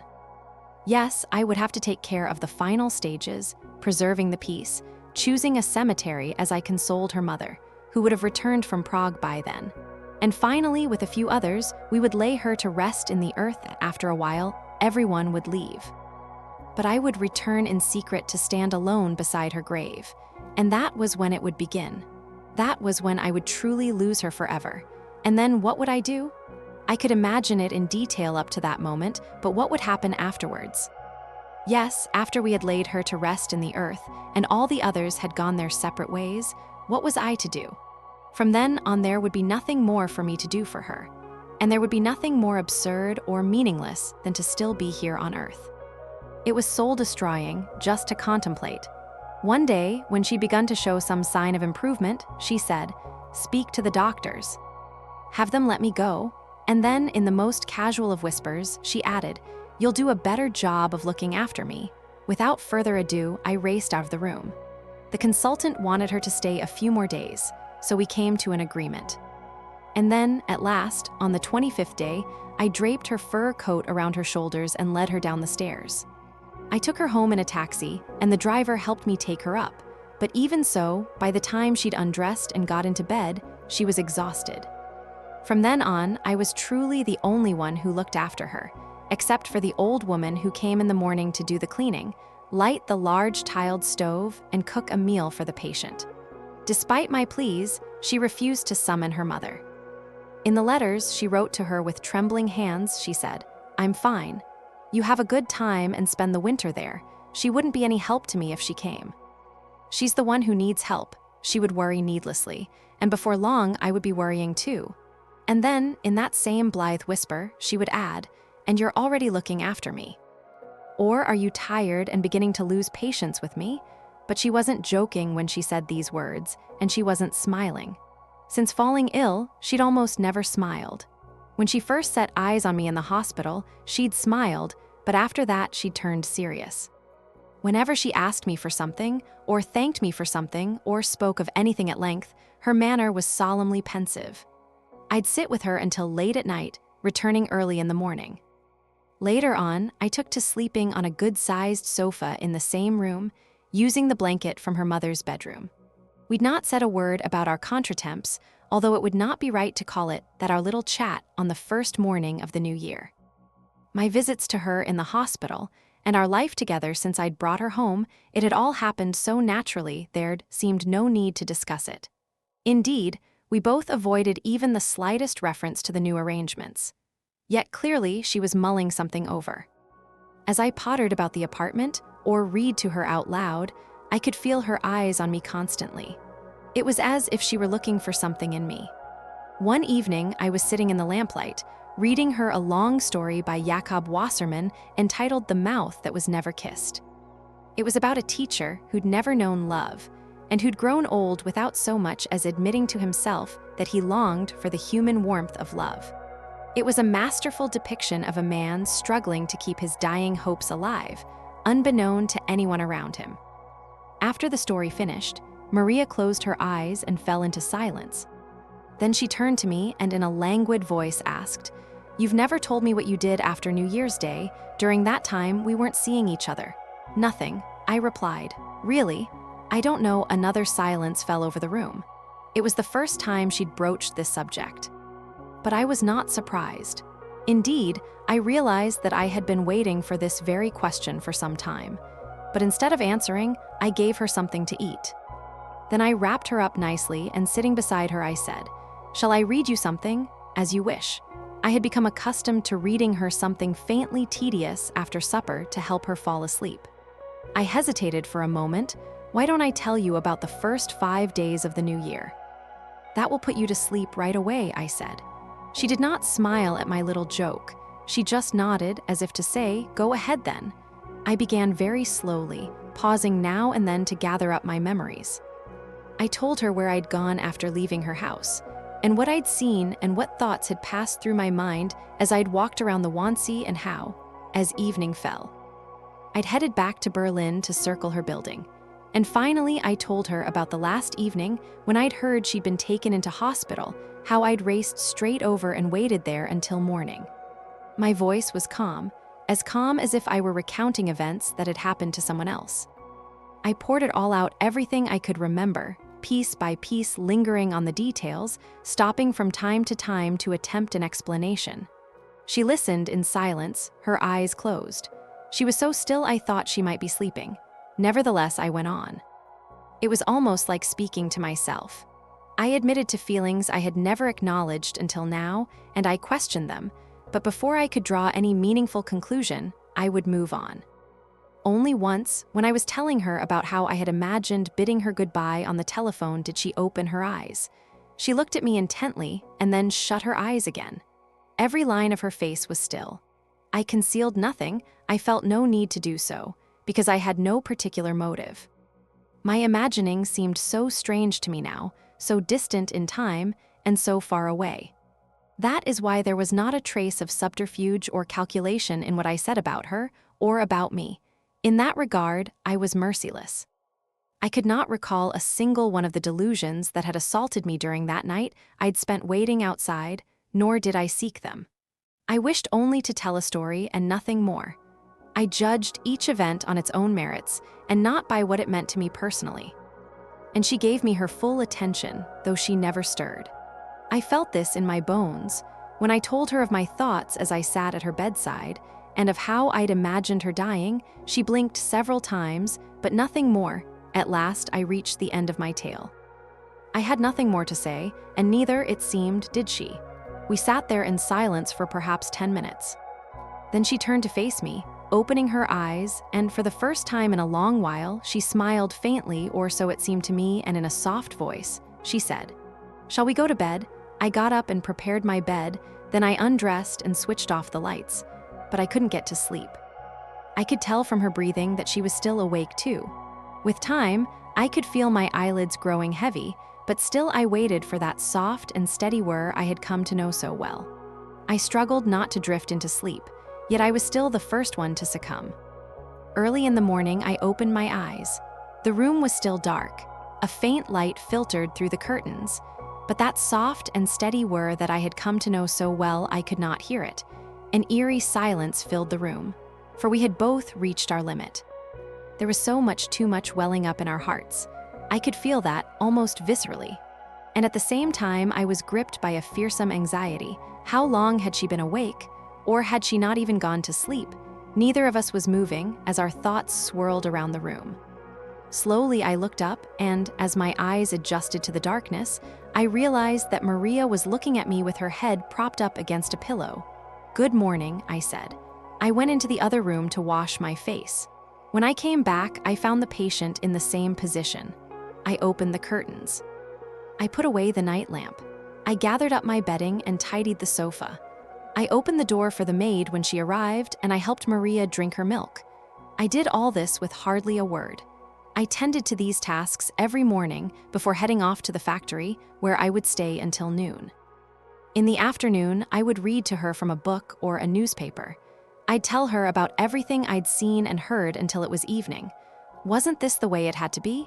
In truth, I wasn't sure, but everything had fallen into place in a way that felt natural. No desires plagued me. I thought of neither the future nor the past. I lived only in the present. My soul was like a glassy, windless sea. After I had shaved and dressed, I told Maria that I was leaving. "Where are you going?" she asked. Surprised, I said, "You know. I'm off to the factory. What if you didn't go today?" "That's possible, but why?" "I don't know. I want you to be with me all day." I took this to be an invalid's whim, but I said nothing. I opened the paper the maid had left on the side of the bed. Maria seemed agitated, almost distressed. I put down the paper and sat down beside her and placed my hand on her forehead.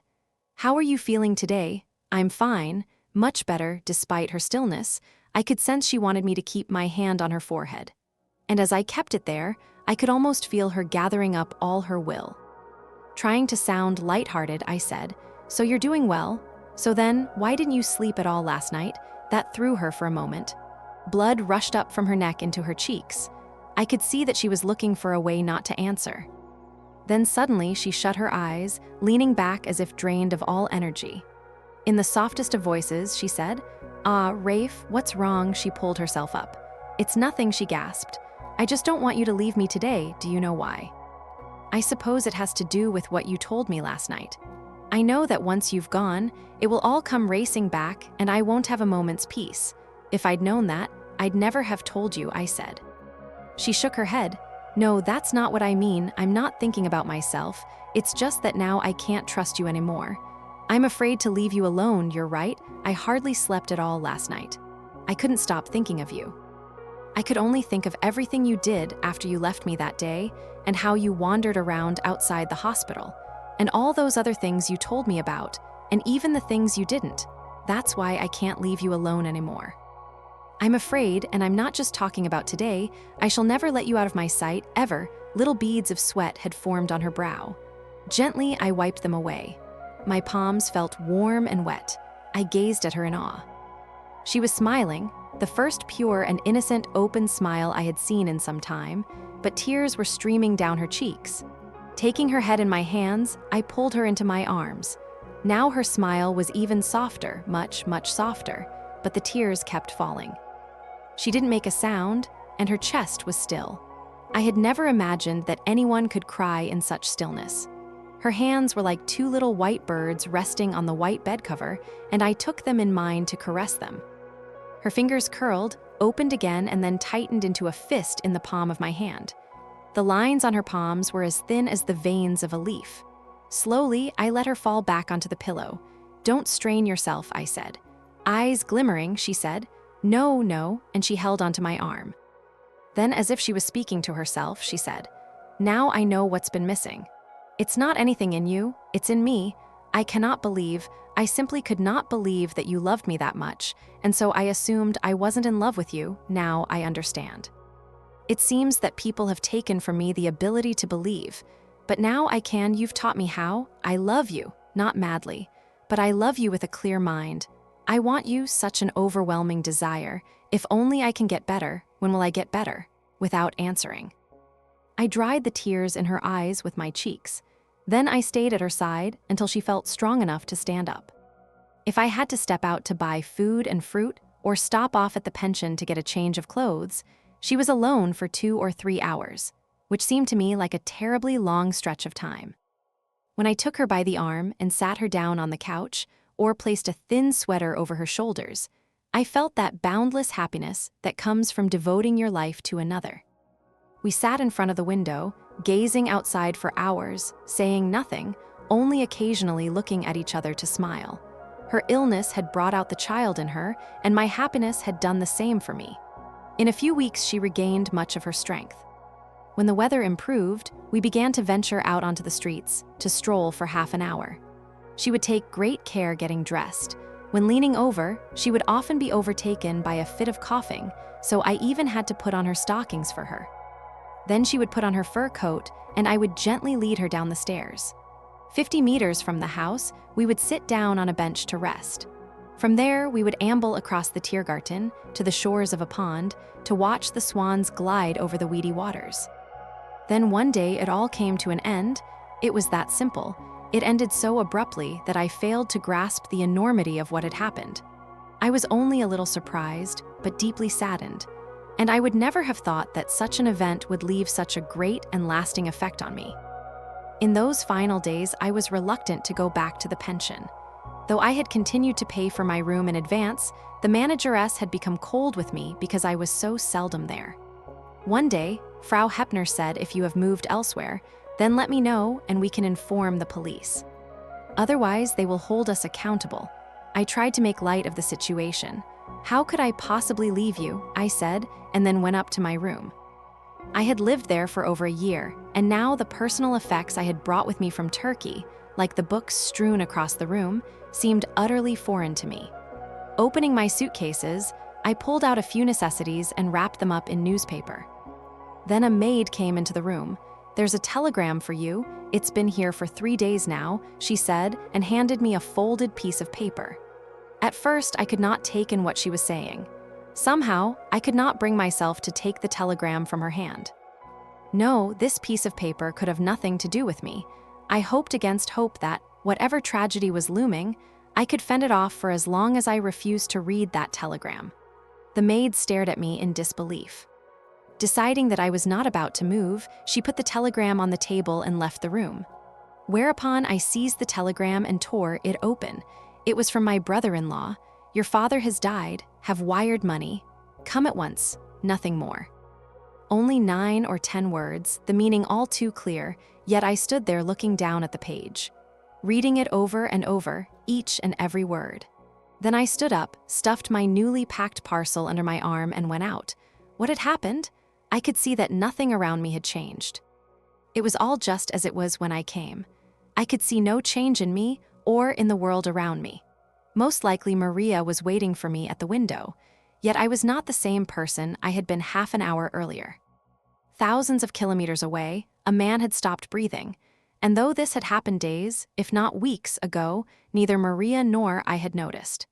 Each day had been the same as the one before. Yet suddenly, a trifling piece of paper had turned our world upside down, swept it out from under my feet, pulling me away from this place, and reminding me of the distant land whence it had come, the land that was now reclaiming me. I could see it so clearly now. How mistaken I had been to assume my life of the past few months was real, and to hope it would last forever. But still, how desperately I wished to fend off the inevitable. It shouldn't have been like this. It should not have mattered so much where we were born, whose child we were. All that mattered was that 2 people had found each other and achieved a rare happiness. The rest was incidental. It had no choice but to fall into place, giving way to that great felicity. But I knew in my heart that this was not how events would unfold. For our lives were governed by trivial details. Indeed, trivial details were what true life was made of. The logic in our minds had always been at odds with the logic of life itself. A woman is gazing out of a train window when a fleck of coal dust lands in her eye. Without giving the matter a moment's thought, she rubs it in. A gesture as slight as this can end in a beautiful eye losing its power to see. Or a brick comes loose in the wind and crashes down on the head of an illustrious man. And what good would it do to ask which is more important, an eye or a fleck of coal, a brick or a brain? We have no choice but to accept such accidents for what they are, along with all the others that life thrusts upon us. Could this really be true, though? Yes, the world was governed by forces beyond our grasp or understanding. That much was true. But even if they were modeled on the natural world, there were certain absurd forms of corruption that could be avoided. What, for instance, was binding me to Havren? A few olive groves, 2 soap factories, and a family I barely knew and had no interest in getting to know better. My life was here in Berlin. I was bound to this place in every way imaginable. So then, why could I not stay? The answer was simple. Our businesses in Havren would come to a halt, my brothers-in-law would stop sending me money, and I would be left floundering. There was also the question of my passport, my residence permit, and the embassy register matters whose importance we all too often underestimate, though in my case they were of huge significance, shaping my life's very direction. When I explained all this to Maria Puder, she said nothing for a time. Then she gave me a strange smile, as if to say, "Didn't I tell you?" While I, for my part, struggled to maintain my poise, fearing that I might look ridiculous if I opened my heart to her. Yet several times I said, "What should I do? What should you do?" "Well, you should go, of course. I'll go away for a while as well. In any case, I won't be going back to work anytime soon. I can stay with my mother outside Prague. I suppose life in the countryside will be good for my health. I can spend the spring there." It felt odd to be putting my dilemma to one side to discuss her plans in such a way. Now and then she threw me furtive glances. "When are you going?" she said. "I don't know. I should probably leave as soon as the money arrives. Maybe I'll leave before you do." "Really?" She laughed at my surprise. "You have always been a child at heart, Rafe. Only a child would be this agitated in the face of the inevitable. And anyway, we have plenty of time, so we can talk things through before we decide anything." I went out to see to a few trifling matters that I needed to deal with before leaving Berlin, and to give notice at the pension. I was not a little surprised when I got home in the evening and found Maria all packed and ready to leave. "What is the point in wasting any time?" she said. "I'll set out straight away and leave you free to take care of everything before your journey." And then, I don't know, the long and the short of it is that I've decided to leave Berlin before you do. I don't really know why, as you wish. We said nothing more about it. We had planned to think it over and then decide, but as it turned out, we did not say a single word. She left the following evening by train. We stayed at home all afternoon. Together, we sat gazing out of the window. We took note of each other's addresses. We agreed that with each letter I wrote, I would send her an envelope with my address on it to be sure her letters reached me. She did not, after all, know how to write in Arabic script, nor did our postman in Havren know how to read the Latin alphabet. For an hour, we indulged in idle, aimless conversation. How long the winter was lasting this year, how there was still snow on the ground in late February. It was all too clear that she wanted the time to pass quickly, while I clung to the absurd hope that we could stay sitting side by side forevermore. Nevertheless, it surprised me how we clung to the mundane. Now and then we would exchange puzzled smiles. When it was finally time to leave for the station, we seemed almost relieved. From that point on, time flew by with terrifying swiftness. She was adamant that I should not stay with her in the train compartment after we had stowed away her luggage, and that we wait together on the platform instead. There we spent another 20 minutes exchanging foolish smiles, but for me it seemed no longer than a second. 1,000 thoughts were racing through my mind. There was no way to do them justice in such a short space of time, so I did not even try. But I'd had a whole day to speak my heart. So why this lukewarm farewell? Only in the final minutes did Maria Puder seem to lose her composure. This reassured me. I suppose it would have saddened me greatly to see her go, without showing any emotion at all. She kept taking my hand, then letting it go. "It's ridiculous, isn't it?" she kept saying. "Why do you need to go anyway? But you are the one leaving." "I'm still here," I said. She seemed not to hear me. She took my arm. "Rafe, I'm going now. Yes, I know. It was time for the train to depart." A conductor shut the wagon door. Maria Puder leapt up onto the step, but then she leaned back towards me. speaking very slowly but lingering on every word she said. "I am leaving, but I will come whenever you call for me." At first, I did not understand what she meant. She paused, then added, "I will go anywhere." Now I understood. I wanted to take her hands and kiss them, but Maria was already inside and the train was chugging forward. Seeing her at the window, I hurried over, then stopped. I slowed down. Waving her goodbye, I cried, "I shall call for you, have no doubt." "I shall," she nodded with a smile. I could tell from her expression that she believed me. I felt the sadness of a conversation left unfinished. Why had not we broached the subject yesterday? Even when we were stowing away her bags, we were still talking about the winter and then the joys of traveling. Why had we avoided all mention of the matters most dear to us? But perhaps it was better this way. What would come of all those words? Would we not have come to the same conclusion? Maria had found the best way of that I was certain, an offer and an affirmation, brief, spontaneous, and indisputable. There could not have been a sweeter parting. All those passionate words I'd kept hidden inside me, how bland they seemed to me now, and how feeble. I was beginning to understand why she had left before me. She would have found Berlin most irksome had I left first. Certainly I did, even as I rushed around blindly seeing to tickets and itineraries, visas and passports. How strange I felt every time I happened onto a street down which we had walked together, even though there was nothing to be sad about. Once I had been back in Turkey long enough to arrange my affairs, I would send for her. As simple as that, I gave my daydreams free rein. I could already see the beautiful villa I would build for us just outside Havrin, and the hills and forests we would visit together. 4 days later, I returned to Turkey, passing through Poland and Romania. There is nothing of note to say about that journey and my subsequent years in Turkey. Only after I had boarded the ship in Constanta did I begin to reflect on the events that pulled me back to Turkey. The truth finally sank in. My father had died. It shamed me deeply to know it had taken me this long. There was, in fact, no reason for me to feel any genuine affection for him. He had always been a stranger to me.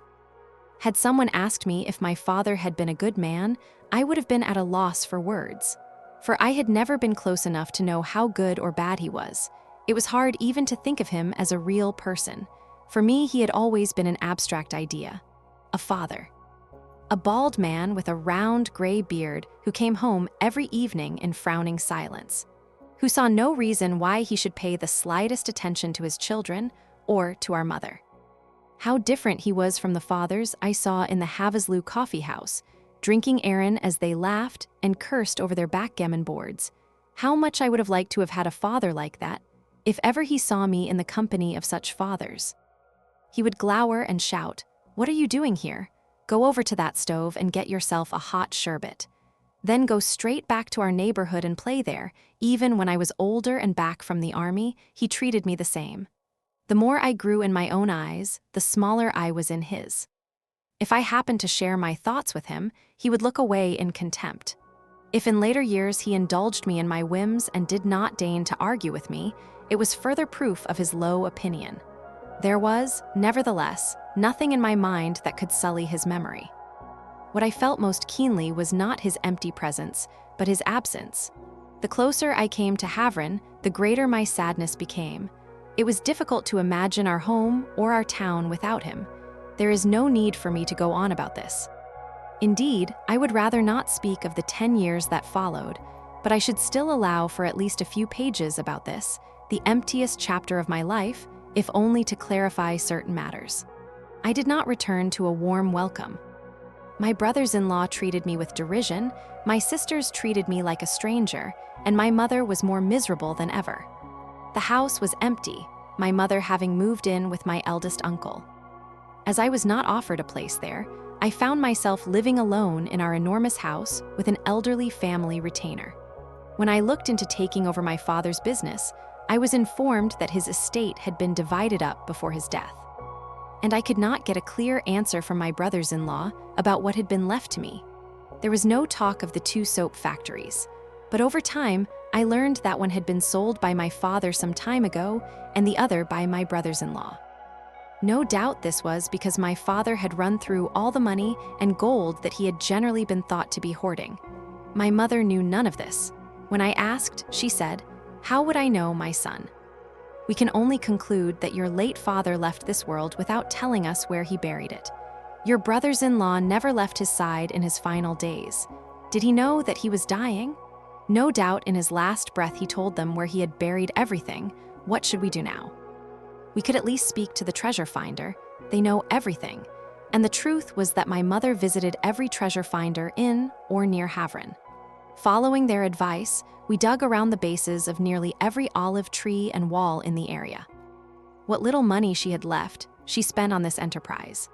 My sisters went out with the treasure finders too, but they were reluctant to spend any of their own money, and I noticed that my brothers-in-law found our endless excavations quite hilarious. The harvest season had come and gone, so there was no income from the olive groves. I managed to procure a small sum by selling some of their future crops in advance. My goal was to get through the summer, and then, with the arrival of the olive season in the autumn, to do everything in my power to set matters straight, after which I would send for Maria Pewter at once. We wrote to each other frequently after my return to Turkey. Those hours I spent reading or responding to her letters offered me some relief from the tedious problems that defined my life during the muddy spring and suffocating summer that followed. I had been home for a month when Maria returned to Berlin with her mother. I sent my letters to the post office in Potsdam Square, and she picked them up there. In the middle of the summer, I received an odd letter from her. She told me that she had some very good news for me, but that she would only be able to tell me in person when she came to Turkey. By then, I'd told her that I'd be in a position to send for her in the autumn. And though I asked, in each subsequent letter, what her good news might be, she never told me. She just said it would have to wait until she joined me. So, yes, I waited not just until the autumn. I waited for 10 long years. Only then did those glad tidings reach me, by which I mean only last night, but let me leave that for now. Let me tell the story as it unfolded. I spent that summer with my boots on, riding on horseback over hills and mountains, inspecting my olive groves. How shocking it was to know that my father had left me the driest, most inhospitable and inaccessible plots of land. Whereas the olive groves on the fertile plains near our town, where every tree provided more than half a sack of olives he'd left to my older sisters, or rather, my brothers-in-law. Most of my own olive trees had not been pruned or cleaned for years and had begun to grow wild, and soon enough it was clear to me that, in my father's time, no one had bothered to go up and harvest them. Reflecting on my father's illness, my sister's nervousness, and my mother's anguish, I could only conclude that some mischief had gone on in my absence. Yet I kept hoping that, by continuing to work as hard as I could, I would put my own affairs right, and every letter from Maria bolstered up my courage and optimism. At the beginning of October, when the olives were ripening and I began to think it might be time to call for my beloved, the letters suddenly stopped. I'd fixed up the house by then, ordering new furniture from Istanbul, along with a bathtub, for which I'd red-eyed the old washroom, all much to the shock and disdain of the people of Havren and my family in particular. I had not seen fit to disclose my reasons, so they dismissed me as some sort of fop, shallowly aping European fashions. Indeed, it was sheer madness for a man in my tenuous position to take the small sum he had scraped together from lenders and the olive harvest and spend it on mirrored bathroom cupboards. I bore their accusations with a bitter smile. They could not, after all, begin to understand why I was doing all this, and neither did I feel the slightest compulsion to offer an explanation.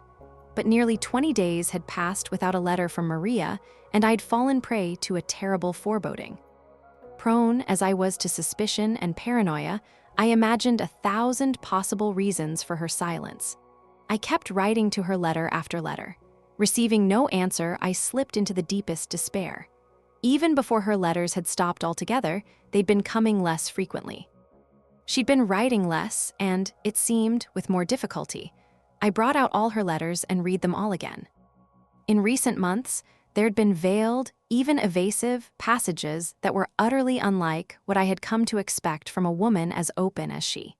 It was almost as if she had something to hide, something for which she had not been prepared.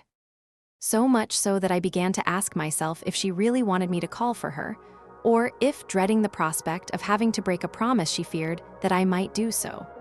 By now, I was reading whole volumes into each line, driven to distraction by every joke and unfinished thought. My letters achieved nothing. My worst fears came true. I did not hear from Maria Pewter again. I did not even hear her name until yesterday, but I am jumping ahead a month later. My last letter to her came back with a stamp saying unclaimed, returned to sender. That was when I lost all hope. Even now, it still shocks me to remember how much I changed over the next few days. I could not move or see or feel or think. What had given me strength to live had been swept away, leaving only my shadow. Now I bore no resemblance whatsoever to the man I had been in the early days of the new year. I had thought myself bereft, but that was nothing in comparison to the desolation that had now overtaken me. For then I'd had a dream to cherish the hope that we might return to intimacy, the determination to change her mind. But now I was utterly ravaged. The vast distance between us meant that there was nothing I could do. Shutting myself up at home, I wandered from one room to the next, reading her letters and the letters that had been returned to me, lingering over points I'd failed to note until now, and smiling bitterly.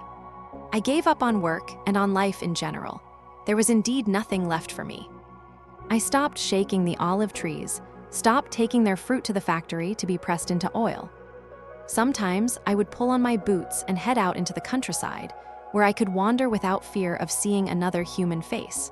Returning late at night, I would stretch out on a divan for a few hours' sleep. Waking in the morning to a terrible ache in my heart, I would wonder why I was still alive. And so it was that I slipped back into the life I'd led before meeting Maria Pewter.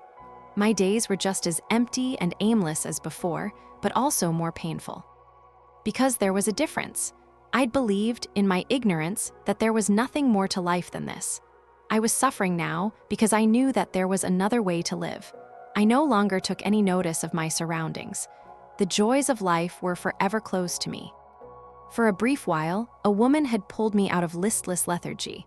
She had taught me that I was a man, or rather, a human being. She had shown me that the world was not as absurd as I had previously thought, and that I had the capacity for joy. But from the moment we lost touch, I lost the benefit of her influence. I went back to my old ways. Now I understood just how desperately I needed her. I was not the sort of man who could walk through life alone. I needed her at my side. I could not live without her support. Yet somehow I carried on living. As you can see, if this can be called living, then that is what I did. I never heard from Maria again.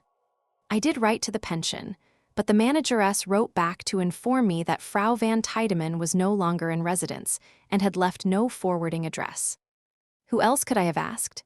In one of her letters, Maria had told me that she and her mother had moved house after returning from Prague, but I did not have the address.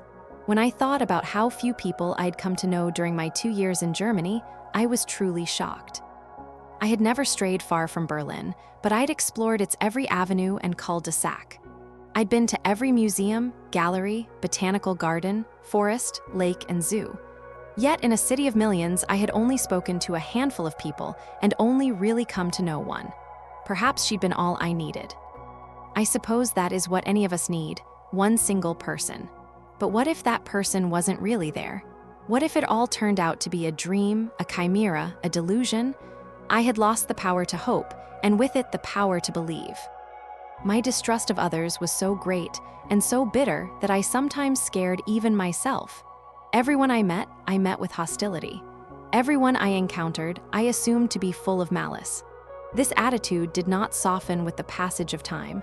As year followed year, it became more pronounced. The mistrust I felt for people had turned into spite. I shunned people who tried to get close to me. I was most fearful of those I felt were closest to me, or who I feared might grow closer. Not after what she did to me, I'd say to myself, but what had she done? I didn't know, and this was why my imagination dwelt on the gravest and most dreadful possibilities. That was just the way things were in this world, and what was the point of holding to a spontaneous promise made at the moment of parting? Far better to sever ties there and then, without dispute. My letters had waited, uncollected, at the post office, never to be answered, and now everything I'd believed in was gone. Who could say what new adventure had swept her off her feet? Who could know what greater and more intimate happiness she'd discovered in the arms of another? To leave all that, simply because she'd made a promise to win the heart of a naive boy, to follow him blindly into a life she knew nothing about, in the end, her good sense had prevailed. Yet why, despite all my careful thought, was I unable to adjust to my new circumstances? Why did I recoil from any new opportunity that came my way? Why was it that when someone tried to get close to me, my first thought was that they might hurt me? There were occasions when I forgot myself and let someone come closer. But then I'd hear that doom-laden voice again to set me straight. Don't forget, don't forget. Never forget that she was even closer, but even so, she left. If ever anyone drew close enough to raise my hopes, I was quick to dampen them down. No, she was much closer, and now there is nothing between us at all, yes. That's how things turned out, to believe or not to believe. Every day, every moment of the day, that was the question that terrorized me. No matter how hard I tried, I remained in its grip. I got married. Even on our wedding day, I knew that my wife was more distant from me than anyone else in the world. We had children. I loved them, always knowing that they would never restore to me what I'd lost. I was never interested in any of the jobs I took. I worked like a machine without knowing what I was doing. I allowed myself to be cheated, and from this I took a strange sort of pleasure. My brothers-in-law made a fool of me, and I did not mind. What property I had left went towards the wedding expenses and my debts. The olive groves were of little value. They were offered for even less to buyers wealthy enough to invest in derelict property.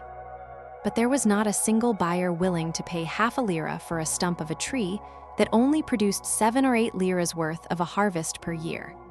Only to save me from dire straits and to keep the family wealth intact, my brothers-in-law paid off my debts and bought my olive groves. I had nothing left but a house with 14 rooms that was in a state of ruin and a few sticks of furniture.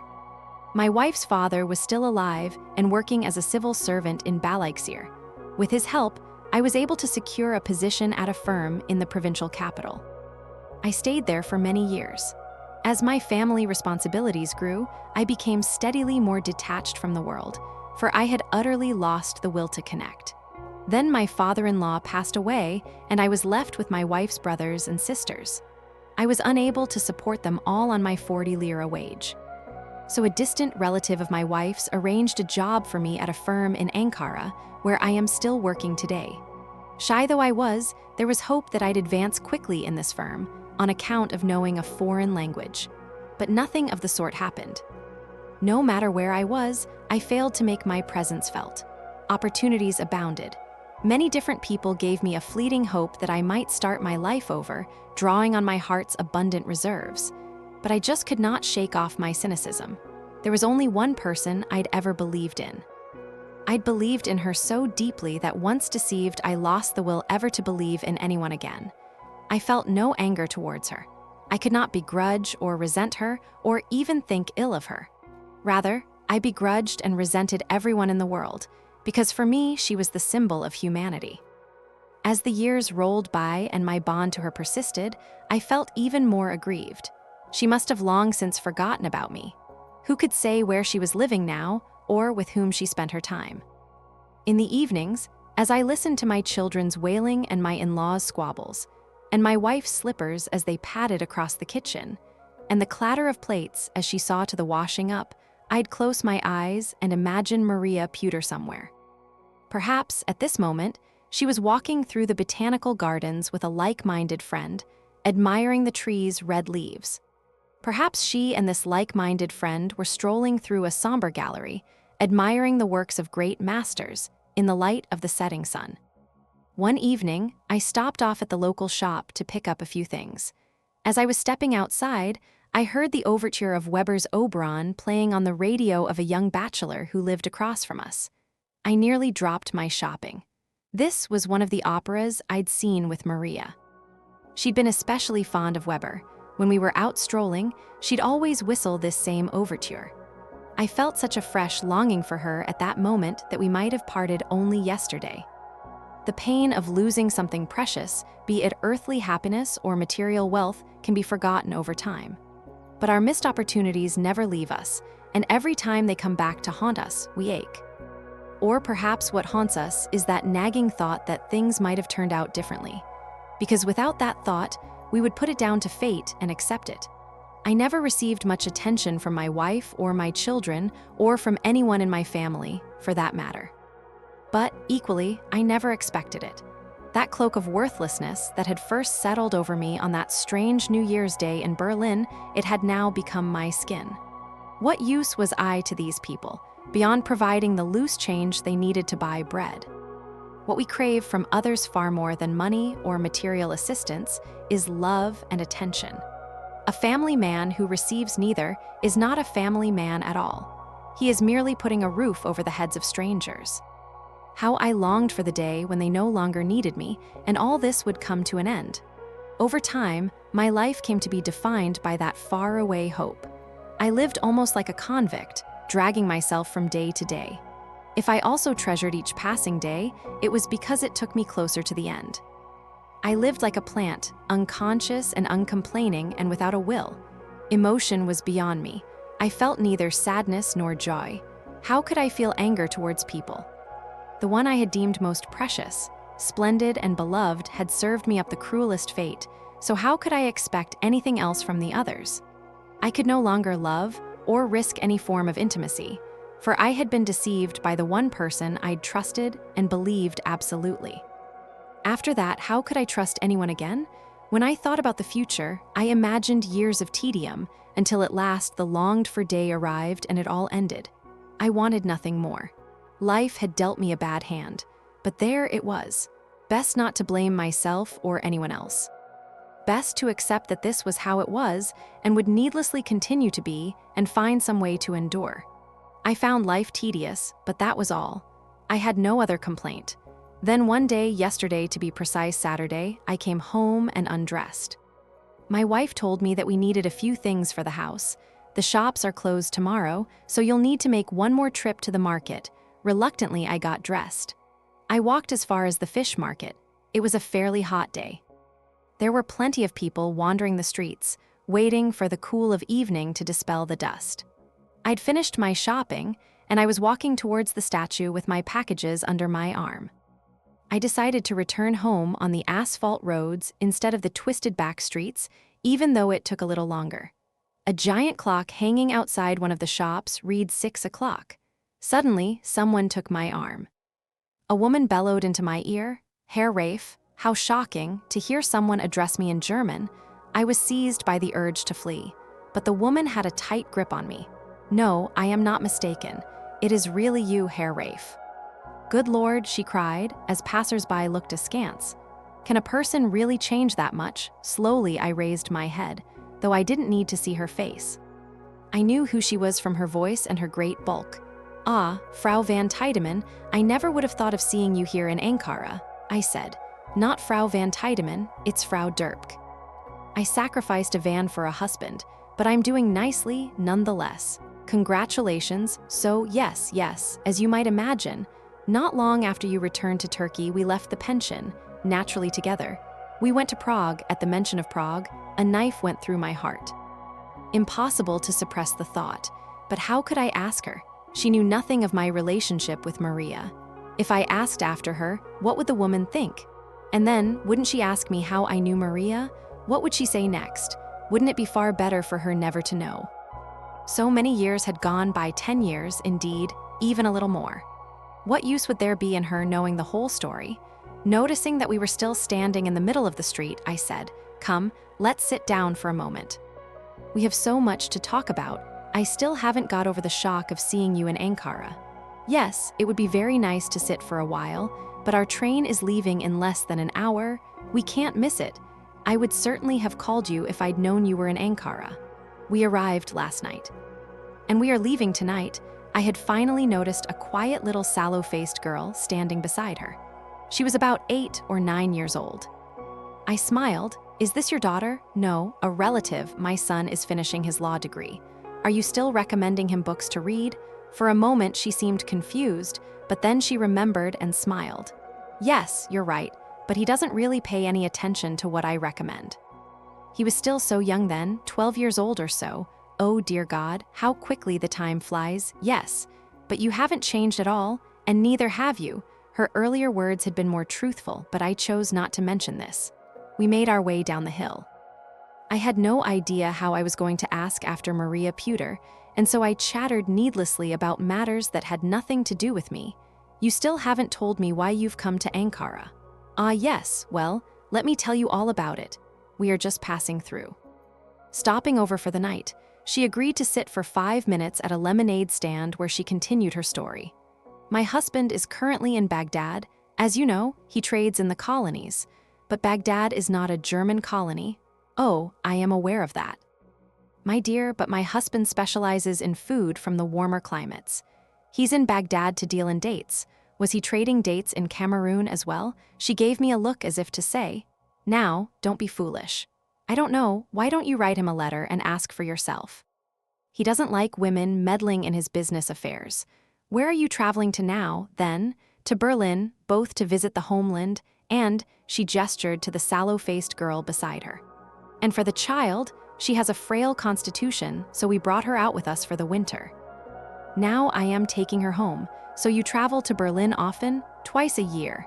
So I take it that Herr Dirk's business affairs are going well? She smiled and wiggled flirtatiously. Still, I could not bring myself to ask. Now, I knew that my hesitation was not because I didn't know how to pose the question, but rather because I feared what I might learn. But was I not already resigned to my fate? I was drained of all passion. So why was I afraid? Maria might have found a Herr Dirk of her own. Perhaps she was still unmarried and racing from one man to the next, searching for the one she could believe in.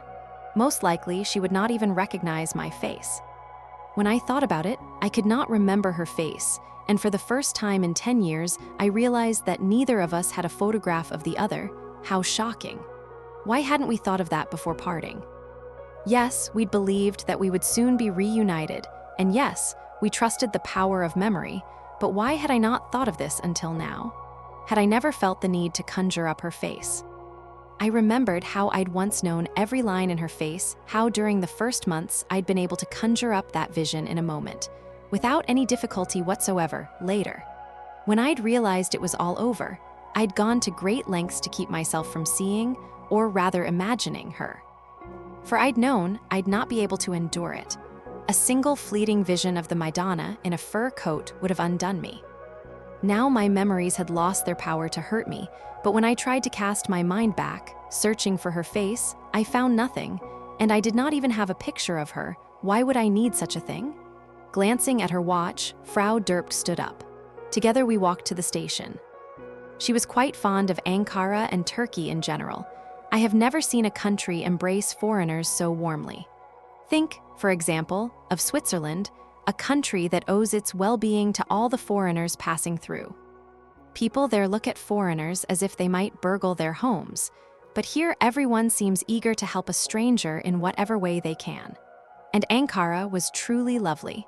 The old woman was prattling on. The young girl was 5 or 10 steps ahead of us, passing her hand over the trees lining the road. We were nearly at the station when at last I found my courage. Doing my best to feign indifference, I asked, "Do you have many relatives in Berlin?" "No, not many. I'm actually from Prague, a Czech German. My first husband was Dutch." "Why do you ask? It's just that during my time there, I met a woman who told me that you were relatives. Where in Berlin? We happened to meet at an exhibition." I think she was a painter. She was suddenly all ears. "Yes, and then, hesitating, I went on. And then, I don't know, we must have spoken just once. She had a beautiful painting, and that's how do you remember her name? I think it must have been Maria Pewter, that's it. Maria Pewter. That was the name signed on the bottom of her painting, and in the catalogues she did not answer. I mustered my courage again. "Do you know her?" "Yes." "But how did she come to tell you that we were related?" "I don't know. I suppose I told her about the pension, and she must have said that she had a relative there, or was it something else? Now I can't quite recall. It was 10 years ago." "Yes, 10 years is a long time. Her mother told me that. She'd once had a Turkish friend, and that she'd talked about him all the time. and so I'm wondering if you are the very same person." But isn't it strange that her mother never once met this Turk that her daughter so admired? She'd gone to Prague that year, and that's where her daughter told her that this Turkish student had left Berlin. We had arrived at the station. Frau Derp was walking over to her train. I feared that if the topic of conversation changed, I might not ever learn what I truly wanted to know. So I looked straight into her eyes to make clear my interest in hearing more. After she dismissed the hotel attendant who had stowed her luggage in the train compartment, she turned to me and said, "Why do you ask? You said you hardly knew Maria?" "Yes, but she must have left a strong impression. I was very taken by her painting. She was an excellent painter." With a sudden concern I could not understand, I asked, "You said she was a good painter?" "Not now." She looked around for the young girl.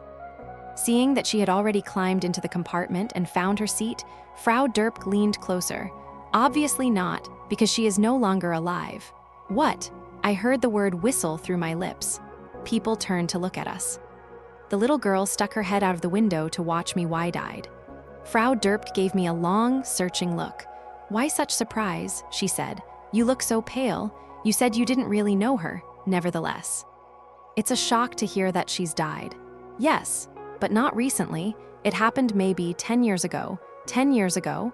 Impossible." She gave me another searching look and pulled me aside. "Now I clearly see that you are intrigued by Maria Puter's death, so let me quickly give you the story. 2 weeks after you left the pension to return to Turkey, Herr Derp and I left as well, and we went to visit relatives who had a farm on the outskirts of Prague. That's where we happened to see Maria and her mother. Now, I don't get along well with her mother, but that's another matter. Maria was looking frail and wan, and she told us that she had suffered a grave illness in Berlin. Sometime later, mother and daughter went back to Berlin. Maria seemed to have recovered. By then, we'd moved to East Prussia, my husband's homeland. When we returned to Berlin that winter, we heard that Maria had died at the beginning of October. Naturally, I overlooked my disagreements with her mother and paid her a visit. She looked exhausted, like a 60-year-old woman. Though she wouldn't have been more than 40, 45 then. She told me that after they had left Prague, Maria began to feel certain changes in her body, and they went to the doctor who told them she was pregnant. Initially, she was pleased, but despite her mother's entreaties, she never told her who the father was. She always said that she would soon find out, and she spoke of an imminent journey. In the final months of the pregnancy, her health took a turn for the worse, and the doctors told her that she was at risk, and that although it was late they wanted to intervene, but Maria would not allow that. And then suddenly she fell terribly ill and was taken to hospital. I suppose her albumin levels were very low. Her body was only just recovering from everything she had gone through before. Even before she went into labor, she lost consciousness several times. So the doctors did intervene and they managed to save the baby. But Maria continued to have seizures, and 1 week later she passed away in a coma. She'd confided in no one. She never thought she was going to die. During her last moments of clarity, she told her mother how shocked she would be when she heard the whole story, but that in the end she too would rejoice. But she never gave her the father's name. Her mother remembered how her daughter often spoke of a Turk. But she had never met him and didn't even know his name. The child was in and out of hospitals and nurseries until she was 4, after which she went to live with her grandmother. She's a rather frail and quiet girl, but thoroughly charming. Don't you think I thought I might faint? My head was spinning, yet somehow I managed to keep standing and smiling. "This girl?" I asked, nodding in the direction of the train window. "Yes, she's sweet, isn't she? So quiet and well-behaved. Who knows how much she misses her grandmother?" She watched me carefully while she said all this. The glimmer in her eyes was almost hostile. The train was about to leave. She climbed inside. A little later, the two of them appeared in the window. Smiling carelessly, the girl cast her eyes over the station, and occasionally she looked at me. The plump old woman beside her did not let me out of her sight. The train lurched forward. I waved as Frau Derp threw me a final, vicious smile. She pulled the child inside. All this took place just last night. Only 24 hours have passed since all this happened. I did not sleep a wink last night. I just lay on my back, thinking of the child on the train. I could almost see her head, receding with the rattling train. And her hair, she'd had a good head of hair, but I could not recall what color hair she had or the color of her eyes. I hadn't asked her name. I'd paid her no attention. Although at one point she had only been a step away from me, I'd not looked at her closely. When saying goodbye, I'd not taken her hand. And so I knew nothing, dear God, I knew absolutely nothing at all about my own daughter. No doubt Frau Derp had sensed something. Why had she looked at me with such malice? No doubt she had made inferences. And then left with the girl. They are traveling now. The wheels of the train are rolling over the tracks, gently tossing my daughter in her sleep. Every minute of the day, I chased after them in my thoughts. And at long last, just as I thought I could endure no more, the image I had driven from my mind began very slowly and very quietly to take shape before my eyes. Maria Pewter, with her dark eyes and deep gaze and fine curving lips. My Madonna in a fur coat. There was not a trace of anger or ill will in her face. There was, perhaps, a note of surprise, but more than that, there was concern and compassion. Yet I did not have the courage to meet her gaze. For 10 years, fully 10 years, I had, in my wretchedness, loathed and condemned a dead woman. Could there be a greater insult to her memory? For 10 years, I had wrongly and unequivocally doubted the person who was my life, my soul, my reason for living, without once considering that I might be doing her an injustice. For all the garish scenarios I dreamt up, never once had I stopped and asked myself whether there might have been a good reason for her leaving me. And it turned out there had been a reason, the gravest, most immovable reason, death. I felt I might die of shame. I was racked with despair and the needless remorse we feel in the face of death. If I were to spend the rest of my life in supplication, seeking forgiveness for having murdered her memory, I fear I would not succeed, for the greatest betrayal, the greatest sin we can commit against the most blameless, is to abandon a loving heart. And for that, I shall never be forgiven. Only a few hours ago, I was under the impression that, lacking a picture, I would not be able to recall her face again. Yet now I can see her in all her beauteous detail, and she is more alive than she ever was in life. As in her self-portrait, she looks a little wistful and a little proud. Her face is a little paler, her eyes darker. She's pushed out her lower lip, as if to say, "Oh, Rafe, yes, she is more alive than ever, so she died 10 years ago, while I was waiting for her, getting our home ready for her, without saying a word about me to anyone so as not to cause me trouble. And then she died, taking her secret with her. Now I understood the anger I'd felt for her over these 10 years and why I'd built an insurmountable wall between me and the world. For 10 years I had carried on loving her with all my heart. That was why I had allowed no one else in. But now I loved her even more than ever before. Opening my arms to the vision that was Maria, I imagined taking her hands and rubbing them warm once more. I could see every detail of the months we had spent together, every moment shared and every word exchanged. Returning to that moment when I first saw her painting in the exhibition, I lived it all again. I listened to her singing at the Atlantic, and then she came and sat beside me.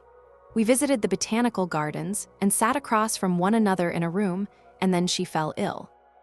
These memories were rich enough to fill an entire lifetime. Compressed into such a short space of time, they were all the greater and more vibrant than anything real could ever be. They showed me that I had not been truly alive for a single moment over the past 10 years. My thoughts, feelings, and actions had traveled far away from me, so far that they might as well have belonged to a stranger. I might be nearly 35 years of age, but the real me had only ever been alive during those 4 or 5 months 10 years ago. Since then, I had been buried deep inside an alien shell, signifying nothing. Last night in bed, when I came face to face with Maria, I understood how difficult it was going to be to carry on inside this body, this mind that had nothing to do with me. When I ate, I would be feeding a stranger. I would drag myself from place to place, watching the world with a mixture of pity and scorn. Last night I came to understand that life held nothing more for me, now that she was dead. I had died with her, if not before. Early this morning, the rest of the household went out on an excursion. Claiming to be unwell, I stayed at home. I have been riding since morning. Now night is falling. They have not come home yet, but soon the house will fill with their shouting and laughter. What does any of it mean to me? When all human ties are severed, what is left? I have not uttered a single true word in 10 years, but now, how desperately I need a confidant. What else is there left for me but to spill out these words and then drown in them? Oh, Maria, why can't we sit by the window and talk? Why can't we open our hearts and souls to each other as we walk together in silence on a windy autumn evening? Oh, why aren't you here with me? Perhaps I have needlessly shunned society for all these years. Perhaps, in refusing to believe them, I have treated people unfairly. Perhaps, had I looked, I might have found someone like you. Had I learned of your death sooner, I might have recovered in time to make the effort to find you in someone else. But it is all over now. Knowing the monumental and unforgivable injustice I have visited on my beloved, I lack the will to put things right. I have held the whole world in contempt on account of having misjudged you.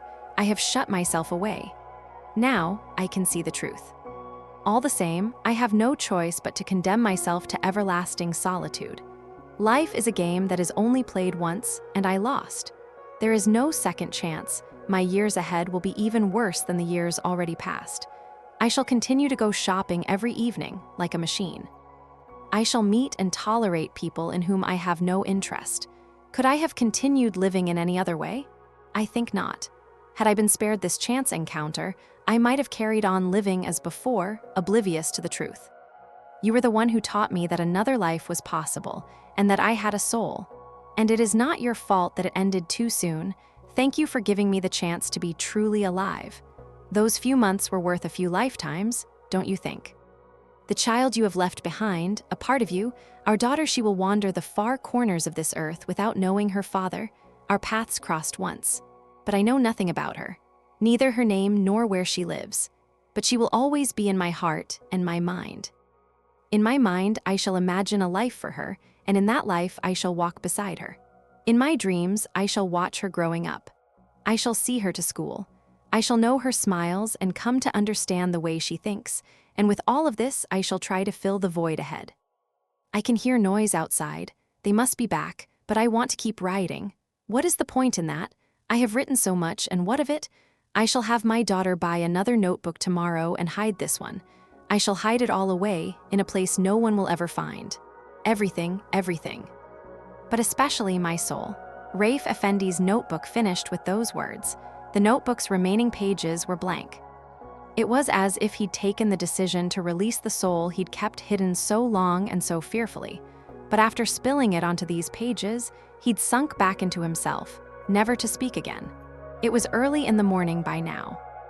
Keeping the promise I had made, I put the notebook in my pocket and I went to his house. The moment the door swung open, to wailing and confusion, I knew what had happened. For a moment, I stood there, unsure of what to do. I did not want to leave without seeing Rafe Effendi one last time. But after the night I had just spent with him, in love and truly alive, I could not bear the prospect of seeing him reduced to that empty vessel that signified nothing. I stepped back into the street. Rafe Effendi's death did not overly distress me, for I felt that, rather than losing him, I had somehow found him. Last night he'd said to me, we never got the chance to sit down and talk, but now I knew differently. Last night we'd spoken for many long hours. That same night, he'd left his life behind and entered mine. And there he would remain, truly alive more so than anyone I'd ever known. Wherever I went, he'd be there at my side. When I got to the office, I sat down at Rafe Effendi's empty desk. Placing his black notebook before me, I turned back to the first page. November 1940, February 1941.